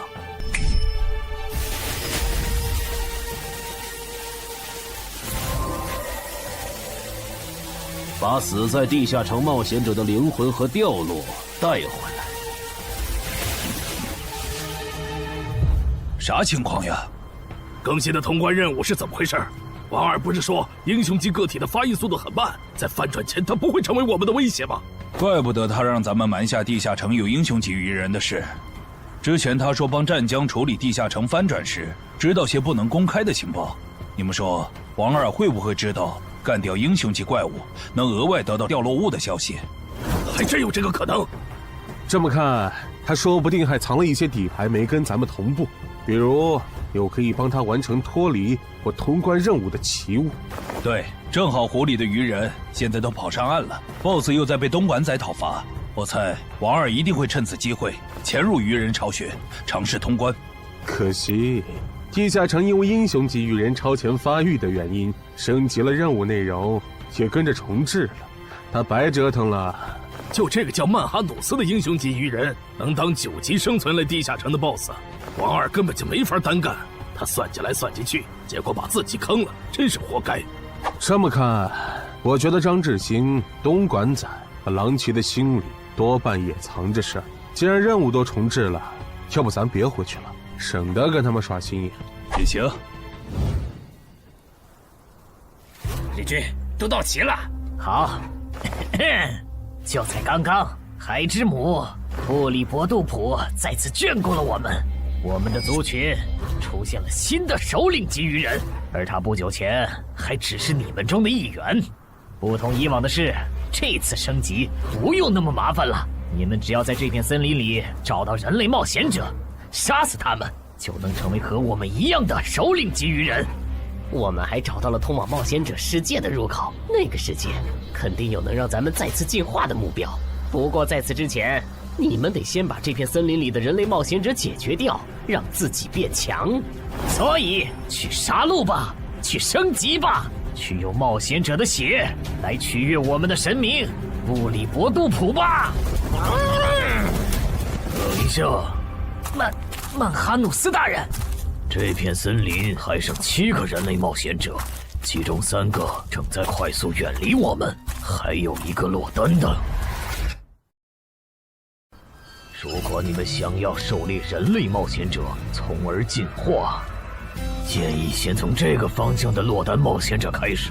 不可思议，吃了这么多冒险者的曼哈努斯大人竟然变得平和了。要是曼哈努斯大人能一直保持现在这样，那培养出了曼哈努斯大人还有好多首领级鱼人的我们，说不定真能回到拜戈尔格陛下的鱼人国度。你哭什么？没哭，只是风大迷了眼睛。刚才说的那些，都是苏玉用称号检测过后的结果，所以我们怀疑我家的地下城翻转前，会有更多的鱼人成长为 BOSS。被那些鱼人吃到了规则红利吗？这算是比较冷门的规则了。正人君应该没跟你提起过，在探索地下城的时候，弱者击杀等级远高于自己的强者，会获得特殊奖励。对鱼人来说，这个奖励是进化；对咱们来说，就是属性点、超稀有称号和罕见掉落。那几个变成 BOSS 的鱼人，应该就是杀死冒险者的幸运儿。不过他们的挑战等级不会很高，顶多和地下城等级持平就是了，不用在意。但被困在地下城里的冒险者不是有15人吗？如果让鱼人大量进化，我们岂不是要同时面对15只鱼人 BOSS 的入侵？不至于，他们敢来找澄海的麻烦，说明他们比同级的冒险者要强很多。这些人聚在一起，不是一个小小的7级地下城能将其团灭的。当然，如果你实在不放心，用称号测一下我，看那几个新出现的 BOSS 鱼人和我比，谁更具威胁。激活技能，军力提升。好夸张的体魄！基础属性加职业带来的加成，不是最高只有20点吗？为什么我激活称号和职业技能的时候，没有这么大的体魄变化？现在的我和你感知到的3个鱼人 BOSS， 谁更强？你更强，而且要强很多。那没问题了。这次来的冒险者里，还有比我更强的。就算最坏的情况是跑出来15只鱼人 BOSS， 我们也能全部击破。啊，好吧。这次东山之行，没想到会这么一波三折。是啊，本来目标不在，咱们又完不成脱离任务，我都以为要白来一趟了。谁曾想，竟被咱们拿到了5个精英冒险者的掉落和灵魂，再加上咱们在上个地下城的斩获，这次应该可以和眼魔做一笔大交易了。怎么了，哈尼？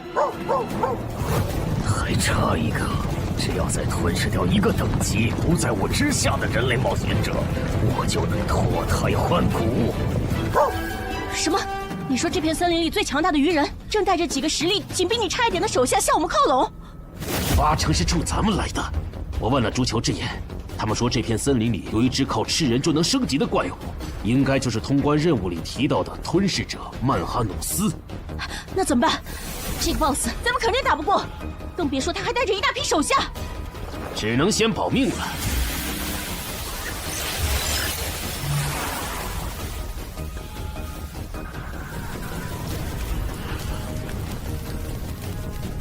这批灵魂不错，我可以给你4个单位的司导之眼和1个单位的督军之眼的召唤额度。等一下，我这次不打算扩充召唤类目。那你要什么？我想请您帮我杀掉您身后这只英雄级鱼人。可以。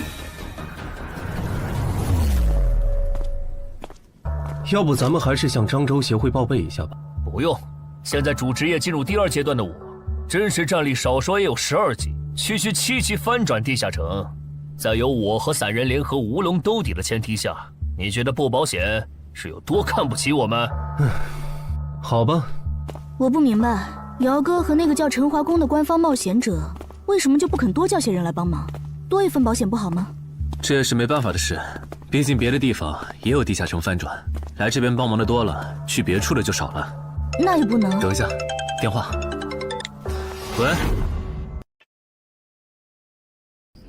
是我，徐茂。等下的翻转地下城，你参与吗？应该吧，他们说有需要了会叫我。OK， 那等这个地下城被搞定后，咱们聚一下。有段时间没看到你了。成。您好，您拨打的电话正忙，请稍后再拨。谁呀？半夜不睡觉给陈海哥打电话，真讨厌！你不也在打吗？哎，我这个妹子什么都好，就是这恋爱脑。怎么还有一个未接电话？吴护士打来的吗？你可真是个大忙人，都凌晨了，还有人排队找你呢。什么？你来东山了？我听说这边有一个等级7的地下城马上要翻转了，就把我哥拉过来帮忙了。等等，你哥哥也是冒险者？哦，对，我想起来了，咱们被拉进坟场那天你说过，你哥哥是10级冒险者。你哥哥现在在你身边吗？在啊。那能把手机给他吗？我有事，很重要的事跟他说。好。你要和我说什么？我听说东山现在很危险，甚至这边的地下城还没翻转失控，你赶紧带他回云霄。失控？具体怎么回事？你详细说说。如果电话里不方便，你来我这边，咱们当面聊。坚持住，我们得撑到曼哈努斯大人。小心，别被这家伙的视线扫到。他跑了。正常，使者可不是没到10级的英雄级鱼人能碰瓷的。想不通，那个眼球怪物，就算是蜕变后的我，应该也打不过。那些冒险者既然有这么强的帮手，为什么不早点召唤出来？陈海哥，这是你妹妹？不，是我朋友。同事。哦，那挺好。刚才在电话里说东山市的地下城要失控了，具体怎么个失控法？最坏的情况是，几个小时后会有15只鱼人 BOSS 来到我们的世界。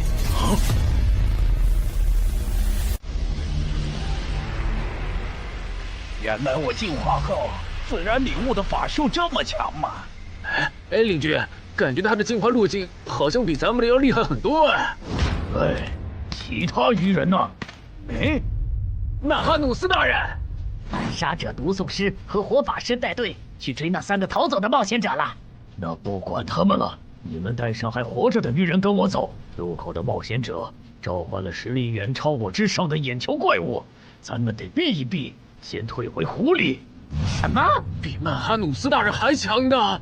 那我来断后吧，我可以驱使这些亡灵，拖住那个眼球怪物，给大家争取时间。行吧。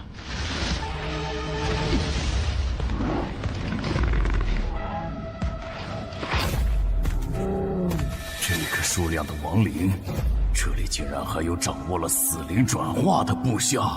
发现眼球怪物，杀！这样看，这里说不定有很多只首领级鱼人。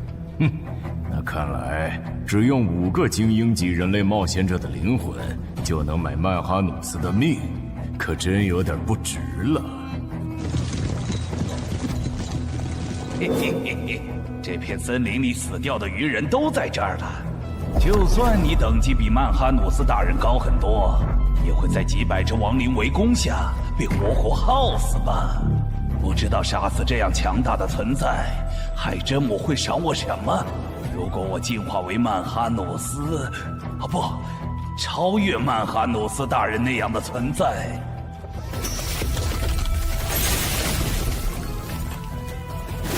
那是什么法术？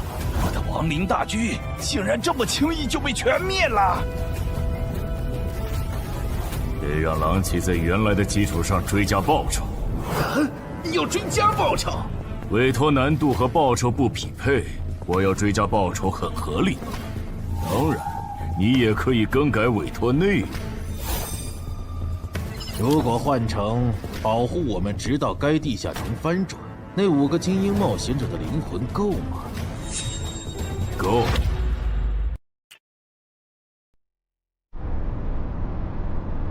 原来如此，你们是通过特殊称号发现东山市的地下城有失控的风险。这个地下城在不久前新增了3只 BOSS， 照这个速度，我担心几个小时后会有更多的 BOSS 出现。是有这个可能，但这没什么大不了的。这还没什么大不了的。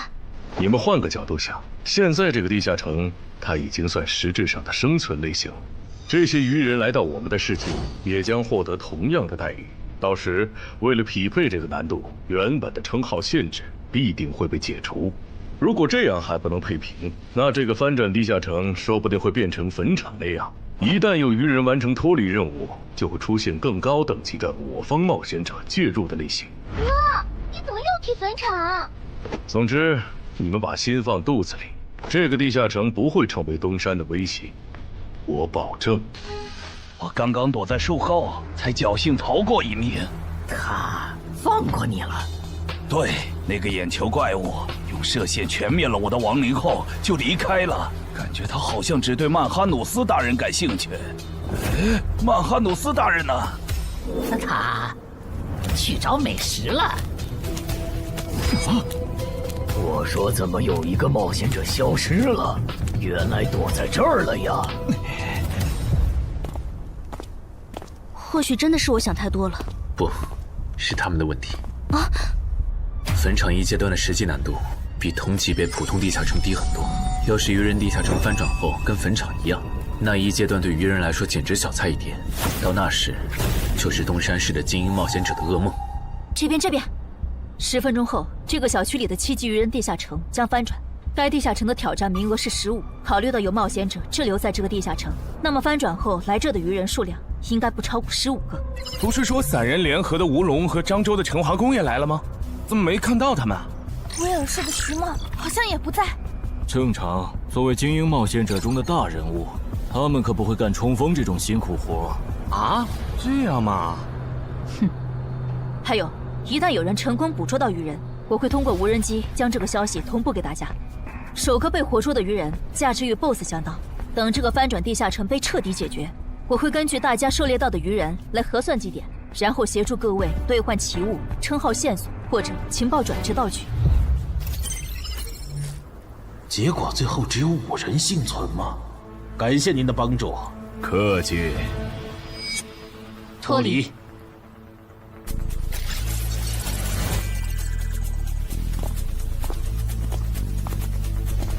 怎么是你们？我们3个活到最后，你很意外？不，只是没想到王二会死。王二死了，不应该呀！拥有潜行技能的他，就算被哪只英雄级鱼人逮到，应该也可以利用森林地形逃掉才对啊！力量源源不断的涌上来了。倒是你们，明明都逃出来了，为什么还堵在这儿？难道你们打算帮忙消灭攻入咱们世界的鱼人？那倒没有，主要是我们回来以后，发现称号竟然还能用，这和王二说的攻方有利原则对不上。我们怀疑王二耍了我们，所以才守在这里，等他出来给我们一个说法。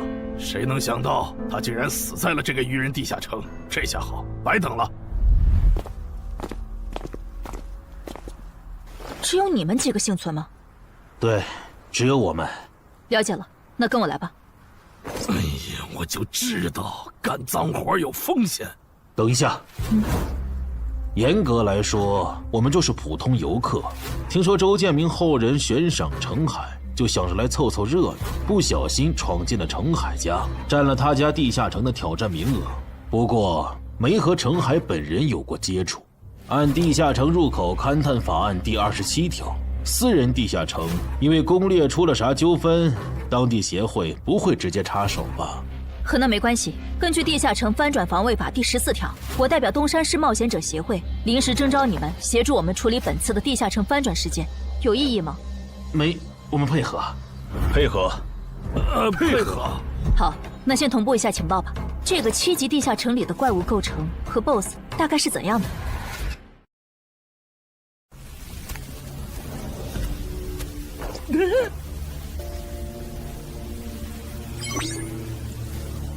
刚才是10，进去一只鱼人以后就变成了9，所以这个数字指的是能前往那边的名额嘛。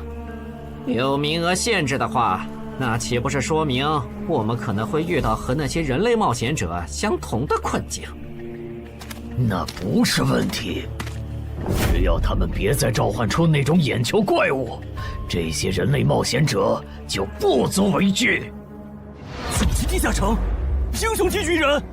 不止如此，他也变成了死亡率最高的生存型。这一点我们可以作证。当时我们被英雄级鱼人盯上，花了不小的代价才侥幸活了下来。但刺杀者王二就没那么幸运了。刺杀者王二死了，连他都没活下来，那这个地下城的难度……生存类地下城，英雄级鱼人吗？有意思。啊！澄海家的地下城里有只英雄级鱼人，地下城还变成了9级生存型。是的，我觉得这次的翻转地下城恐怕有失控了。先别慌，生存型地下城翻转后也会是生存型。为了配平难度，你们的称号限制应该会解除。没了限制，主职业升阶过的陈花公和吴龙应该可以打赢那只英雄级鱼人。如果他们失败了的话，那我和安然会出手将其逼退，明白？怎么事情一旦和陈海扯上，就变得离谱起来？那小子是属扫把星的吗？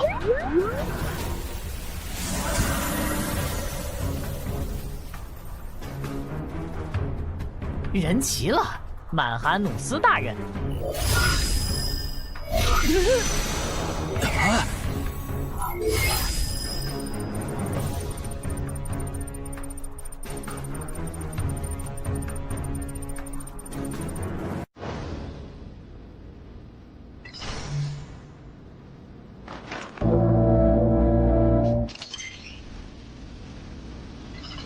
大人，您找我？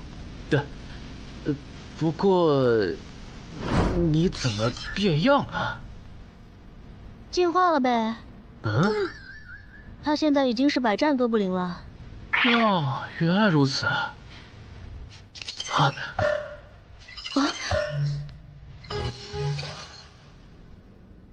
喂，你在哪儿？环城东路，怎么了？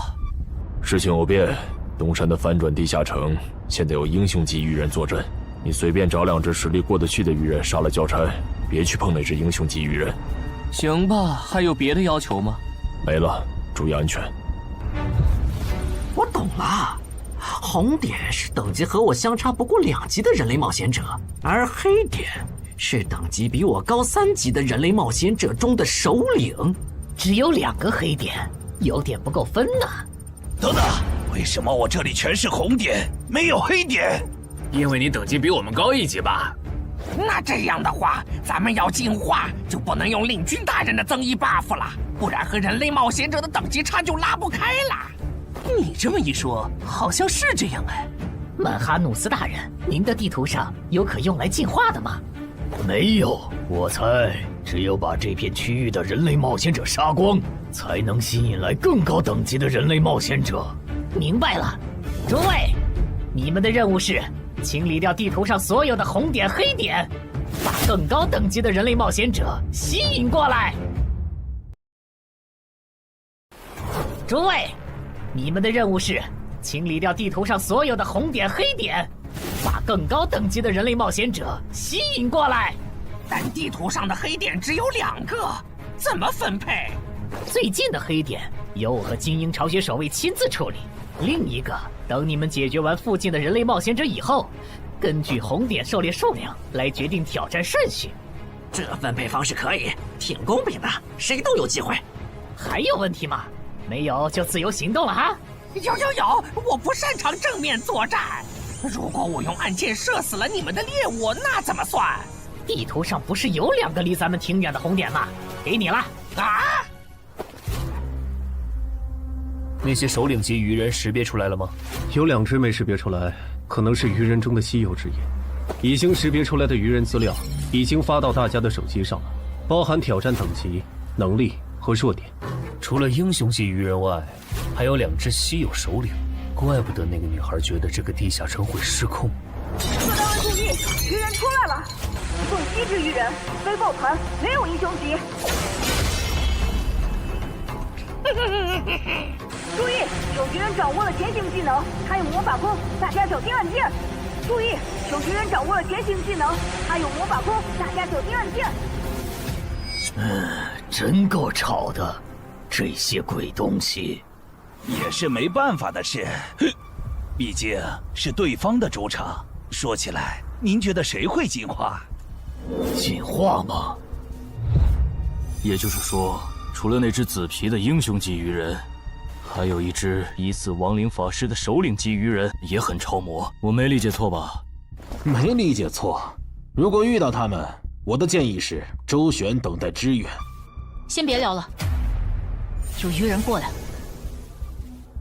是这只吗？不是。那看来咱们运气不错。大美，竟然能召唤眼球怪物的人类冒险者，怎么偏偏是我碰上了？啊！火法师遇到了眼球怪物的召唤者，正好去试一下进化后的我和那只眼球怪物谁更强。全体注意，英雄级鱼人现身了，他正在往西南方向移动。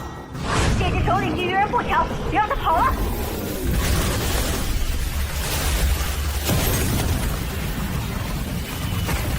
远波射线乱须术，探边。幽暗地狱的王眼暴君啊！我请求借用您的力量，心灵遥控。就是现在！至高无上的影之国王后啊，请赋予我斩杀眼前之敌的力量。尽情使用吧，我的骑士。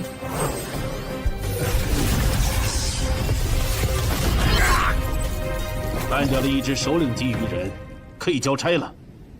西门方向的冒险者请注意，有英雄级鱼人正在往这个方向移动。啊！英雄级鱼人，怎么来得这么快？怎么办？打还是跑？哎，他们这次没召唤那只眼球怪物，是觉得没必要吗？还是他们现在不能召唤？找到了，那个负责警戒的绿皮傻大个，看上去要更强一些。就杀他！不，巧克力是魔法弓，你要吗？不要，长得太丑了。行吧，这些鱼人比我想的弱，我打算主动出击，找落单的杀。能帮我提供一下位置信息吗？可以。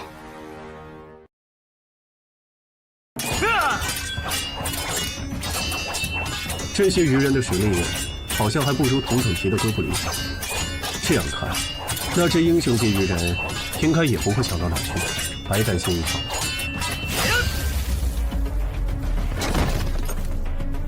这些鱼人弱得很，我一个人就能搞定，去帮别人吧。好。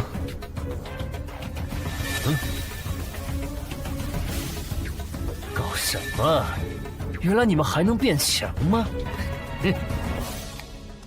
希望这些人类冒险者能争点气，不然我这趟可就白来了。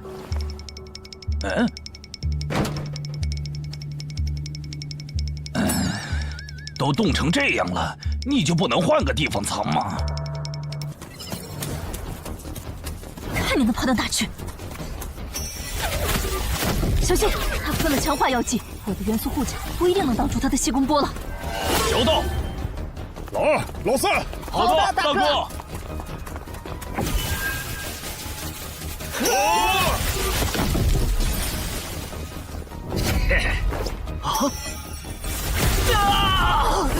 小心！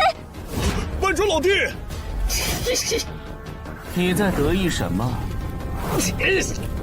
欧提路克，冰封术。幽暗地狱的王眼暴君啊！我请求借用你的力量，心灵遥控。玩够了吧？把那只眼球怪物叫出来，我要和他打。狼骑，问过了，他没回应。香梨，来帮忙，我知道你还有底牌没交。不，我拒绝。这只英雄级鱼人是奔着你来的，我没义务为你冒险。更何况你的控制法术还对他无效。我撤了，你们加油。你急了，看来你们真的无法再召唤他。我还想着杀掉他，说不定有机会2段进化。狼骑，没用了。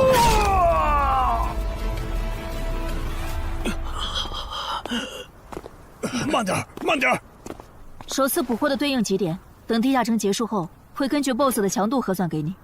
到时你可以来换取想要的东西。我很期待。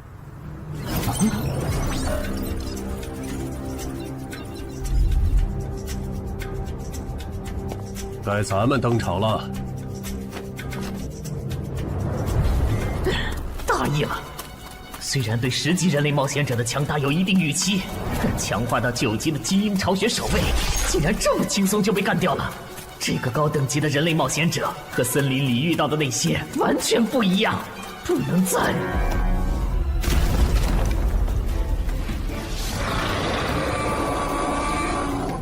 解决一个。吴龙，这是我的祭典。只是一只首领级鱼人，没必要抠得这么细吧？你们就是这片区域最强的人类吧？英雄级鱼人，稳点儿！这只首领级鱼人的毒被安小姐的毒素防护克制，就这么拉扯着打，慢慢磨死他。不会吧？领军死了？那火法师、毒素师和气功师那边是不是也……过来，去把死掉的同胞带回来，我来为他们做亡灵转化。如果有快死的，就用这个救一下。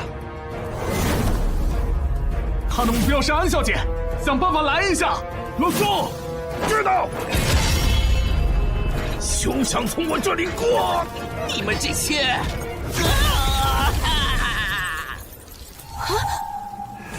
天使，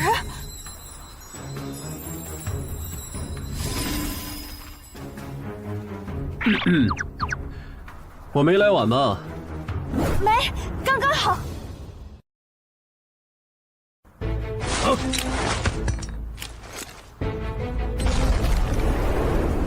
这谁扔的烟雾弹？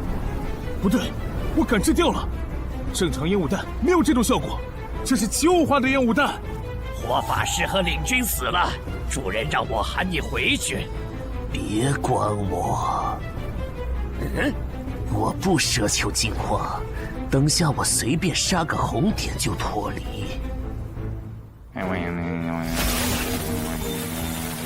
亡灵转化。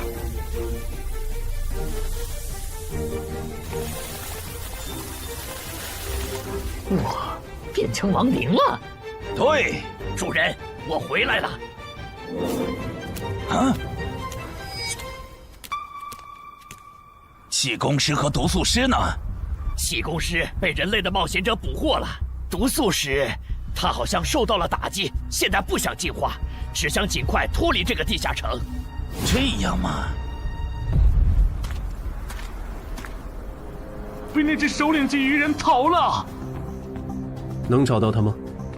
已经找到了，他刚刚翻墙离开了小区，现在正在向西逃窜。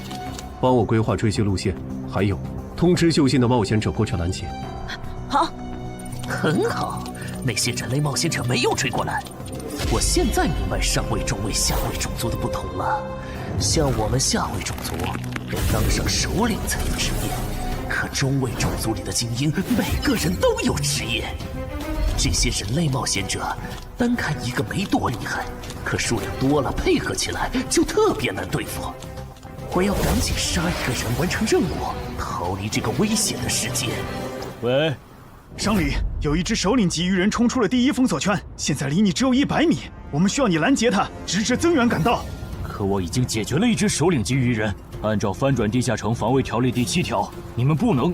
我知道，但他现在离你只有20米，10米，他到你背后了。被发现了！该死，怎么竟让我碰上这种事？不管了，反正是下位种对中位种，但身为首领级的我，没理由会输给精英级。让开！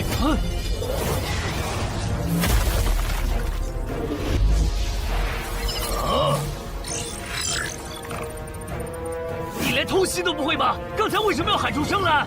笨蛋，我那是在帮你解围。这2个黑点移动的速度好快，这样看，我这边应该是来不及了，有点可惜。本来我还想着吃掉它们，升到11级以后再进化的。啊，那是进化之光。等等，英雄级鱼人竟然还能进化，这不是6到10级地下城吗？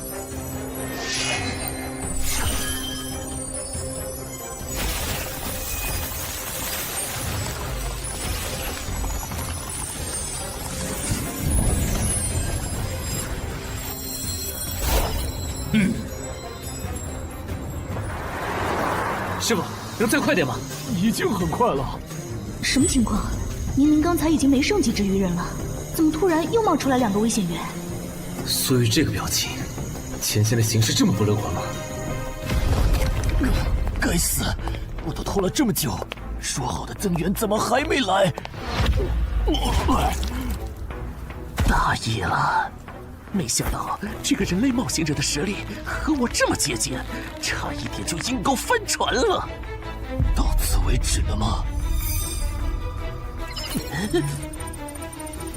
等等，这2个黑点，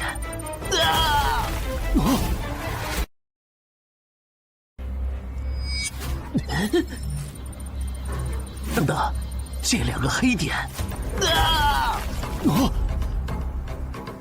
正人君，首领级的祭典怎么算？特事特办，我可以按照濒临失控的地下城的标准来核算。就在曼哈努斯当着陈华宫和吴龙的面完成进化的瞬间，2人的脑海闪过这么一个念头：那个女孩说的地下城会失控，竟然应验了。7级常规地下城进阶到9级生存类地下城，已经是很少见的小概率事件了。在这个基础上，又出现了英雄级个体，并且还能主动进化，这种事简直闻所未闻。唉，我到底是有多倒霉，才会一头撞上这种死局？陈华宫，啊！以目前的形势，我觉得就算是镇人君来了，也没法挽回失控的局面了。要不，咱们撤吧。前提是他肯放我们走。正人君。他是你们的首领吗？什么情况？鱼人不是不能用人类的语言吗？我能感受到，那个方向有2个很强的人正在往这边赶。他们中有你们刚才提到的正人君吗？有的话，能告诉我这位正人君现在是传奇吗？无可奉告。看来不是，那就没什么好担心的了。小心，他要动真格的了。终止召唤！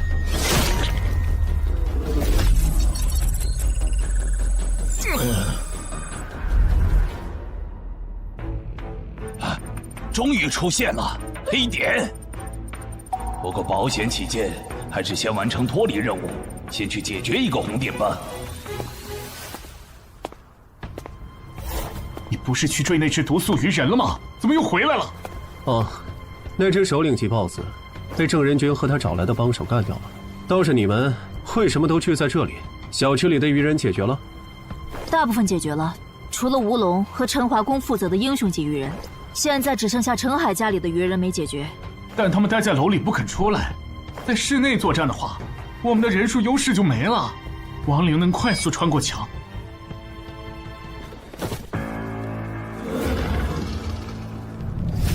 这些人类冒险者怎么聚到一起了？麻烦了，人类聚到一起，人数多了，自己反而兵力不足了。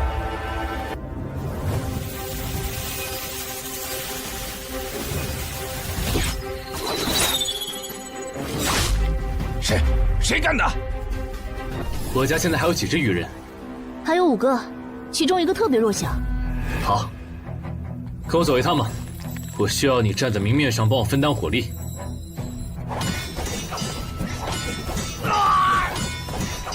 够了，我玩腻了。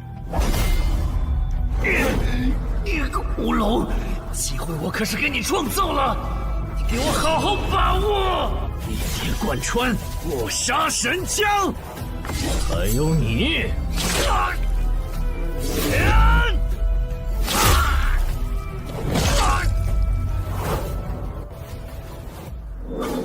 还没看够吗？厉害！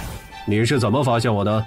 与生俱来的天赋，我能闻到等级和我相当和在我之上的强者的味道。那边的也别藏着了，我是不会露出破绽给你们的。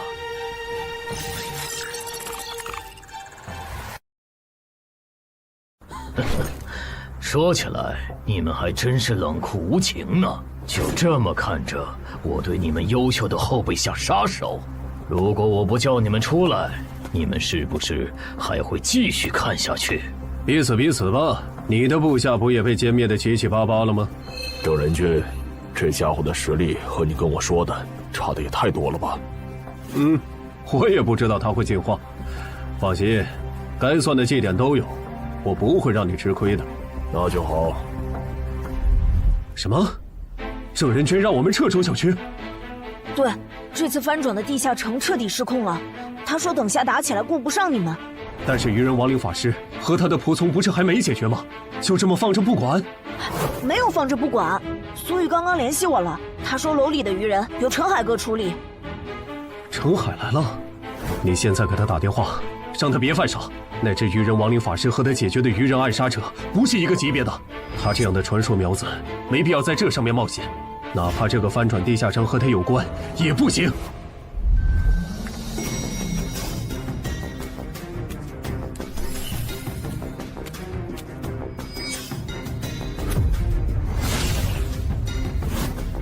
别回头，继续往前。又被瞬杀了，开什么玩笑？这可是7级精英种亡灵，没办法了。你们去给我干掉那个绿大个儿。好。他这样的传说苗子没必要在这上面冒险，哪怕这个翻转地下城和他有关也不行。小哥，不行啊，陈海哥关机了，电话打不通。关机了？啊？需要帮忙吗？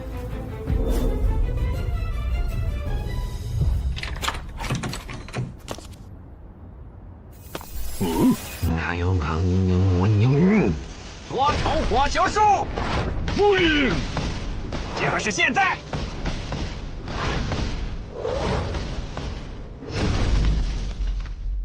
暗杀者有着相同技能的人类，怪不得那2个巢穴守卫会被瞬杀，这样就解释得通了。上一让，走廊的愚人就交给你了。多重火球术，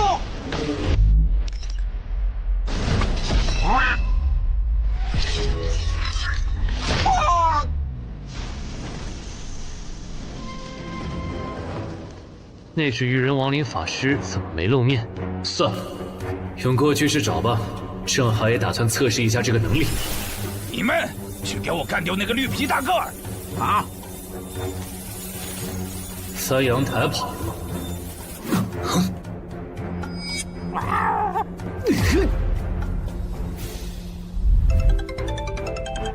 姚哥，我这边抓到了不用来探路的普通愚人。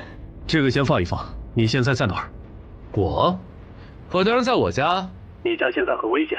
你是说愚人亡灵法师和他的亡灵仆从吗？那些亡灵已经被我处理掉了，但那个愚人亡灵法师我没逮到，被他翻阳台跑了。什么？你提醒下小区里的冒险者，注意别被他抓。陈海，好久不见。徐茂，你怎么也来了？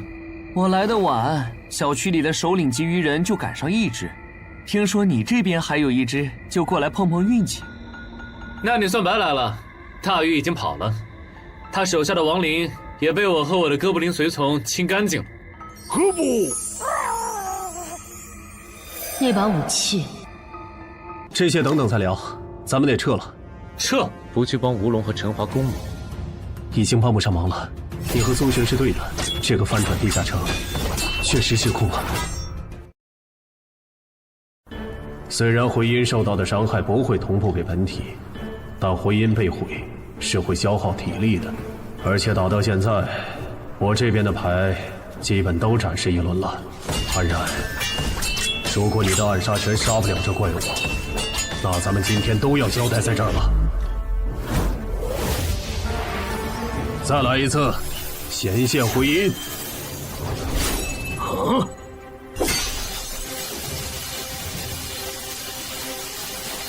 这个人类的职业好讨厌，他召唤自己的复制品，难道就不需要代价吗？终于让我等到了。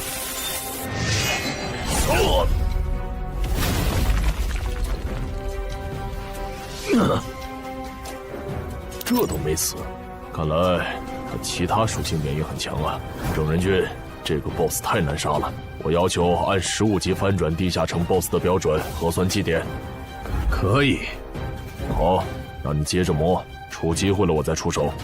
或许是郑安君和安然的职业技能给到了曼哈努斯足够的压力，也可能是他们表现出来的态度刺激到了曼哈努斯。靠着职业的加成就能击败我，简直是痴心妄想。这让曼哈努斯做出了草率的决定。我要选择职业，筛选出有远程攻击手段的职业。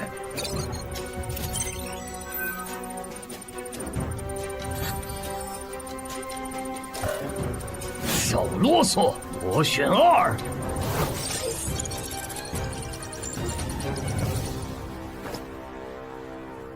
那我们先走了哈。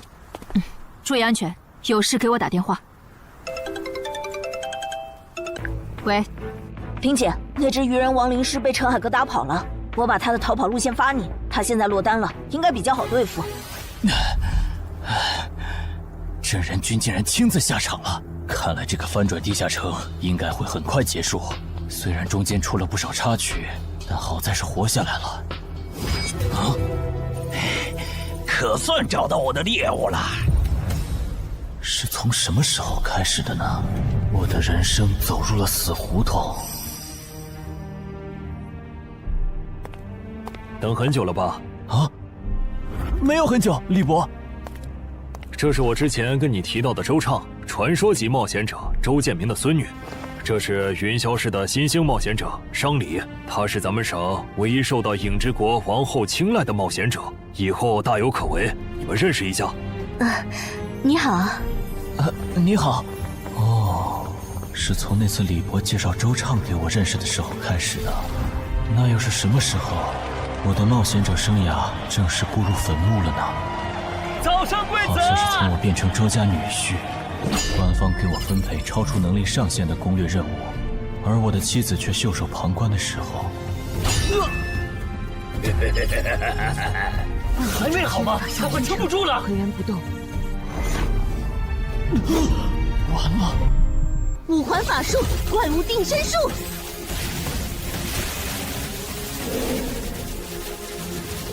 火了！殇灭！重击！喂，上面到底怎么想的？攻略组的主力竟然反成拖后腿的了，这是要害死咱们吗？觉得配对有问题，你可以向上级申诉。生理又没做错什么，这样点他不好。去就去。抱歉，这次是我拖累你们了。不用道歉，毕竟我也没想到，你竟然没继承到周建明的史诗级遗物。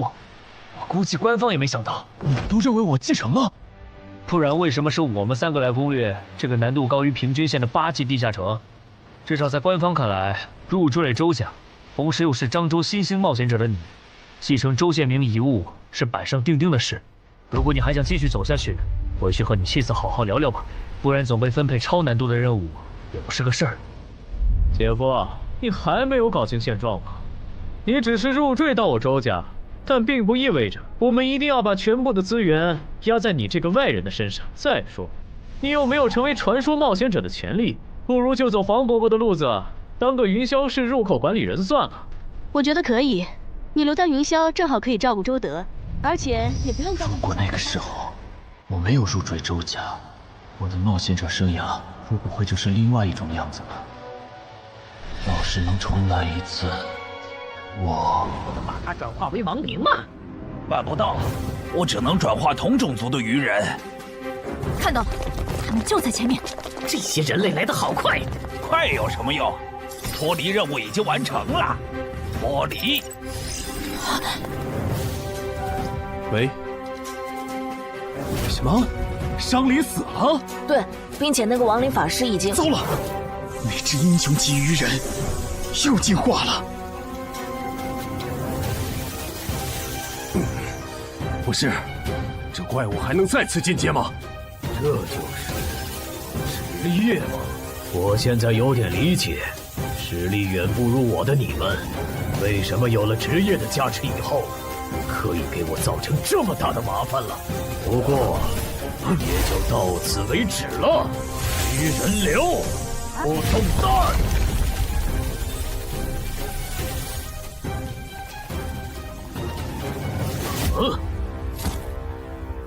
移形换位，欠你条命。这种时候就不要说什么欠不欠的了。哼，原来你的复制品还可以和别人交换位置啊！是啊，很方便嘛。那如果我同时攻击你和你的复制品，你该怎么躲呢？传奇下，好快，感觉好像躲不掉了。别傻站着了，那个进阶不了。让你的人联系黄泉，这怪物的实力就能摸到传说级的边了。咱们不是他的对手。无意义的挣扎。喂，那个大小的气弹可不是开玩笑的。去！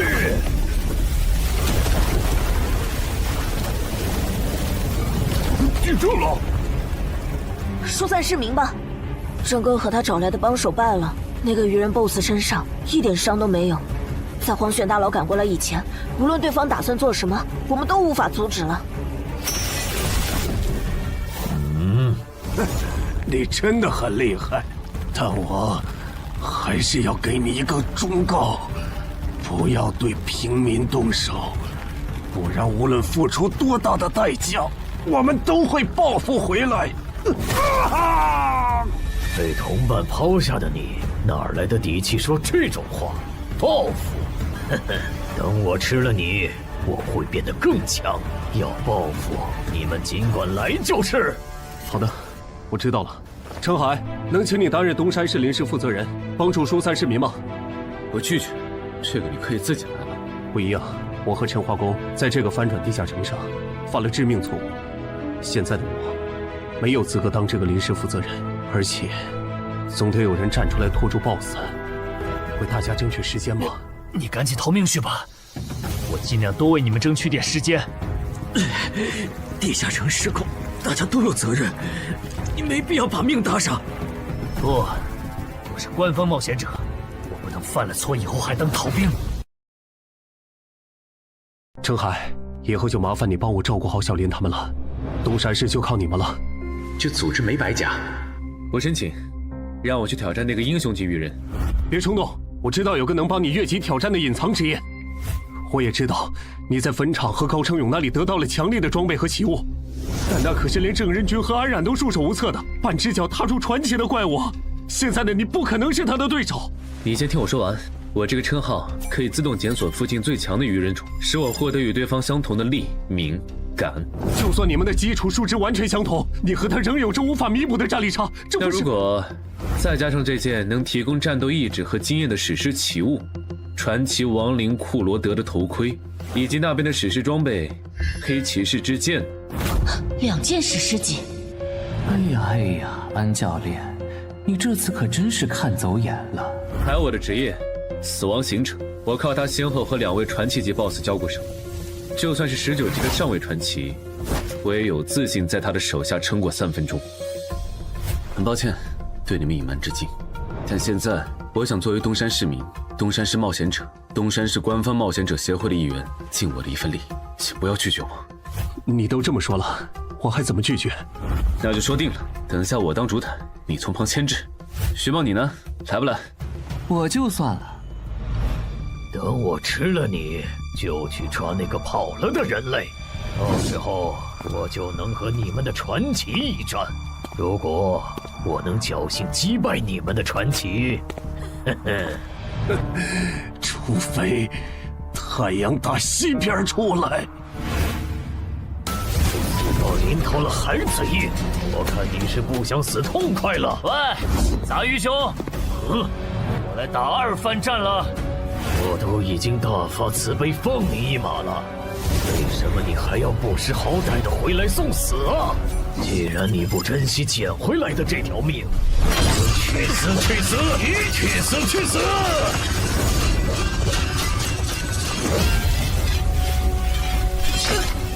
糟糕，死！异形换位。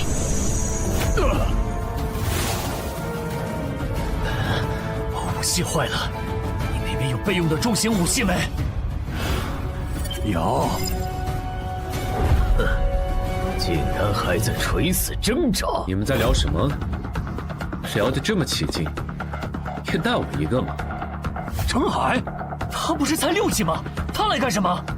这个人类很强。有点意外啊！那个叫程海的冒险者，很有可能挽回局势的。这种可以白蹭基点的好事，你为什么要拒绝？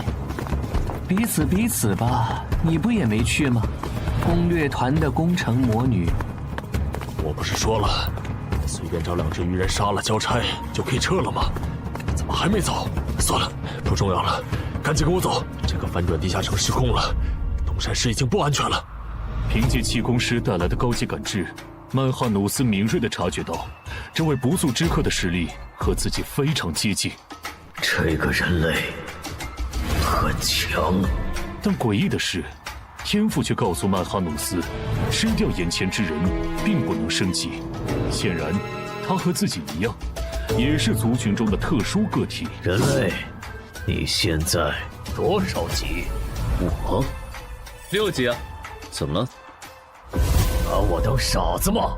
就算你也有王者资质，也不可能6级就和我实力相当。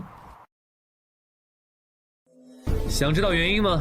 那是因为……够了！我不管你是装腔作势，还是打心理战，接下来我会全力击溃你。求之不得！你弱，时间猛，那我也……又是这招！位置互换，郑哥你做的，你还好意思问？要不是郑哥出手，你现在已经死了。那个能召唤分身的家伙真是太麻烦了，得优先处理他。郑哥，你就信我一次，如果我没把握和那个鱼人一战，我是不会来的。你确定？他的黎明坎可都在20以上，就算你之前通关的都是高位地下城，也都拿到了 A 或者 S 评级。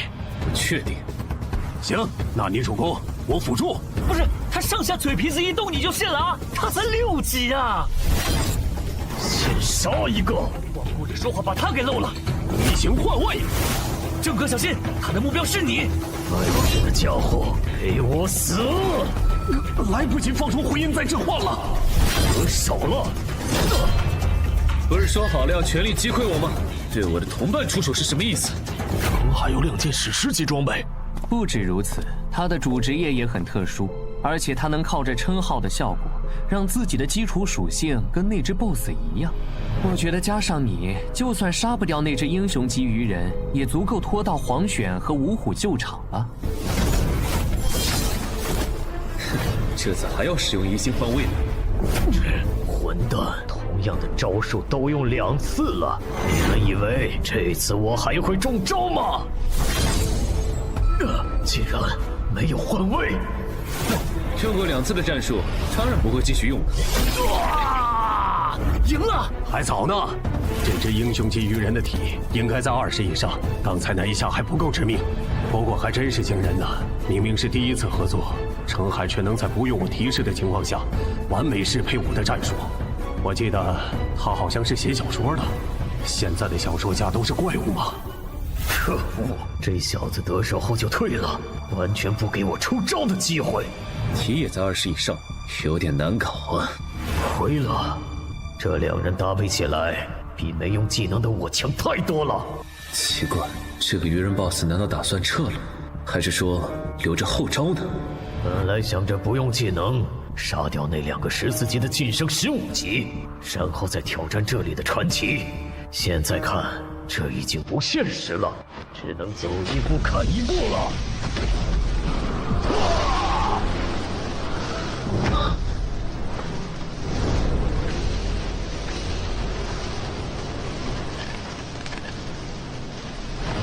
本来打算把这招留给你们的传奇的，但现在看来是没这个机会了。这个快跑！这鱼人的速度又提升了，这样子我不一定能拦住他。至少在走之前，让我提升到15级吧。很好，他的一条胳膊废了，接下来应该很难再。上来，趁现在，收到。以为这样就能限制住我的行动，别太想当然了。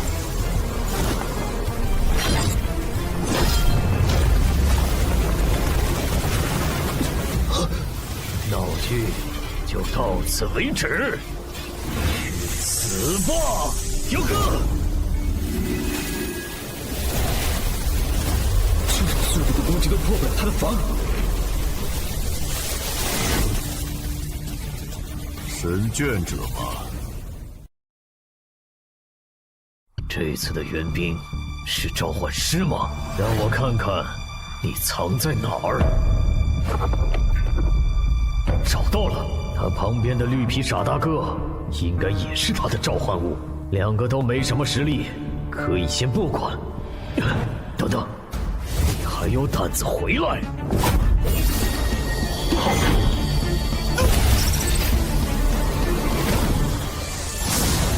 给我死！还能打吗？有点难。这是回血药剂，你和郑哥省着点喝。在增援赶到以前，咱们只能靠他撑时间了。我明白了，不杀掉你，我就不能对其他人出手。是这个意思吧？可以这么理解。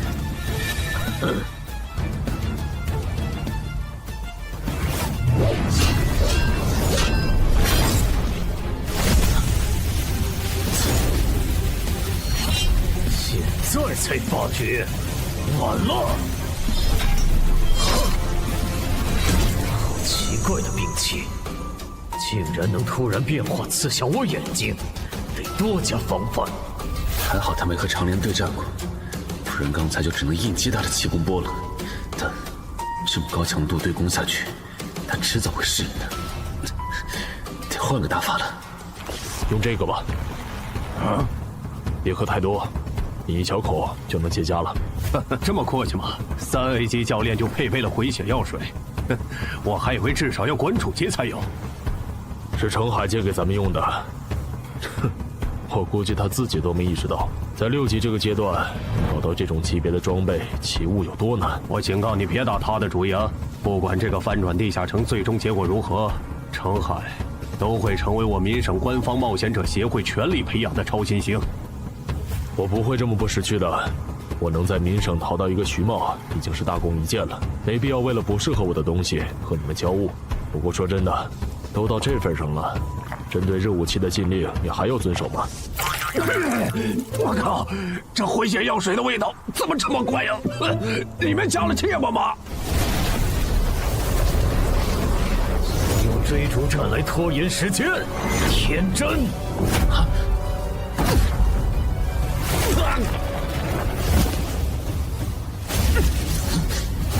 怎么不逃了？该死，怎么在这个节骨眼上崴脚？既然你逃不动了，那就去死吧！不得不说，你真的很顽强。像你这样能和我周旋这么久的对手，或许以后我再也不会遇到了。相关了，先救人！来不及了。我会记住你的，人类。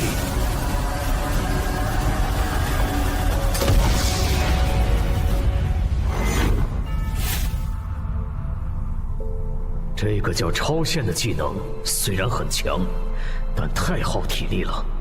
还好这个人类的等级不高，不然本大爷说不定真会败在你们手上。你还没赢呢，笑什么？你个手下败将，不会以为简单处理了下伤口就能和我再战了吧？别太异想天开！这是什么武器？竟然能破我铜皮铁骨的防御！安然，好了没？好了。那我这边就不用顾忌了。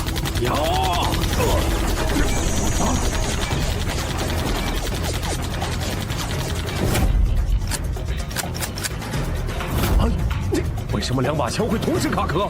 开什么玩笑啊！故障，原来如此。看来你们的神并不会关注你们呢，人类。天界的使者，您还要等到什么时候？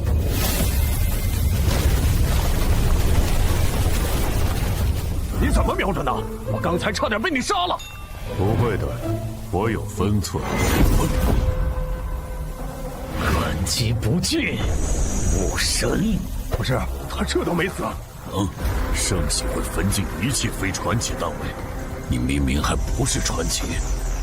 那当然是因为海之母在注视我呀！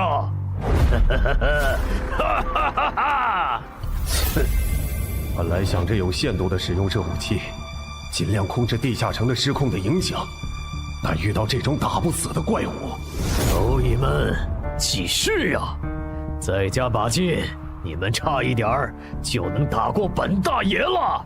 如果你不小心败在你所认为的蝼蚁手上，对你来说一定不亚于最终极的羞辱吧？就凭你痴心妄想！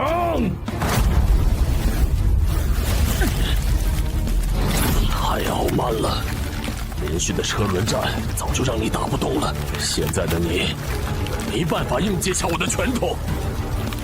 自己想要墓志铭吧？该想墓志铭的是你！再来一次，超限！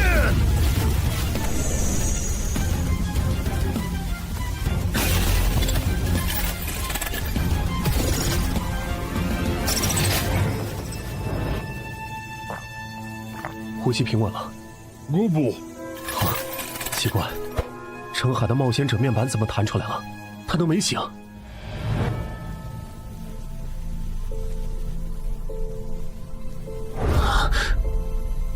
为什么不用试炼徽章？库罗德，你如果用了英勇之骑士试炼徽章，应该可以躲过那只鱼人的绝招吧？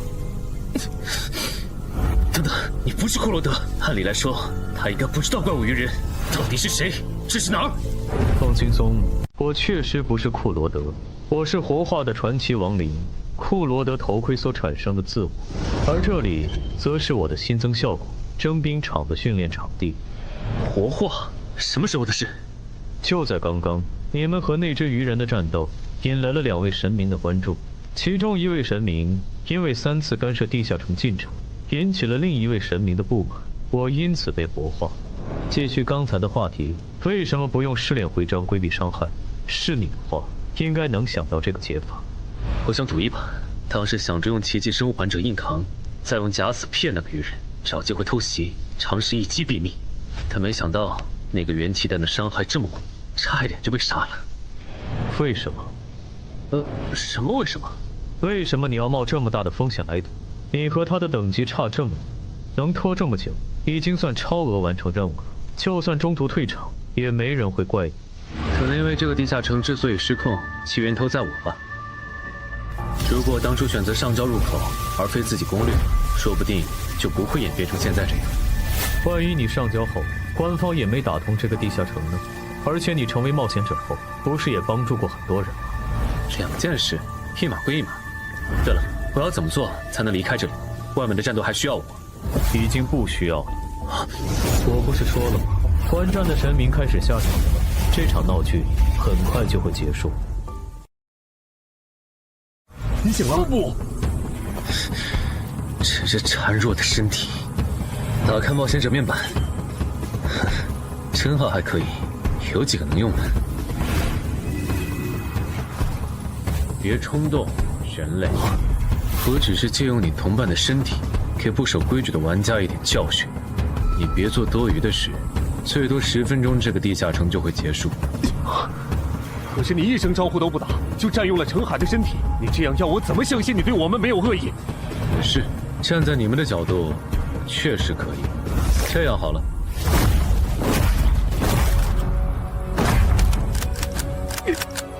搞什么？怎么又卡壳了？死吧！死的人是你！暗杀拳！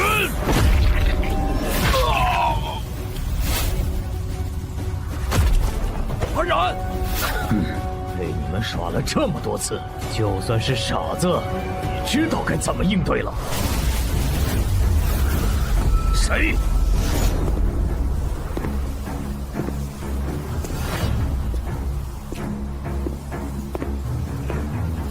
程海，你怎么又来了？换班换班，这只鱼人交给我。又来，阴魂不散的东西，你们真不会觉得？哦，这个绿皮傻大个是什么时候摸到我身后的？我竟然完全没注意。这都没能杀掉他，好可惜啊！无妨，至少废了他的声带。他现在无法召唤冒险者面板，已经是砧板上的鱼，只能被咱们狂揍了。一会儿你别插手了，我要和这条鱼玩玩。等它快死了，你再过来补刀。不，声带受损，无法召唤冒险者面板的曼哈努斯开始意识到，放弃上线，选择其战力，其实是一件很欠考虑的决策。前所未有的懊悔涌上曼哈努斯的心头。要是能重来，他不会再戏耍这群人类冒险者。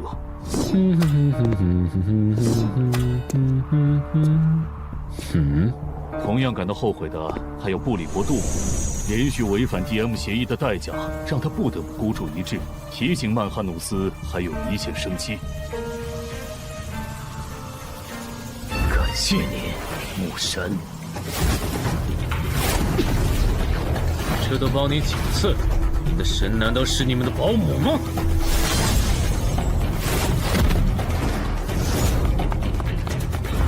那个方向，好像抢姚文忠手里的回血药剂。冒险者面板，如果真让他只好早脱离了，那位戏耍的我，岂不是要成为诸神口中的笑料？开什么玩笑！这人怎么昏迷了？谁干的？算了，纠结这个没意义，正好省了我一点时间。等我把嗓子治好，就去找你算账。这一次，我不会再给你机会了。侮辱母神的盔甲小子！怎么回事？我怎么突然就……难得下来玩一次，结果那点雅兴全被你们给搅和了。哼，不止，我给我使徒准备的无限药水瓶也因为你们损坏。杂鱼，你说你该怎么赔偿我？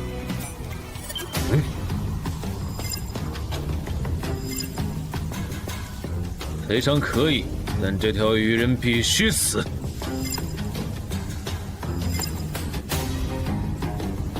我无所谓，别把我和你这种保姆混为一谈。我的使徒如果不能成长到可以正面战胜传奇的程度，那他就不配做我的使徒。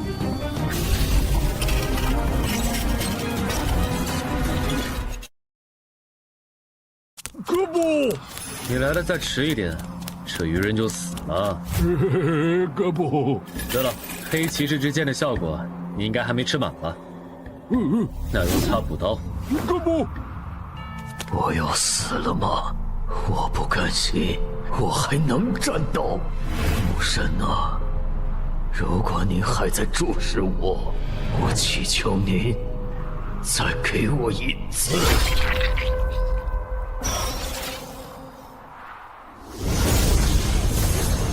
这是什么星塔？为什么萨满大人的传承之书里没收录？你激活了哥布林的隐藏进化路径，跨级击杀敌对英雄种的精英个体，只要后续觉醒天赋和真名，就能成为货真价实的英雄种。真的吗？先别急着高兴。既然您已出手中断了这个翻转地下城，能不能先把澄海先生的身体还回去？他可是我钦定的继任者，如果有什么闪失，我和看好他的人会很心疼的。我刚办完事，你就急着催我走，这就是你们人类的待客之道。就我个人而言，还是很欢迎您本尊亲至，接受我们的感谢。但是上身澄海先生的身体就不太合适。哥，这样上马，那可是碾压了准传奇鱼人的未知存在啊！如果你不想小妹以后再也不理你，就别啰嗦。免了吧，嘴上说着感谢，实际是在天上埋伏的传奇战士，随时准备报喜发难。这不，还好，这位未知存在还算通情达理，总算是松走了。澄海哥，我的澄海哥！别哭了，我还没死呢。澄海哥，你醒了！我睡了多久？20分钟吧。我们在去东山市医院的路上，等你检查完身体，黄雪应该会对你进行简单的安全评估。安全评估？我不知道你是真不知情还是在装傻。地下城已经解决了，终结掉的人就是你。在你睡过的这20分钟里，有未知存在征用了你的身体，然后干脆利落地杀死了那只13级的英雄种鱼人。你想一下，有传奇甚至传奇之上的存在可以借用你的身体当跳板出现在我们的世界，官方会当这一切都没发生过吗？所以官方会怎么对我？澄海哥，知道。啊？不过不管怎么说，你都是东山市的英雄，不会有人敢为难你的。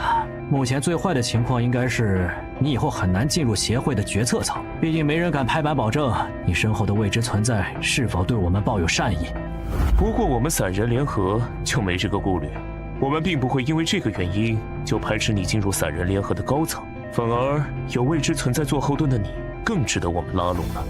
如果你在协会待得不开心了，可以考虑下我们，散人联合的大门永远为你敞开。啊！搞半天，原来你们想挖我啊！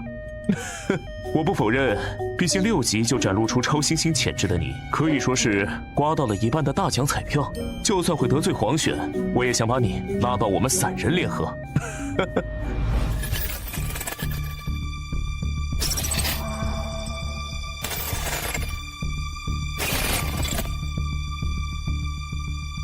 死囚之船，澄海先生，什么意思？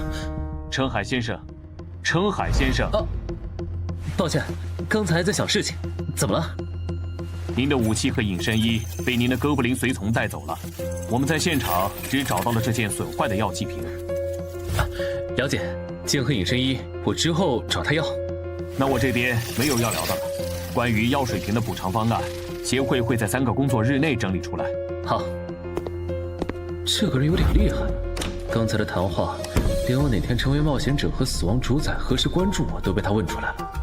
他的副职业技能，该不会是强制对话，或者必须说真话吧？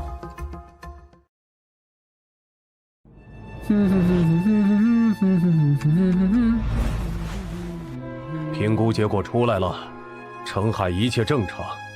那个用澄海身体神将的未知神明呢？5号有问吗？问了，但澄海知道的也有限，目前只确认了对方称号“死亡主宰”。听起来似乎是亡灵系的神明啊。他是什么时候接触的澄海？在之前伪装成新人，通关了女妖之森地下城的时候，澄海取悦了死亡主宰，并获得了一次对亡灵不死的恩赐。也就是这个恩赐，让澄海完成了坟场首通。安教练，我们来看你了。嗨，安教练，医生有说这次要静养多久吗？大概2周吧。那看来对漳州专家级地下城的第3次摸底，你应该是赶不上了吧？可不是嘛。要不你找镇人君多要点补偿呢？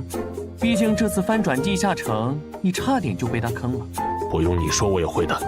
对了，程海那小子怎么没和我们一个病房？安教练，他的情况特殊，现在外面有很多势力想要接触他，已经被协会保护起来了。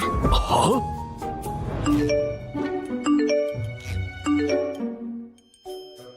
婉婉，不是吧？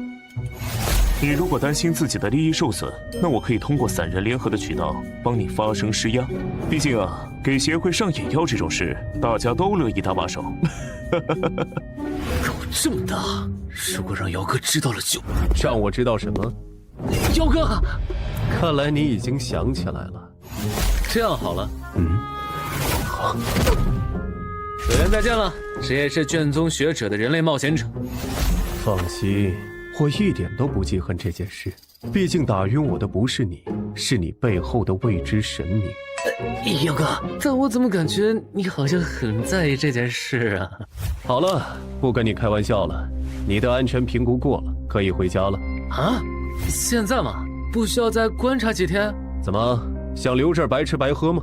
国内登记在册的神眷者就超过10个，他们背后的神明大多是守规矩的。说白了，只要你背后的神明没有展现出明显的反社会、反人类倾向，那协会这边就不会限制你的人身自由。反社会、反人类倾向？啊！你怎么又变样了？奇怪，我为什么要说又？算了，你和我简单说一下那位大人追问我身体的事吧。胳膊。懂了。所以他是用我的身体打赢了那只鱼人，然后让你补了刀，你才进化成这个姿态的。不止如此，我还激活了隐藏进化路径，是连萨满大人的传承之书都没能收录的。那不错，正好你这个新形态蛮帅的，以后就叫你豪杰吧。对了，我的隐身衣和黑骑士之剑是不是在你那儿？在的。没别的事了，黑骑士之剑你拿好，等以后击杀强敌没提升了再还我。哥不。之前还担心他可能会跟不上我的脚步，现在看来，这个担心有点多余啊！我的天，传说级！这效果也太 bug 了吧！征兵场我知道，这个突然冒出来的临时托管，该不会是降神吧？不行，我得问问。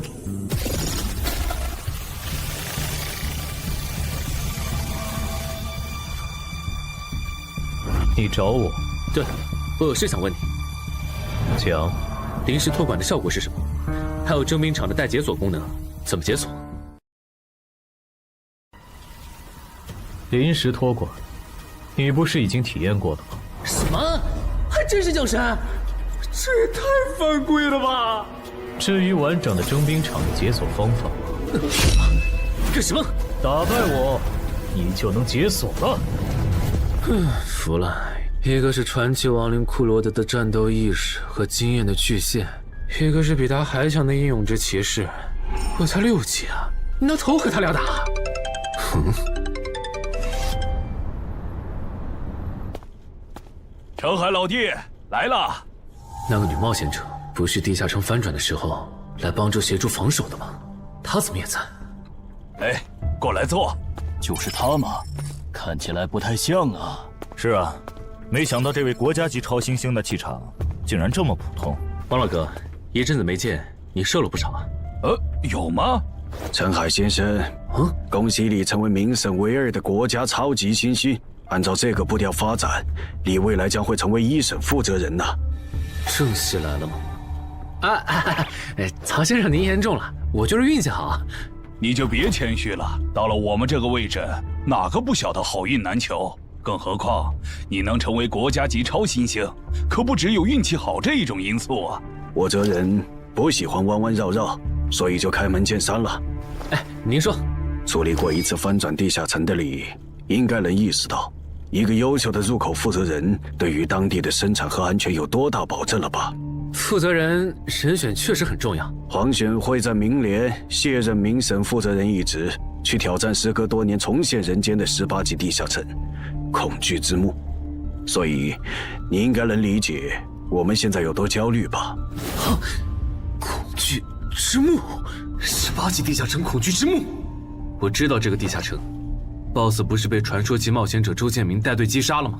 没那么容易，那可是连核弹都炸不死的怪物。周建明和黄雪他们当年豁出性命，也只是把它封印在了这个世界的某处。这才是真相。你所知道的，只是官方为了避免引起民众恐慌，特意修饰过的版本。但我还有一点不太理解，现在地下城就算出现，攻略价值也会下滑很多吧？这样一个地下城，为什么他会宁可舍弃民审负责人的身份，也要再挑战一遍？还是说这个恐惧之墓其实很特别？并不特别，就是个难度超标的18级亡灵系地下城而已。黄选在意它，主要还是因为天门山一战，他的很多战友死在了那里，再加上阿瑟瑞拉克的种族特性和弱点都已经被探明，现在不需要封印，可以直接击杀他们。这种情况下，你觉得黄选会眼睁睁地看着仇人被别人手刃吗？肯定不能。但我现在才6级，黄选卸任后谁当民审负责人的事，我好像帮不上忙吧？怎么帮不了？以你目前表现出来的潜力和成长速度，只要搭配合适的攻略团队，再加上我们的大力支持，1年时间足够你冲击负责人候补的位置。代价呢？你们付出的资源，就算是传说级冒险者也会感兴趣吗？如果只是为了在高等级地下城翻转时照顾一下你们的产业和家人，我想这点小忙，应该换谁来都没理由拒绝吧。所以，你们到底想要我做什么？陈海先生，你误会了，我们投资你不需要你付出任何代价，我们只是单纯不想让某个人成为民审负责人。某个人？在你横空出世之前，明省只有1个国家级超新星，如无意外的话，他将是黄选的接班人。但这个人性格过于恶劣，在他的崛起之路上，许多冒险者和普通人都成了他变强的食粮。据我们推测，他成为民审负责人后，必然会把手伸向我们，和他未来会向我们索取资源相比，我们为你投入的这些其实不算什么。那请容我拒绝。啊？虽然我确实很想接受你们的投资，但如果因此惹到实力强横、性格恶劣的前辈，那不管怎么算都是亏的。抱歉。有没有一种可能，你已经惹到了？什么意思？明省原本只有1个国家级超新星，所以超新星扶持计划的资源它可以独享。但你出现以后，被他视为私产的资源，现在就要让出一份，你觉得他会怎么看你？小问题，1个靠撞大运获得神灵青睐的6级小废物，等我回国就找理由把他弄残。就是他嘛，大火鸟唐德，穿得这么招摇，不知道的还以为他是来济州岛开演唱会的潮流巨星呢。你小声点，听说这个人脾气性格不太好，你如果不想攻略地下城的时候被他失手打伤，就别说这种话。这俩韩国人嘀嘀咕咕的，以为我听不懂他们在说什么吗？要不是我急着升到传说，回去接黄雪的班，肯定要教训一下这俩韩国佬。你好，你们也好啊，韩国的兄弟。这位是全仇，我叫卜子明，我们是韩国的国家级超新星。幸会幸会，我叫唐哲，圈内人喜欢叫我大火鸟，你们叫我大鸟就行。话说，咱们什么时候开始攻略济州岛的高难度专家级地下城？你想打听唐德？对，我听说他有点难相处。3人联合跟你说的，这你就别问了。不过你的消息源确实没骗你，不，应该说他比传言更难相处。我这个称号其实就和他有关。老实说，如果我后来没加入健身馆，现在可能已经死在某个地下城，或者被他和他的狗腿赶出明省了。不用太担心，你和唐德不是一个等级区间，现在还不属于竞争关系。只要你后面能控制好升级速度，他应该不会太为难你。但愿吧。说起来，你今年的地下城通关指标还没做吧？我过几天要去漳州挑战10级地下城山丘上的巨人。咱俩认识这么久了，还没合作过，要不要组个队一起？好啊。啊？你想在近期把你今年的地下城攻略指标全清掉？我感觉我的力、名、体，靠锻炼已经很难有明显的提升了。打算找2个合适的地下城，锻炼下实战能力。合适的地下城，很难找吗？那要不条件放宽一些？倒也不用。襄城区有一个难度中等的10级地下城，我跟那边的负责人打声招呼，把你加进去。真的吗？谢谢郑哥。嗨，这有什么好谢的？啊，对了，你那个药水瓶的补偿方案下来了，你空了记得去找姚文仲，顺便把你之前赚到的祭点一并兑换成奇物。好。你的无限红药瓶属于极珍稀的补给性器物，整个漳州没有第2件。我们目前能给出的补偿是：1. 同等稀有度的保命奇物；2. 1张奇物升级券。你看选哪个？我能看一下保命奇物的效果吗？可以。好霸道的效果，没有脱战的限制，说明可以在打不过又逃不掉的地下城 BOSS 面前强制脱离。如果不是只能用1次，我感觉它的价值要远高于稀奇古怪的回血药水。我个人建议你选1，因为奇物升级券只有高魅力才能发挥它的最大效果。高魅力？怎么说？你可以理解为，高魅力冒险者在使用奇物升级券时，会更容易得到自己急需的奇物和装备。至于这一现象背后的原理，学界目前还在猜想论证阶段。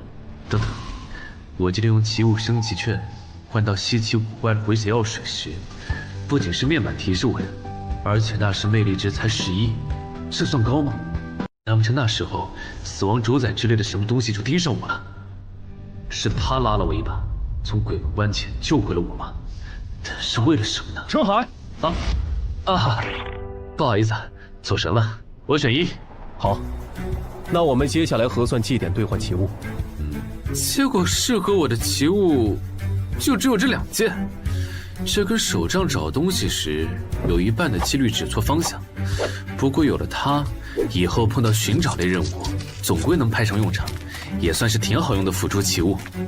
还有这枚戒指，虽然用1次要冷却3天，但这上面的范围性伤害法术，刚好可以弥补我没有群伤技能的短板。完美，现在的我已经没有死角了。必要再考虑一段时间。对，正好这段时间，我要去把协会的地下城通关指标做完，预计需要1个月时间，到时候我会升到8级。您和您的朋友也不用担心时间上会来不及。1个月嘛，那唐德应该也从济州岛回来了。行吧，1个月后我等你电话。没道理啊！我完全按照坟场的攻略法来的。为什么我假死后，坟场的 BOSS 还会攻击我啊？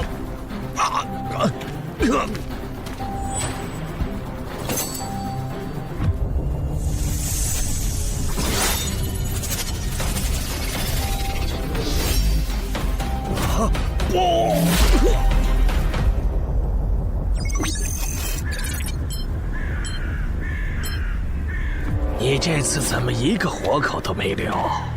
如果连续3次无人生还，坟场就要触发 GM 协议，重新评估挑战等级了。这次特殊，挑战者里没有1个初心冒险者。啊！等等，不会是上次靠假死从你手上溜掉的那个新人，把他的通关经验分享出去，导致那些人类冒险者觉得这就是坟场的通关秘籍了吧？不是说好的下午3点集合吗？你们怎么来的这么早？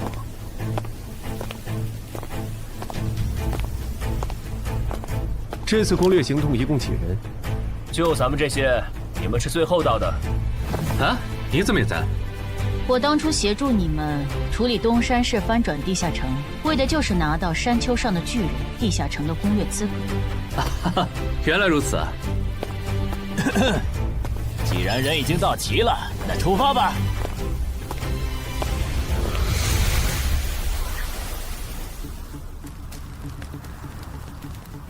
那头暴龙怎么死了？可惜了，我原本还打算驯服它，来当我的坐骑来着。打开任务面板。等等，恐龙？这不是和巨人相关的地下城吗？这恐龙是打哪儿冒出来的？地下城里原本就有恐龙的吗？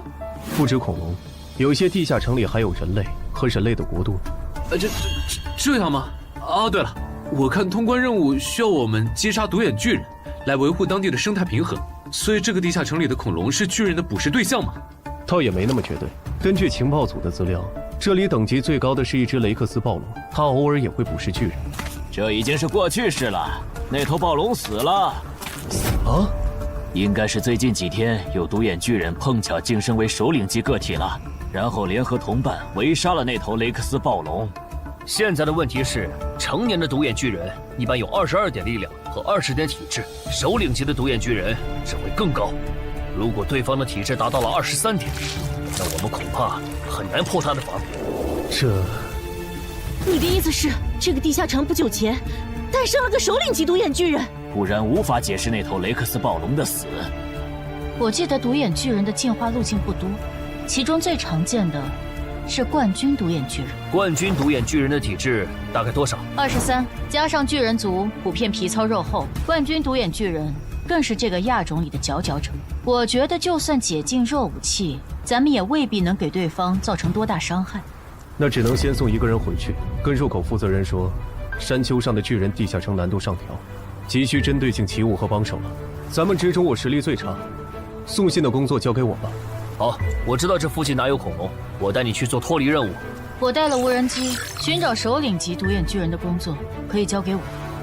和可靠的队友一起攻略地下城，感觉如何？怎么说呢？我感觉或许会成为我通关的最轻松的地下城了吧。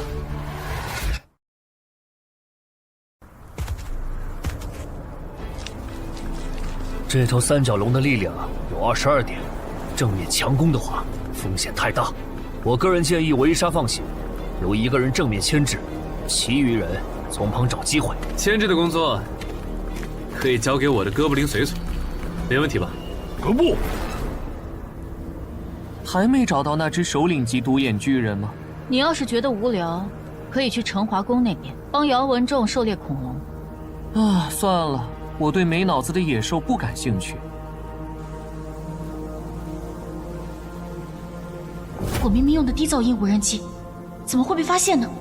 独眼巨人的感知不是说很低的吗？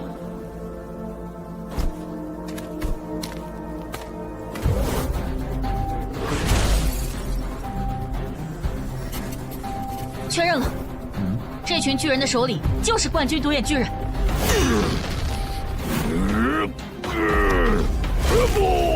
来了！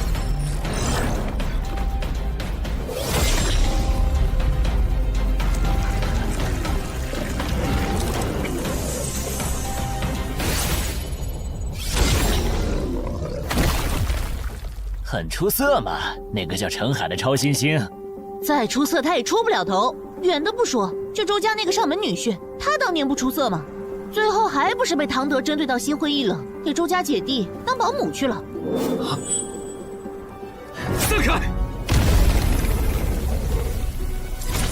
你的有限次天界召唤魔导书已经不能再召唤我了。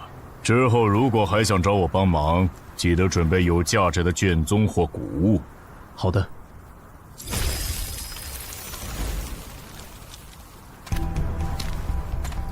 谁去看看他断气了没？没的话叫姚文忠过来做最后一击。他已经死了，我这边刚刚收到脱离任务已完成的提醒。已经确定了 BOSS 就是冠军独眼巨人。你出去以后，记得让入口负责人做针对性的人员补充。明白。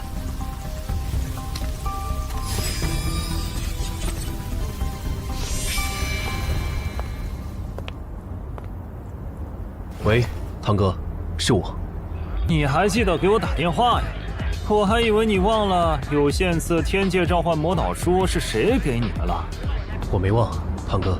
说吧，连正人君都处理不了的英雄级鱼人，那小子是怎么打赢的？我听说他好像是某位神明的神眷。是，不过他在东山市翻转地下城的表现，其实有取巧的成分。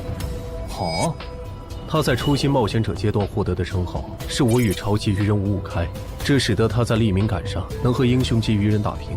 再加上他还有一件能给他带来实战经验的头盔，和从高成勇那儿缴回来的镰刀。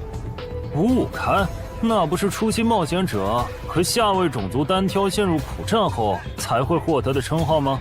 这小子哪来的狗屎运？开局崩成这样，都能混到国家级超新星。喂，他在说什么？好像涉及到中国的另一位国家级超新星，他说话方言味太重，我听不懂。所以，你认为他就是一个中看不中用的样子货？称他为样子货可能有点过了，但抛开神明眷属这一层身份，他不如陈华贵。那看来我的竞争对手还是郑仁君。这样，那个叫陈海的小子你不用关注了，给我盯紧点郑仁君。好的。总算糊弄过去了。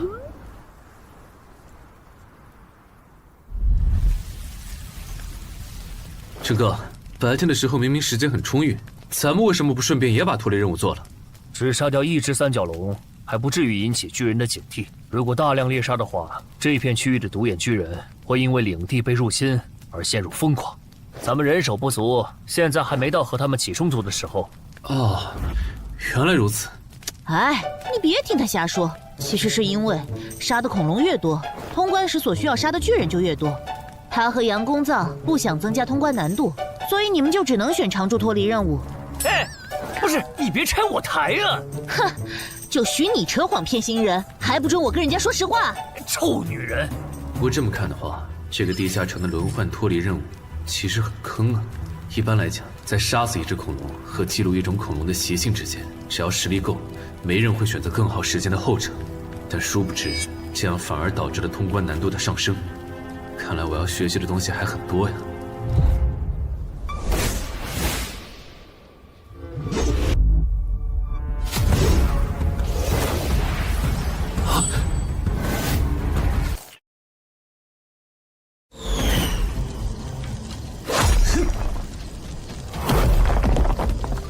陈哥，麻烦你去叫醒其他人。好，豪杰，掩护我。哥不。按照巨石飞来的轨迹回推，应该是那个方向。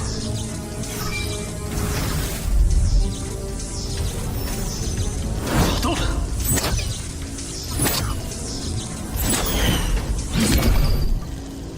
看来我的回应在你眼里根本不值一提啊，连躲都懒得躲吗？那些巨人是怎么找到我们的？应该是篝火。不过陈海说他只感知到10只独眼巨人，就算攻过来，目前占据有利高低的我们也能打退他们，就是咱们很难下去做脱离任务了。这吗？那听起来倒不是很严重。你们可以用我的无人机去记录恐龙的习性。你怎么看？部落的老哥布林说，独眼巨人非常讨厌外人进入他们的领地，一旦发现就会致时驱逐。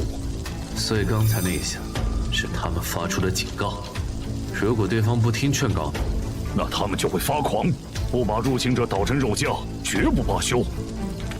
陈海，你们先去休息吧，接下来我们守夜。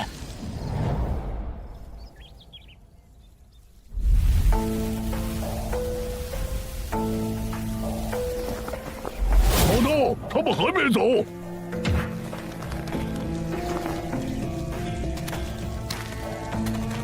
山丘上的人类不肯滚，我准许你们砸烂他们的营地，把他们的血肉捣烂了下锅。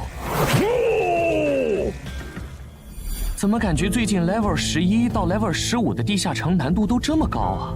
这要是处理不当，岂不是会出现大规模地下城翻转事件？官方那边有对策吗？这个，你还是别问了，官方的计划不好透露。没什么不能说的，其实官方早就做准备了，前年提出的超新星计划就是对策。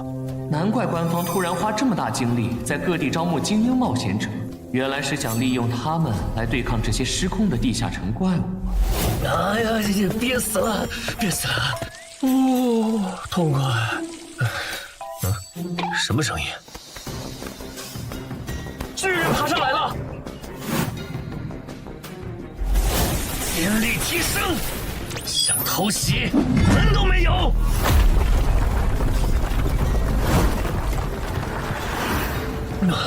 搞定。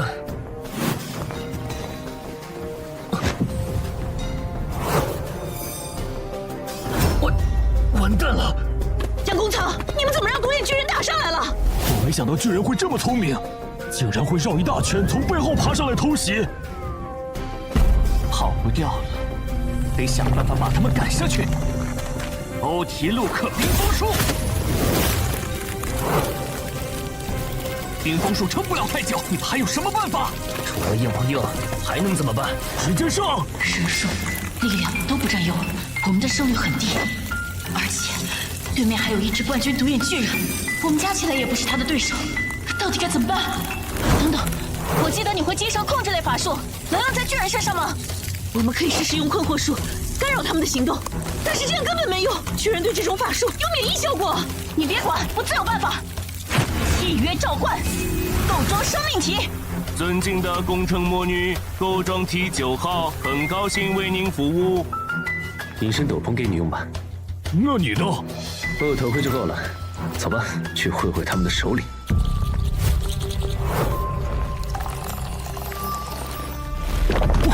他们要冲过来了，怎么办？亚人种独眼巨人限定法术瘟疫药剂已调配完毕，请验收。辛苦了。我的荣幸。准备法术。迷惘之灵，请聆听我的召唤。快往后退！接下来，看我的！击沉，快对独眼巨人施法！好，四皇法术，困惑术。没用，看来这次只能靠咱们俩了。先说好，实在拼不过的话，打歪，最好打在其他巨人的身上。困惑术竟然变成了指使术，巨人强制执行了我的指令。我明白了，在人类区域，独眼巨人的法术抵抗性会大幅度降低。没错，而且我的药剂还能让你的指挥术感染其他巨人。阳光草、橙花宫，趁现在能杀多少杀多少。收到。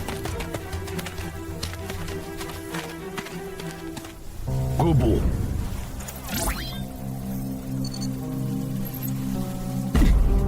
从记录恐龙习性到击杀冠军独眼巨人，这任务难度差的也太多了吧？老杨，打眼睛！好。你打我干什么？我不知道，诅咒，我只是想帮忙。人类对我们施加了自相残杀的诅咒。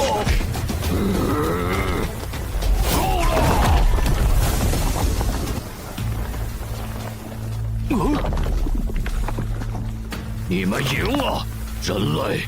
我承认这一片是你们的领地。带上受伤的同胞，我们离开。可是这是命令。这就结束了？我都准备要拼死抵抗了。独眼巨人的生育周期很长，所以都很惜命。他这是为了避免死战损失才退让的。我要回去睡回笼觉了。嗨，好姐妹，你的法术瘟疫药剂卖不卖？等一下，陈海不见了啊！陈海，人呢？陈海，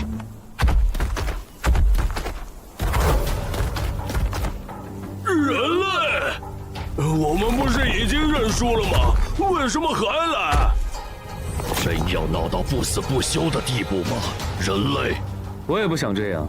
但今天你我只能活一个，你要怪就怪那个逼着我们决斗的混蛋神明吧。就在这儿打，我都行，第一头你挑。找到了，等等，陈海要单挑冠军独眼巨人，在哪儿？他在独眼巨人的决斗场里。这应该是队友的无人机，本来不想暴露战斗细节的。看来不行了，人类。你说你是被神明逼着来和我决斗的，那你们能进入我们的领地，也是因为他吗？具体我也不清楚，不过10年前我们那边就已经开始出现入口了。要是不按规定完成任务，像你一样的怪物们就会冲出来反杀我们。原来如此，那就没办法了。是啊，不可调和的矛盾，只能你死我活了。考虑到我和巨人的身形差距，他的攻击路线应该只有4种，分别是向下砸、低空扫、凌空踩，以及直接抓。无论哪一种，拥有未来视野的我，都能在第一时间预判、避并反击。只要抓住机会弄瞎他的毒瘾，管他什么模式，我他妈耗死他！是财。接下来轮来，快结束了！原来还有第5种变化吗？皇烈！刚才那一下是错觉吗？手感竟然和我打暴龙时相差无几，他区区一个人类。老大小心！这样也不行吗？你还真是强的可怕，一点死角都找不到。彼此彼此，你也比我想象的更难对付。麻烦了，解决不了他的阵脚，近战就只能被动挨打。中远距离武器、魔法弓又很难对他造成威胁。现在称号也爆了，接下来可不好打了。再想想，我还有一个底牌，远距离武器，只能先躲了。好快！不用看了，差距太大了，陈海必输。这个决斗场离咱们有多远？你想救人？不可能！冠军独眼巨人有多强，你也看到了。就算我们都加起来，也不是他的对手。此路不通，区下位种族，谁给你的胆子敢拦着我？大意了，这个冠军独眼巨人除了力量和体质，冥界竟然也有接近20的水平，不好！这个小人很耐打呀，这样都没死。放开我！小心点，他好像还能攻击。怕什么？上次那头暴龙挨了老大2棒子后，都任人宰割了。这个小人类还能翻起什么老话呀？那就让你见识一下。老大，不灵被杀！那个人类还没死，你也感受一下吧。不。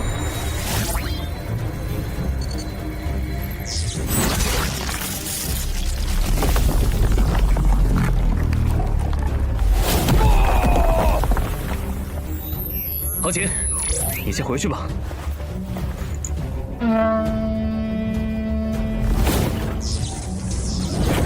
狡猾的人类，我发誓，我一定要毁了你的家乡，杀光你的族人。前提是你能活下来。就算正好激活，战力恒定在自身巅峰值，我也赢不了。只剩最后的底牌了。对记录了女妖之声的8音盒使用奇物升级券。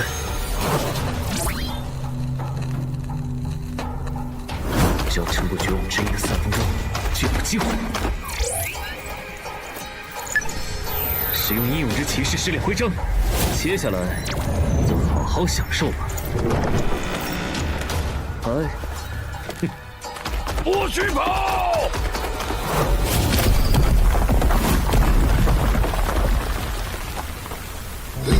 竟然完好无损，撤步！有一阵子没见了，别急，要不咱先聊聊呗。门还在，说明那个混蛋应该只是暂时躲在里面了。哼，我就守在这儿。不信你不出来。一场试炼10分钟，在这里花个3分钟就够了，应该差不多了。好，撑过去了。现在出去反杀了。啊！别，我只是想出去啊！还是白挨了一刀，唱片机最好有用，不然也太不划算了。嗯，真的死了？不是，全死了？这玩意儿也太邪乎了吧！要不还是尽量别用了。通关任务完成了？这怎么可能啊！那些独眼巨人全死了。冷静！今天看到的事，你知我知，绝对不能告诉第三个人，否则惹恼了陈海背后的神明，我们都不得好死。眼下虽然通关了，但徽章和唱片机的效果已爆了，神明的出现，加上高等级奇物，势必招来祸患。等出了地下城，我得抓紧提升自己的等级和实力了，不然别说是保住这2样东西，连自保都危险。我记得这东西能看到亡魂，是这样用的吧？去，来真的！我看的时候，陈海不是要输了吗？喂，他到底是怎么翻盘的呀？嘘，我劝你想好了再回答。啊，这涉及陈海隐私，我不方便说。你要想知道，可以去决斗场根据他的战斗痕迹反推。那算了，我就好奇问问。既然大家都通关了，那就不等后援了，早点做脱离任务回去。怪不得叫幽魂画框，把亡魂变成画面主角，作为艺术品，它确实有够特别，但是完全想不到有什么用啊！哼，这个力量灵药竟然能突破自身极限值，厉害啊！这个戒指看起来是某种控制法术，正好我需要，戴上。至于这根能提问的笔，最近这些事都太奇怪了。趁这个机会好好问一下。使用斯芬克斯的芦荟笔。怎么回事？这就是智慧和知识的象征。斯芬克斯。求知者呀，请说出你的问题。我想知道神明为什么不惜代价也要更改我的脱离任务。因为你杀了神明仅有的英雄级信物，他要你死。英雄级，鱼人，所以他是鱼人的神明。快点儿，第2个问题。死亡主宰之前提醒我要小心特修斯之船是什么？你的头盔用多了会被内置人格替换记忆。我去！怕什么？只要不用就没事儿。我没怕，这是穿针反射。还剩最后一个问题。我想知道死亡主宰为什么关注我。我想知道死亡主宰为什么关注我。因为他是你的署名。不是吧？等等，你还没说完呢。他是我的什么？更新？看来最后一个问题太超纲了，还算有收获。知道了神明针对我的原因和头盔的副作用，还是尽快离开吧。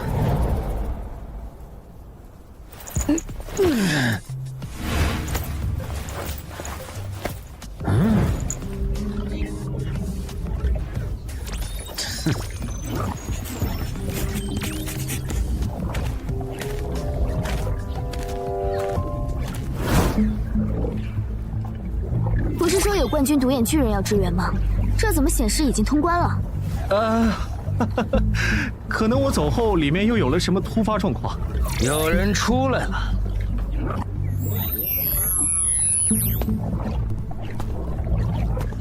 姚哥，咱们不是说好了，等后援到了再一起做通关任务吗？计划赶不上变化，营地被独眼巨人发现了。怎么没见其他人出来？别告诉我，就你活下来了。他们还在做脱离任务啊！我最先完事儿，所以先回来了。山丘上的巨人，地下城里有恐龙，负责通关的官方冒险者，还有额外的恐龙蛋采集任务，晚一些出来也正常。还有问题吗？没有，我先回去了。你先回去休息吧，有事我再打电话叫你。这次真是九死一生，还好我赌赢了。死亡主宰当时就在关注山丘上的巨人地下城，且他不会让我就这么死在冠军独眼巨人的手上。虽然徐茂说他会帮助守密，但我最好还是不要抱太多期望。事关巴美德的骑士，那个叫唐德的，说不定都会回国来抢。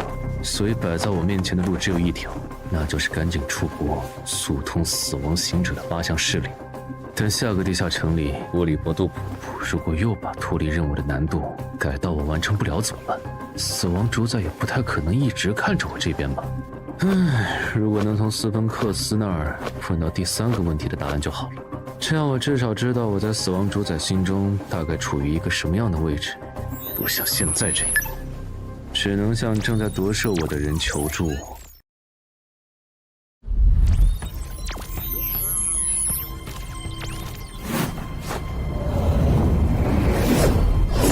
我不是来打架的，你已经知道了使用我的代价，不从我这夺回你的记忆和部分人格，那来干什么？果然，我已经有一部分内在被替换。按他刚才说的，似乎只要打赢了他，我就能夺回自己被替换掉的部分。我来问几个问题，问完就走。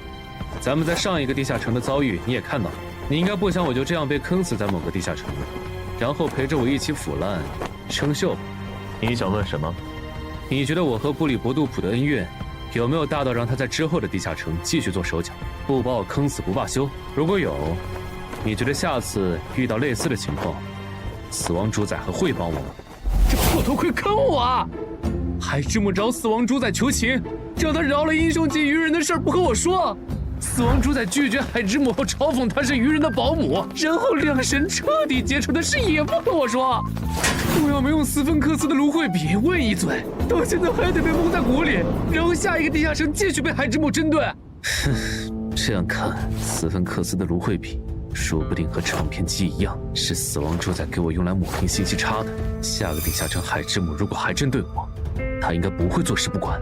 不过，英勇骑士的试炼徽章和刻录了绝望之音的唱片机，在下个地下城可能不会很好用。海之母毕竟是神灵，不可能想不出针对他们的招。考虑到我手上没有奇物升级券，我也先做最坏的打算，囤积能撑到地下城翻转的物资。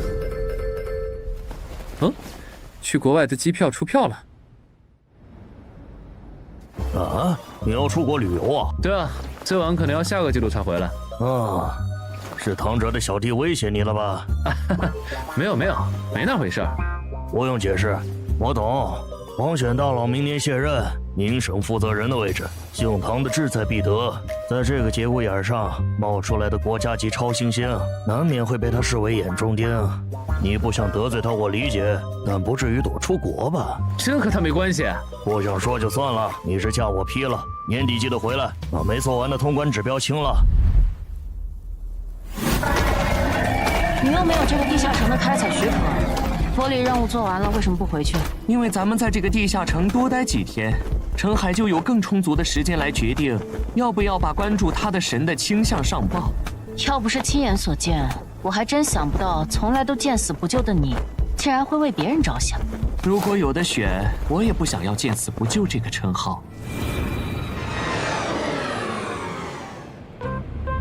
中国人，嗨，你真的是陈海？我到了，你在哪儿？我在2号出口等您。老王是用了变声器吗？怎么听起来不像中年人？好年轻啊！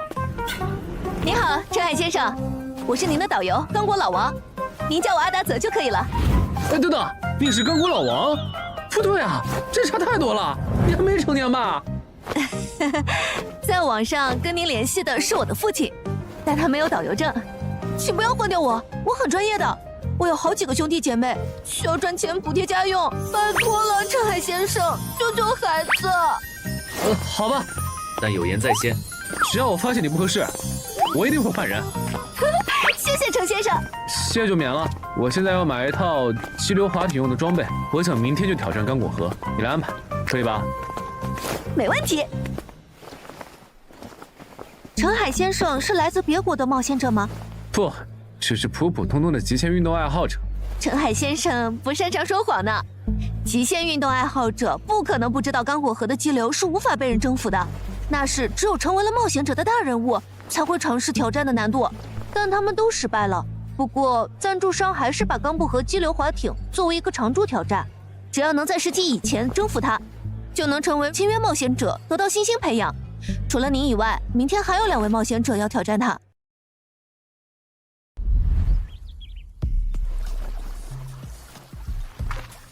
就是他们吗？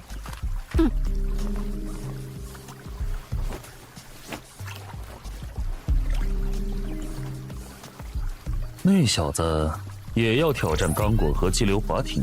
别管他，按咱们的节奏来。加油，程先生，你一定可以的。借你们吉言。好笨拙的动作，这人是新手啊！大概率是获得了稀有职业或称号，觉得可以凭借他们完成常驻挑战，然后一跃成为人上人的笨蛋。先别下水，我可不想在最高时速45公里的急流段摊上这么个移动路障。延后10分钟。大致弄明白这项运动的要领了。考虑到我的基础数值，加上主副职业带来的加成，这已经是人类所能达到的极限。刚果和激流滑艇挑战的激流部分，应该不至于给我造成多大困扰。可以下水了。刚果河的激流竟然如此火爆，要不是我有20连感知，这一路上遇到的支流、浅流和大大小小的漩涡，怪不得刚果河激流滑艇这些年令无数人折戟。光是急流段，一次微小的失误就有可能体翻人亡。换别人来，我想不出他要怎么样做，才能避开所有的漩涡。急流段最危险的就是漩涡，盯紧点，不然你如果失手拐入大漩涡，可没办法靠蛮力挣脱。知道了，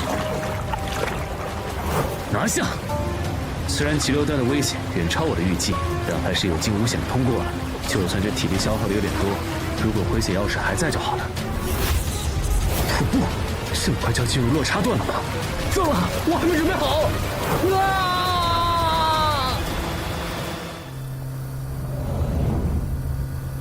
程海先生好像平安通过第一个瀑布了。爸爸，你觉得程海先生能成功吗？我当然希望我这位同胞能挑战成功了，但我还是觉得他早一点知难而退比较好。毕竟他和那2个赞助的冒险者不一样，没有专业的救援队，一旦出事可就……白痴，别往那边滑！什么？肯挑战失败，放软蹄吧。基本弄明白了，落差段的危险主要集中在落水的角度。保险起见，我再把体拉到极限值，这样就算遇到几10米高的瀑布，也能驾驭。Yes！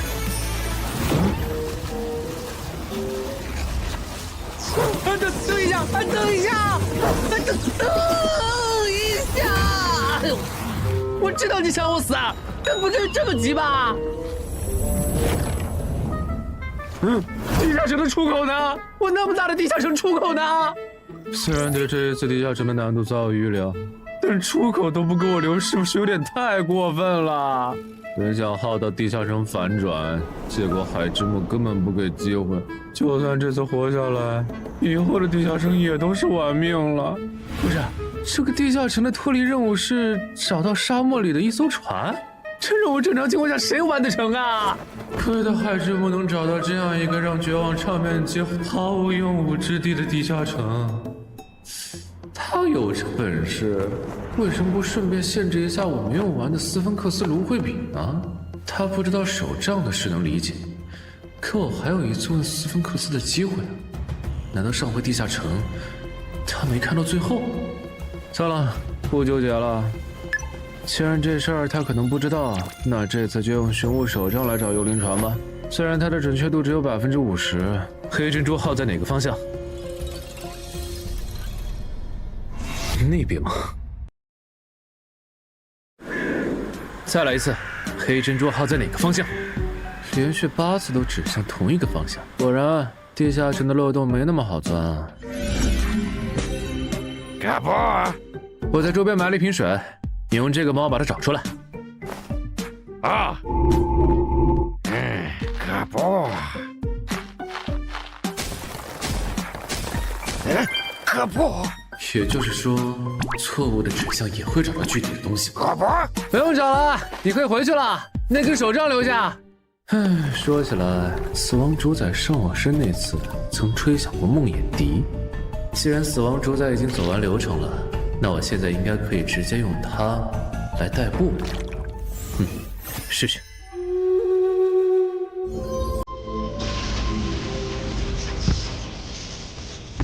嗨，还记得我吗？感觉他好像……那混蛋头盔又坑我！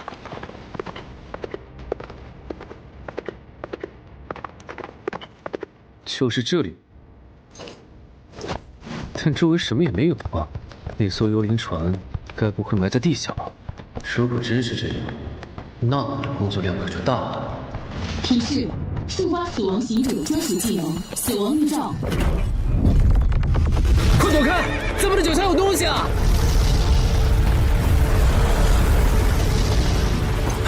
等等，玄武手杖直的，该不会……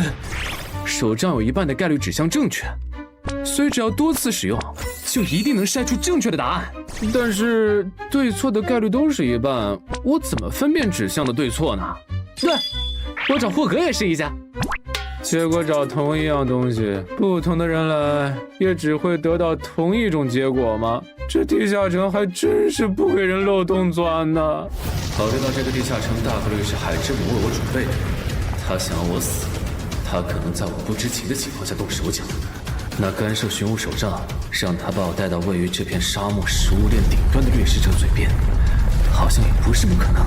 如果这个假设成立，那连续干涉寻物手杖使其无法指向正确方向的可能也必然存在，还不小。这就是与神明为敌的下场吗？还真是如履薄冰呢。不过考虑到他把向导送到我面前的操作，他应该确实不知道我在上一个地下城得到了什么。指使术，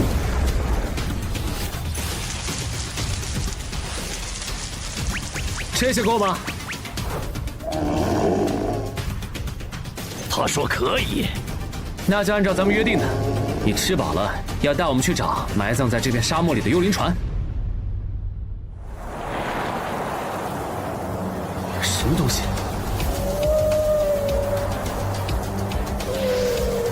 发光的金鱼？沙漠里怎么会有鱼啊？他说那是远古的幽灵，看到幽灵就说明我们快到了。远古的幽灵，所以这片沙漠曾经是海洋。那就是幽灵船黑珍珠号吗？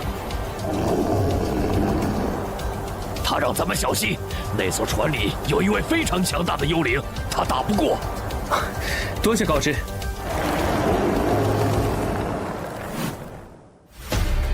我的脱离任务已经完成了，随时可以离开。等会儿如果没谈拢，你赶紧走，别管我。好的。海洋与天空诸神已经示威到这个地步了吗？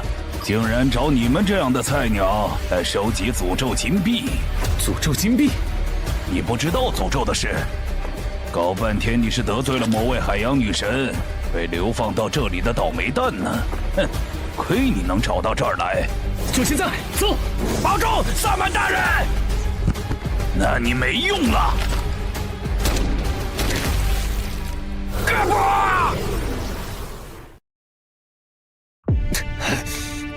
没事，你还在。传奇头盔。切！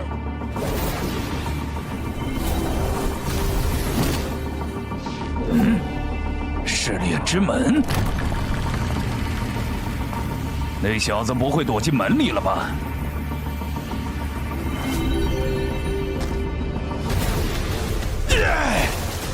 那个死小鬼，竟然敢耍伟大的巴博萨船长！10分钟，是要我在10分钟内打败这个叫莱拉的家伙吗？还是存活10分钟？好快！巴博萨的储金匣在哪个地方？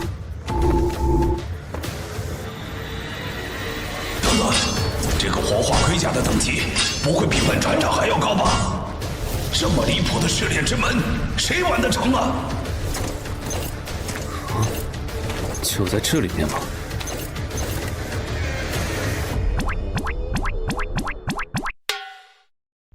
靠，又错了！不过这猴子好像是巴博萨的宠物，他应该知道储金匣放在哪儿吧？老猴子，能不能告诉我你家船长的储金匣放在哪儿啊？我可以拿这个跟你换。不同意，那没办法了。指使术，带我去找巴博萨的处境匣。很好，就剩最后1分钟了，只要再坚持一会儿。哇！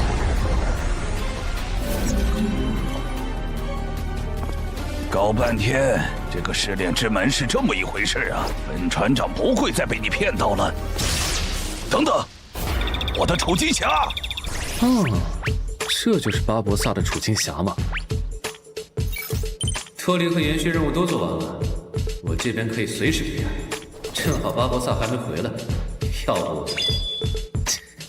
你们船长的宝物平时都放在哪儿啊？指使术的法术效果已经结束了吗？你别以为我只有指使术这一种对付你的法子。不想被我关到幽魂画框，成为独眼巨人的口粮，就给我乖乖听话。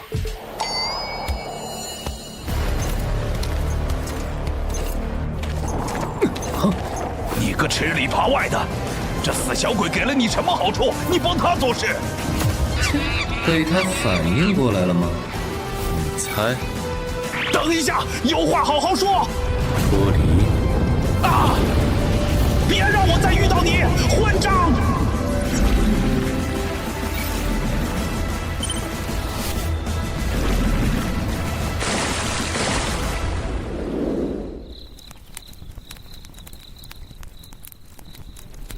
通关山丘上的巨人，地下城时事情太多，没来得及看。结果在那个地下城，我的力量、敏捷和感知都上升了一点。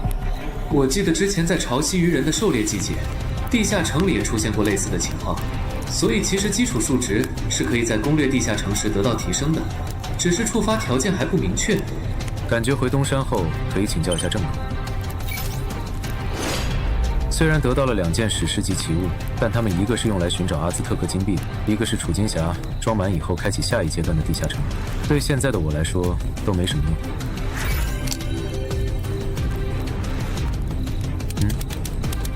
布拉柴维尔的方向有阿兹特克金币。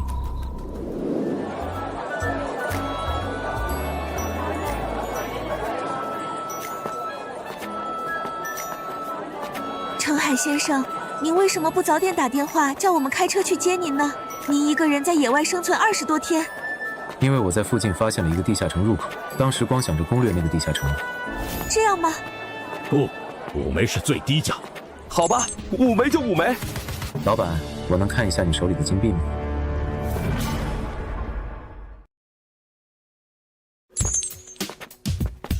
老板，我能看一下你手里的金币吗？可以。真的假的？结果搞半天，阿兹特克金币就是黑市金币。这是黑市金币，越高等级的冒险者就越认它。你要吗？我可以算你便宜一点。不用了，谢谢。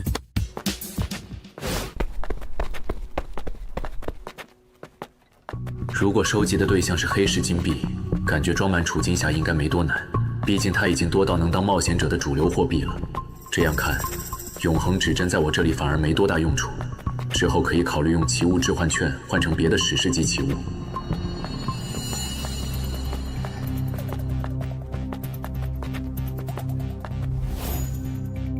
嘿，这应该是咱们的第2次见面吧？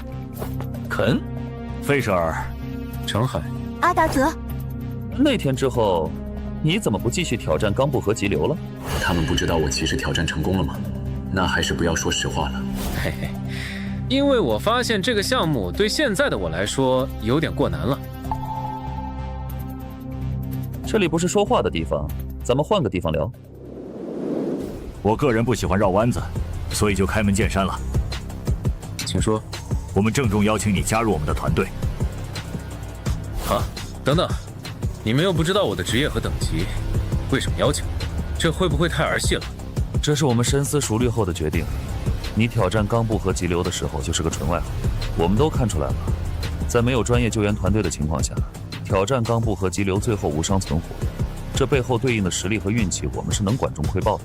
所以你觉得像你这样的人才，我们会什么也不做，眼睁睁的错过吗？原来如此，感谢你们的认可。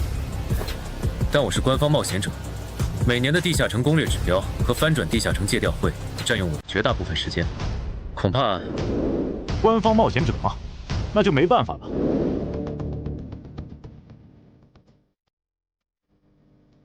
在珠峰上跳伞，喂，这难度也未免太超纲了。真爱，嗨，安排好巧，你们也坐这个航班？是啊，我们挑战了10几次钢部和激流，结果都失败了，只能暂时先放弃这个项目，换相对容易的珠峰伞降。他们也要去珠峰？等等，我的前2项试炼和他们的行程完全重合，这2个人的职业不会也是死亡行者吧？试探一下。珠峰伞降也是 Yellow Bull 的常驻挑战项目吗？不是。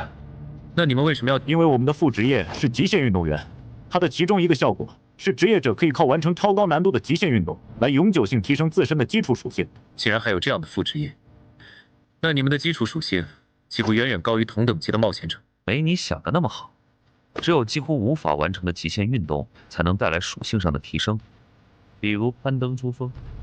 这个项目放在20年前绝对够格，但随着当地的下巴人推出了针对有钱人的向导服务以后，登顶的人就越来越多了。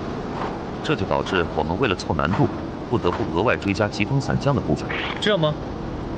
那还真是辛苦。喂，1月之期已到，你考虑的怎么样？我想了想，还是不掺和黄选大佬的接班人选拔了。你可以不参加。但你觉得唐国会放过同为超新星的潜在竞争对手吗？大不了在结果出来以前，我先在省外待一段时间呗。我都这样了，他总不能赶尽杀绝吧？程海，该出发了。好的，我马上来。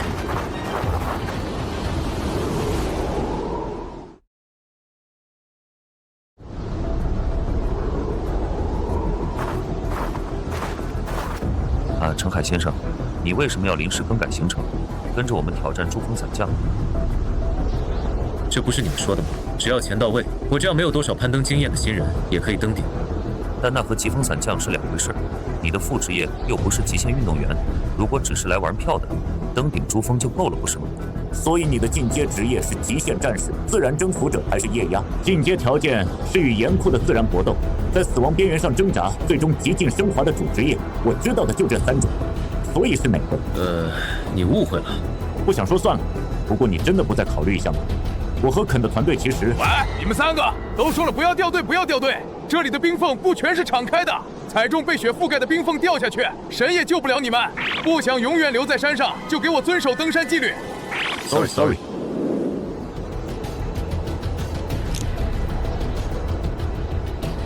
是个适合跳伞的好天气。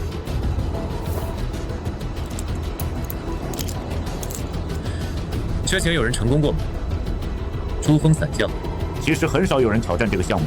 我知道的上一个挑战者是一个叫瓦列罗的冒险者，他成功了。费舍尔，该出发了。好，先走一步。你要跳吗？还是跟我下山？我要跳。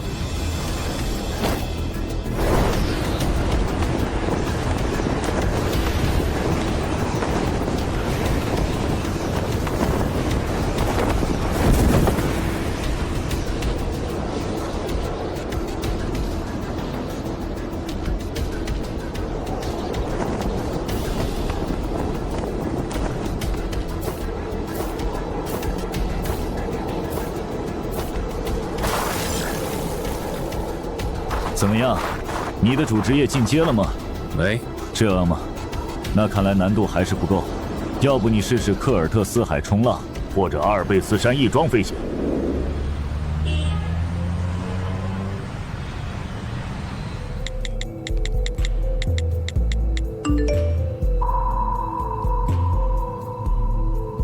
为什么在你口中实力还不如陈华宫的程海，竟然能单枪匹马杀死冠军独眼巨人？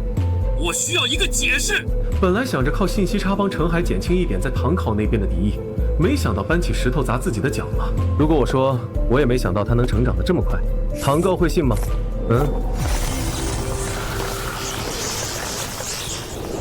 从轮廓上看，这应该是一个雨林地形的 LV9级地下城。上面为啥要派人过来？往常发现地下城入口，不都是咱们自己看着处理吗？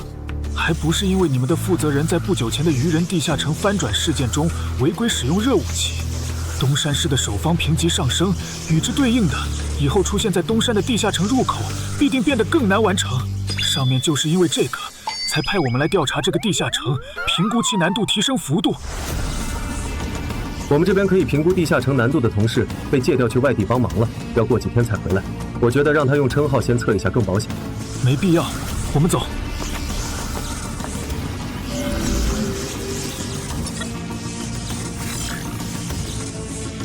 等等，这个地下城不对吧？丛林狒狒的挑战等级只有 LV2，怎么会成为 LV9级地下城的任务主体？我刚回东山，你们就叫我过来，连休息的时间都不给我。牛马也没这样用的。如果可以，我们也不想这样。主要是上面派过来的难度评估小队已经进去好几天了。正常情况下，他们在初步收集了守方情报后，会先送一个人出来。结果现在一个回来的都没有，你觉得他们出事了？对。好吧，我来看看究竟是怎么回事。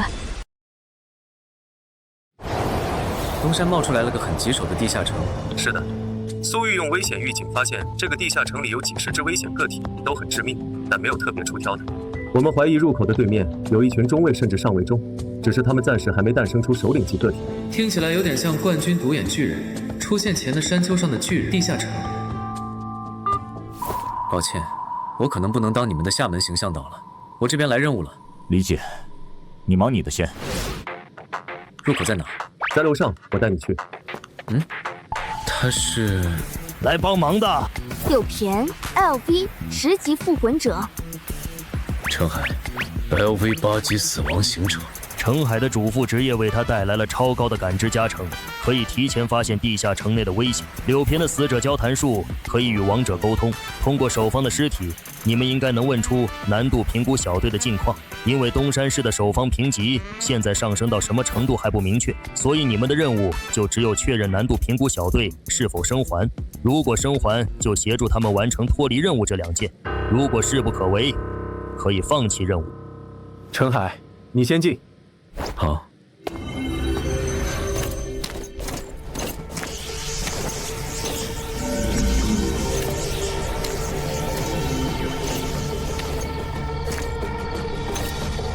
雨林地形吗？这对守方来说确实很有利。找出离我最近的能够威胁到我的个体。那边吗？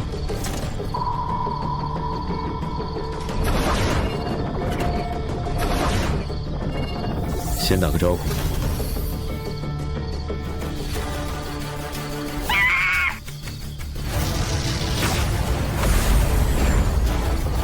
郑哥不是说这个地下城的怪物都很强吗？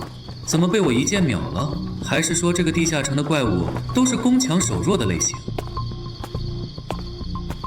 你来的正好，我刚才好像射杀了一只守方怪物，一起去看看。可以，这么快，他的感知到底有多高？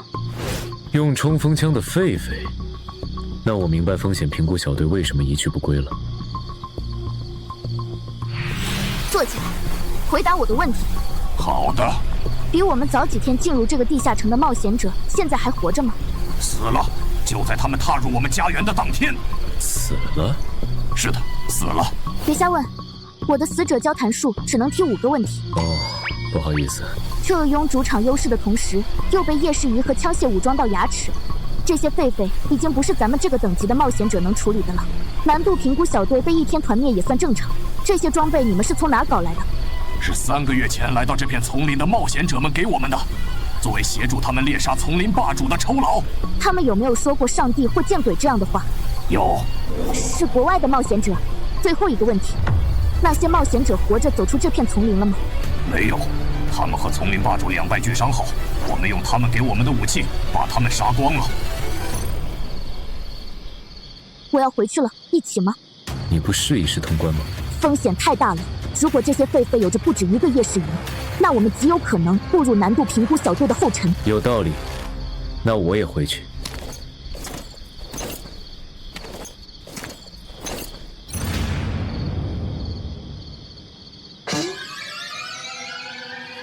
不是海之母，你有病吧？多大的仇啊！你这么没完没了的针对。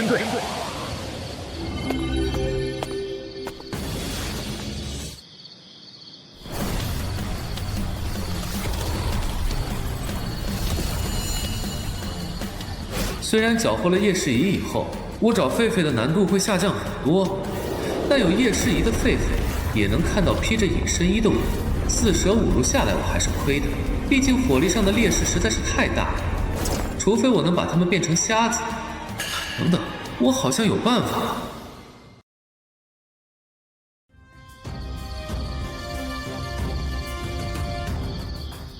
来了。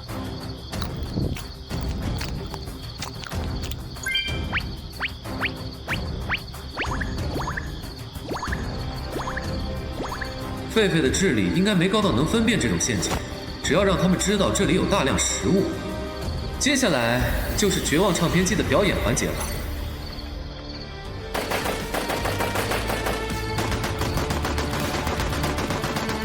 19、20，不错啊，这一轮下来就能完成2/3的脱离任务。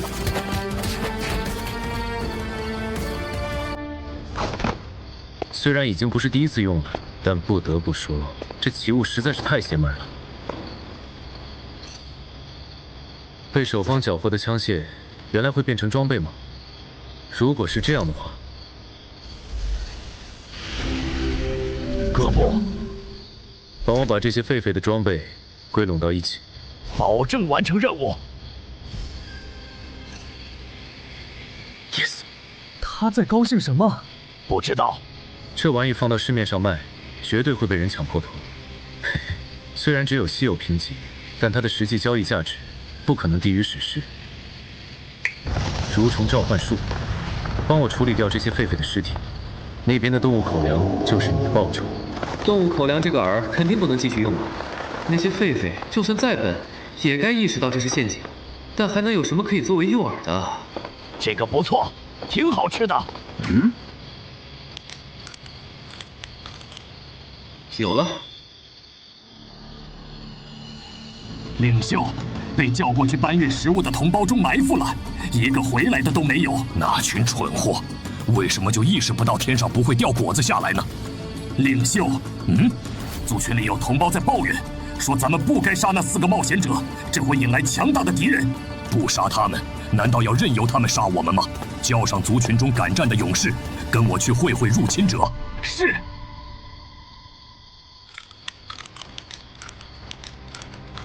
领袖，那只猴子是诱饵，入侵者在他背后的灌木丛里绕个圈子，从背后搞掉他。好的。我还要蹲到什么时候啊？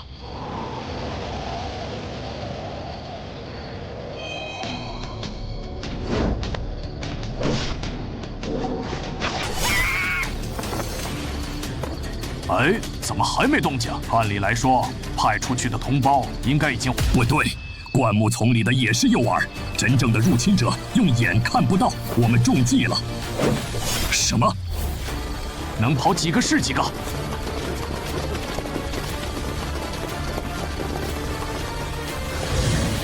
这群狒狒的头领很谨慎，我去追他们，你打扫下战场。这些狒狒的武器很厉害，你注意别被他们打到。好的，萨满大人。连眼都看不到，那这次的入侵者岂不是死后的灵？不，我觉得应该是和我们用的眼、吐火器差不多的，能够将人藏起来的隐形衣。入侵者应该不强，不然他不至于用诱饵这种卑劣的手段来对付我们。这说明他也在忌惮我们。我们其实有胜算，可是我们根本就看不到他呀，这也能有胜算？是看不到，但如果我们激怒他，让他忍不住主动显形呢？激怒一位战士的最好方法，就是侮辱其族人的尸体。同为入侵者，你肯定也有眼。我不信你看到族人的尸体被当成诱饵用时能忍得下去。只要你被我们激怒了，开始犯错了，我就会用这杆吐火器爆掉你的脑袋。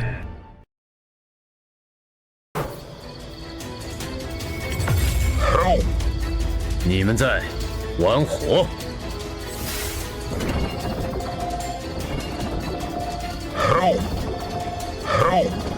怎么只有一只？按理来说，诱饵附近应该必有埋伏，那些埋伏起来的狒狒不会都躲在水下吧？这样的话，死亡蠕虫召唤术来了，把你肚子里没消化完的狒狒吐到河里，然后你就可以回去了。这是在向我示威吗？该死的入侵者！什么？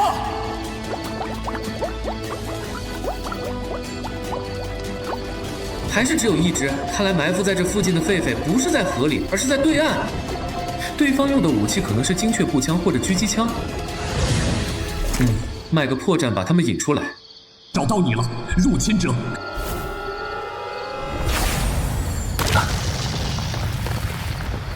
得手了。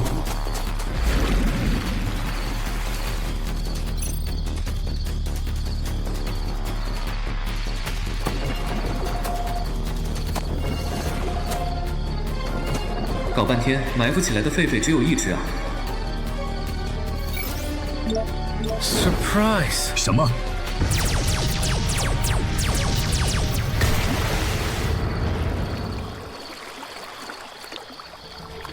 这都没死，真够顽强的。现在能听清了你刚才说什么？别以为你赢了，总有一天，你也会遇到像你对待我们一样对待你们的其他种族的冒险者。你这就没道理，明明是你们先动的手，不然我根本不会来这个地下城。到底是谁先出手的？你问问自己的心。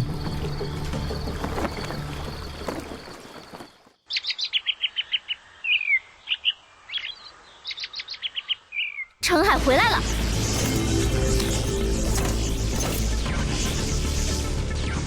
这个地下城里面的情况，柳偏已经跟我说了，你不该不跟我们商量就。对不起。倒不用说对不起。这个地下城我通关了，按照规定，今年我是不是不用再进地下城了？没有特殊情况的话，是。那郑哥，我想请个长假，我可能要休息一段时间。他怎么了？我还是头一次看到他这么没精神。战后心理综合症吧，从鬼门关前捡回一条命是这样的。不过能在荷枪实弹的狒狒们的追杀下活过3天，这个叫陈海的冒险者的天赋，就算和唐杰比，也完全不成多让。明年的民审负责人之争要有趣起来了。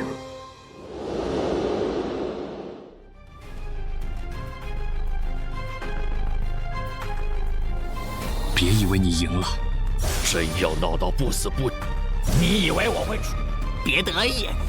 结果我这1年的所作所为，和我写的小说里的反派有什么区别？来了啊，姚老弟。老哥，也不知道我做错了什么，自家亲戚现在胳膊肘往外拐，明明他的冒险者名额和依仗的魔导书都是我张罗的，结果他对我还没有对才认识没多久的外人亲。老哥，你误会了。但你得证明这是误会，我不难为你。你把程海的职业和装备情报给我，这事就翻篇。作为东山市的负责人候选，别告诉我你接触不到这些。但现在我想作为东山市，谁会为了别人拼命啊？别笑死人了！这些情报，您自己就能要到吧？你有胆再说一遍啊？你有事想找我当面聊？对，哥，你有时间吗？好低落的语气，他那边是遇到什么事了吗？我在健身馆，你过来吧。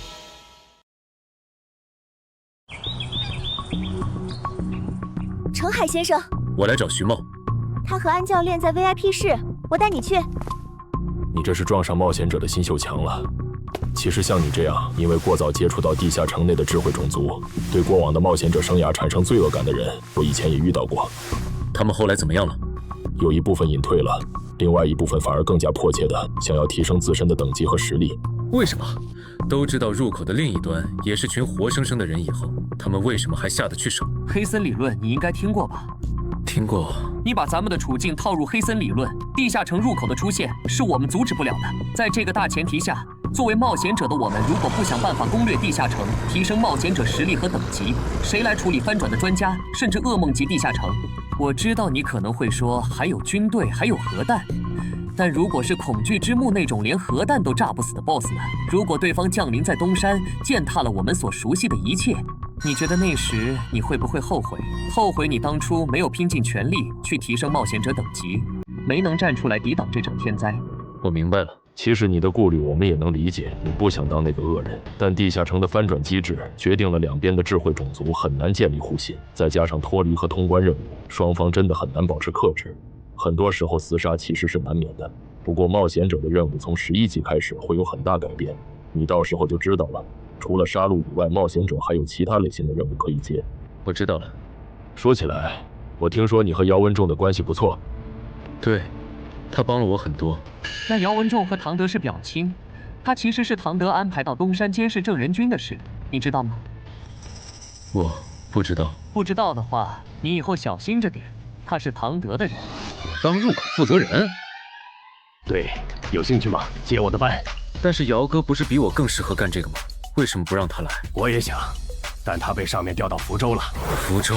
什么时候？就在你居家休息的这几天。还有就是黄选大佬卸任以后，我肯定要和姓唐的竞争明省负责人的位置，虽然成的把握不大，预计年后我就要专心攻略地下城，没时间负责东山这边了。东山的情况你也了解，需要一个实力过硬且负责任的入口管理人。相信我，没有人比你更适合这个位置。我知道了。那容我再请2个月假，去处理一下我的个人问题。我那不成器的表弟就交给老哥你了。好说好说。姚文仲离开，郑仁君就只能拜托那个叫程海的国家级超新星来顶他的岗。如果程海答应郑仁君当东山市的入口负责人，那被职责拖累的他就不会成为我的障碍。反之，他如果拒绝，那我只能宁杀错误放过了。您拨打的电话暂时无法接通，请稍后再拨。不会真让徐茂说中了吧？但是姚哥应该不是那样的人啊。算了，不想了。等我把死亡行者的8项试炼做完，就去福州找他当面问清楚。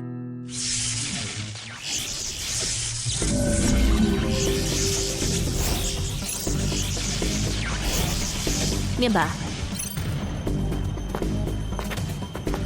这次的门开在哪里？回母亲是没有被记录在氏族手册上的未知国度。哦，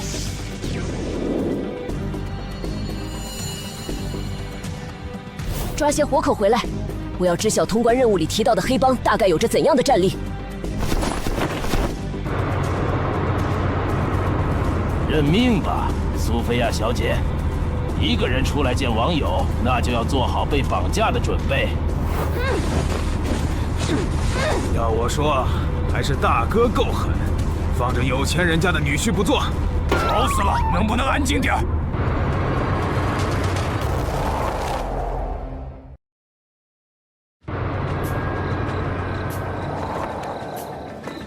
好怪，明明没有魔力的波动，这个铁盒子为什么能在地上跑？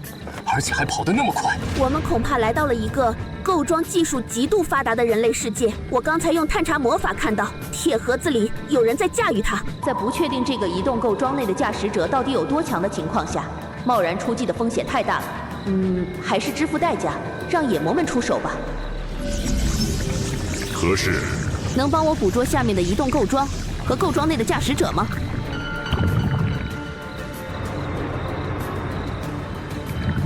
可以。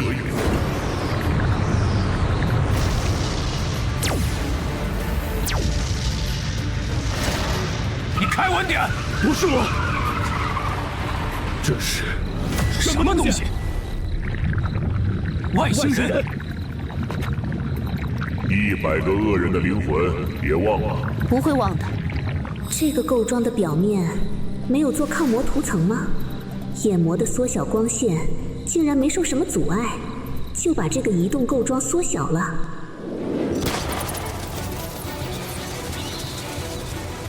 好厉害的武器！就算是乳臭未干的孩童，拿着它应该也能威胁到2阶段的职业者吧？这样的东西，平民竟然可以合法购买，这个世界实在是太疯狂了。你们是先交付这4个恶人的灵魂，还是收集满100个以后一起给我？先交付。你们的世界虽然没有魔法，但却有着名为核的终极力量，而且最强大的5个国度还用核，除掉了入侵你们的世界的传奇强者。对，这个国度的黑帮有核吗？没有，不过和这个国家接壤的北方大国有近4000枚核武。母亲，那4个无法之徒已经被我处理掉了。辛苦了，苏菲亚小姐和她的家族将成为我们在这个世界的盟友。我的孩子，我需要你和她签署血盟契约。嗨，好的，母亲。契约达成后，我们会根据你家族提供的支持回馈对等的武力援助。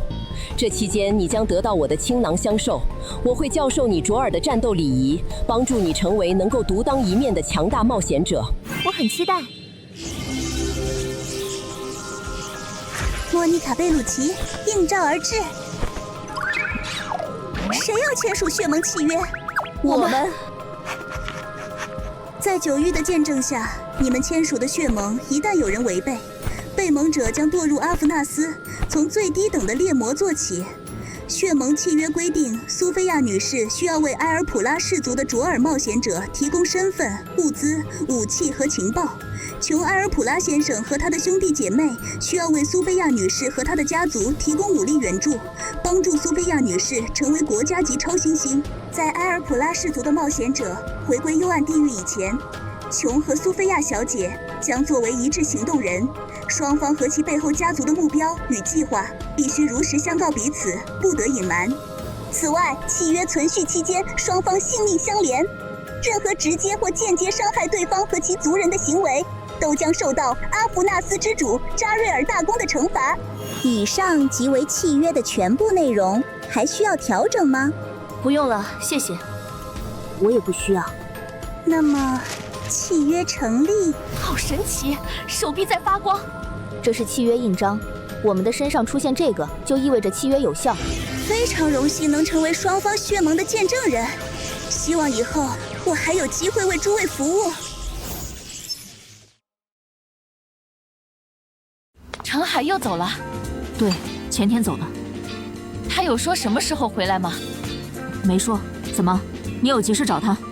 我想跟他约个时间组队探索地下城。你如果是来给曹火旺做说客的，那就免了吧。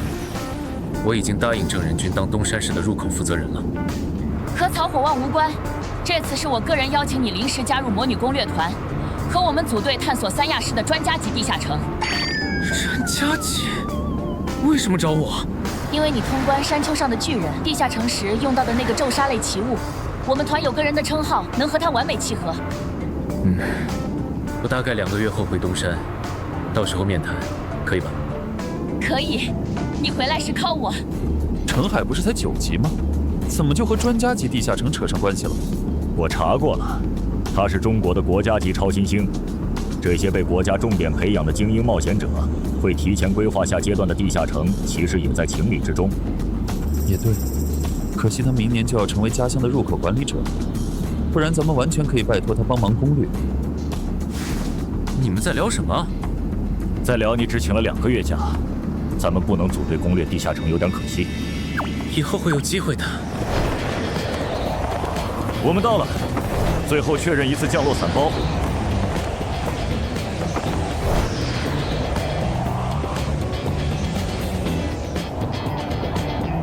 Bravo！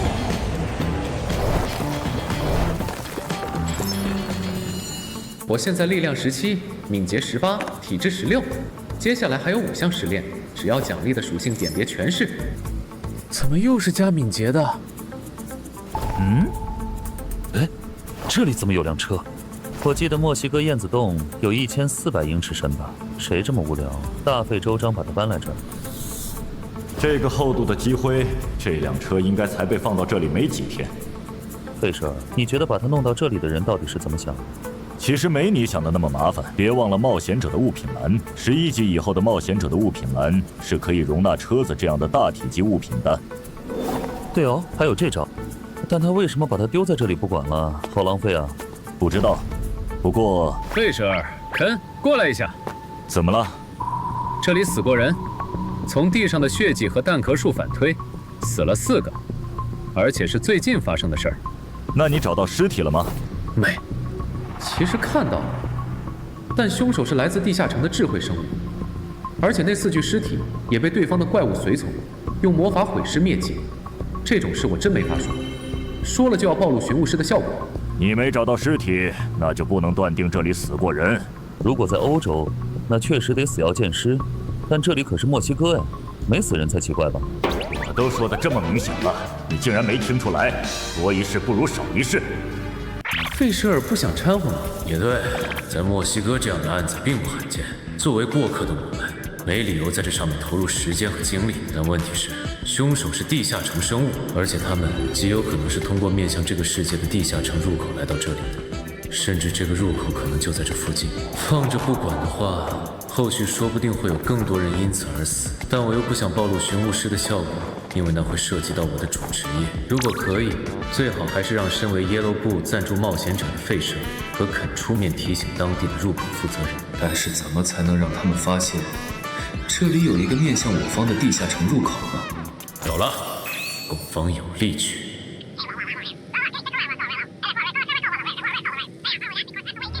本土的人类冒险者，不应该啊！那个叫苏菲亚的人类女性，不是说这里地处偏僻，不会有人来吗？为什么这3个人类冒险者会找过来？别告诉我这个世界的人类国度会定期检索地下城入口！真的假的？你确定你手里的寻物手杖能这样用？我确定，而且我已经试过很多次了。只要定语够多，描述够精确，它甚至能帮你查询目标是否存在。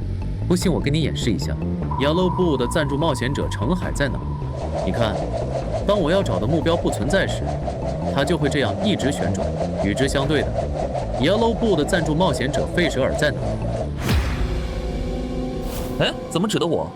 因为这根手杖寻物时，只有1半的概率指向正确。当然，这不重要，重点是我们可以利用这个漏洞，用它来查询这个燕子洞里最近有没有死过人。牛！这都能被你钻到空子，这才哪到哪。如果我说它还能用来检索附近有无地下城入口，那你岂不要惊掉下巴？什么？怎么检索？教我。就你随便划一个范围让他帮你找，只要他最后给出了明确的指向，那就说明这个范围内存在着地下城入口。对啊，你干嘛 ，Bro？ 你看我们都和你共享 Yellow Bull 的跳伞专用机了，把手杖借我玩会儿呗，就一会儿。程海，这件事就到此为止吧，别查了。我知道你的判断大概率是对的，但这里是墨西哥，天晓得一起普通的凶杀案背后能牵连出什么？你犯不上为了几个连面都没见过的陌生人冒险。哈哈，你说的对，是我先考虑了。我靠，这附近还真有地下城入口。附近？你怎么问的 ？Yes， 我就随便问了下燕子洞里的地下城入口在哪儿，没想到真检索出来了。这也太巧了。费舍尔，你现在能看到我头顶的称号吗？看不到。看来肯解锁出来的入口是面向我们世界的，因为只有作为守方的我们踏入攻方有利区时，才会被禁止使用称号。这种入口不能放着不管，咱们要不要联系维韦兰特的入口负责人，还是说先上报给你们的赞助商耶罗布？我建议让耶罗布的交涉专员和维韦特兰的入口负责人谈，这样才能利益最大化。但咱们得先找到入口，不然耶罗布那边我没法解释。OK， 不过行动前，我建议再加个保险，让肯用我的寻物手杖查一下这附近现在有无地下城生物。还真有！嘘，闭嘴！你是想提醒敌人我们已经察觉到他了吗？原来他们手中的奇物不光可以寻找地下城入口，还能侦测附近有没有敌人。本来还想着藏起来，等这3个人类冒险者走了以后再去提醒母亲的，现在看必然是不太可能了。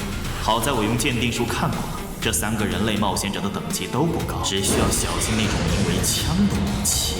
哼，小心！什么？好快！2点钟方向的阴影里藏着人，那人的存在感很低，我猜他的职业专长以隐秘和暗杀为主，小心他的武器，大概率淬过毒。收到。运气真差，竟然在这里遇到了就算在幽暗地狱也不多见的高感知冒险者。隐匿、暗杀、淬毒，这样看，袭击我们的人大概率不擅长正面作战。狠，用3号战术。好，程海，2点钟方向的敌人交给我们，你用寻物手杖检索周围有没有其他敌人。罗斯在上。这些人行动前都不用鉴定书确认一下我的职业和等级吗？看来这个世界出现门户的时间不长，本土冒险者实战经验严重不足，这都是个好消息。加上他们没有在第一时间使用枪，双重好消息。今天是我的幸运日啊！平平无奇的一击，这个人如果没有故意示弱，那可以基本排除决斗士是进阶战职的可能了。喂啊！你在看哪里？这是收回前言。这些本土冒险者虽然缺少和异域冒险者实战的经验，但不代表他们缺乏战斗的智慧。好机会！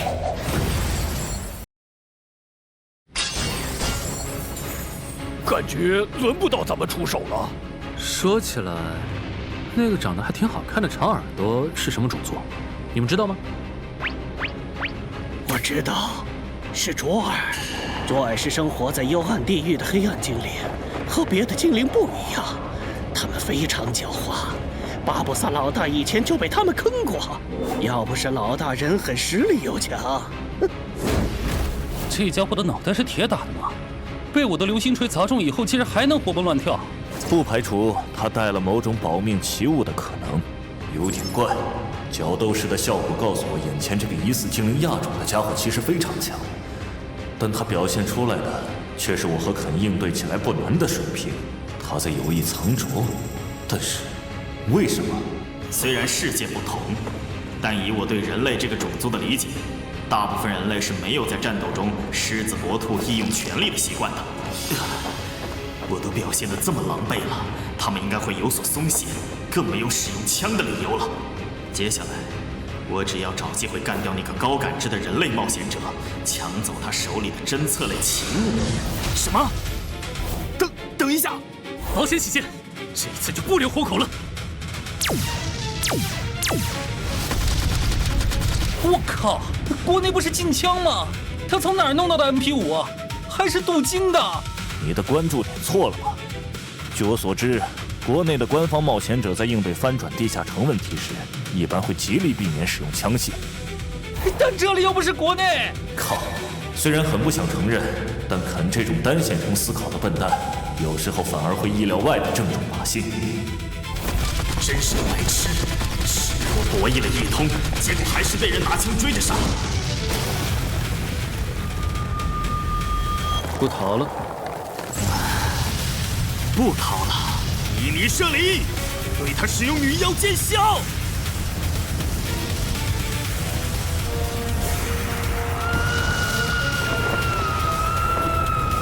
肯，费上，帮我搞定那只女妖。没问题，交给我们吧。刚刚的女妖是湖中女妖的进化型，你知道湖中女妖？什么？看着点脚下，老兄。死亡预兆。啊？什么？他竟然预判到了我的影子前行！好诡异的技能！要不是有死亡预兆，我现在已经死了。收回前言，就算没有枪，我也必须将他视为同等级的对手，严肃对待。我记得琼好像提过一嘴，这个世界对魔法基本是不设防的。如果属实，那在魔法中更为冷门的诅咒——软弱无力咒。什么？竟然完美触发了软弱无力咒！这个世界的冒险者难道都不在乎自身的魔法抗性吗？你对我做了什么？算了，不重要了。给我立正 ！Yes, sir。动不了。豪杰，黑骑士之间的效果你还没吃满吧？这个卓尔给你了。感激不尽。啊！萨满大人，母亲大人，我们可能犯了一个致命的错误。这个世界的人类冒险者里有怪物。如果你没能在行动前察觉到这一点，那世俗就要有大麻烦了。老师，我准备好了。不要留手，带着杀意攻过来吧。好。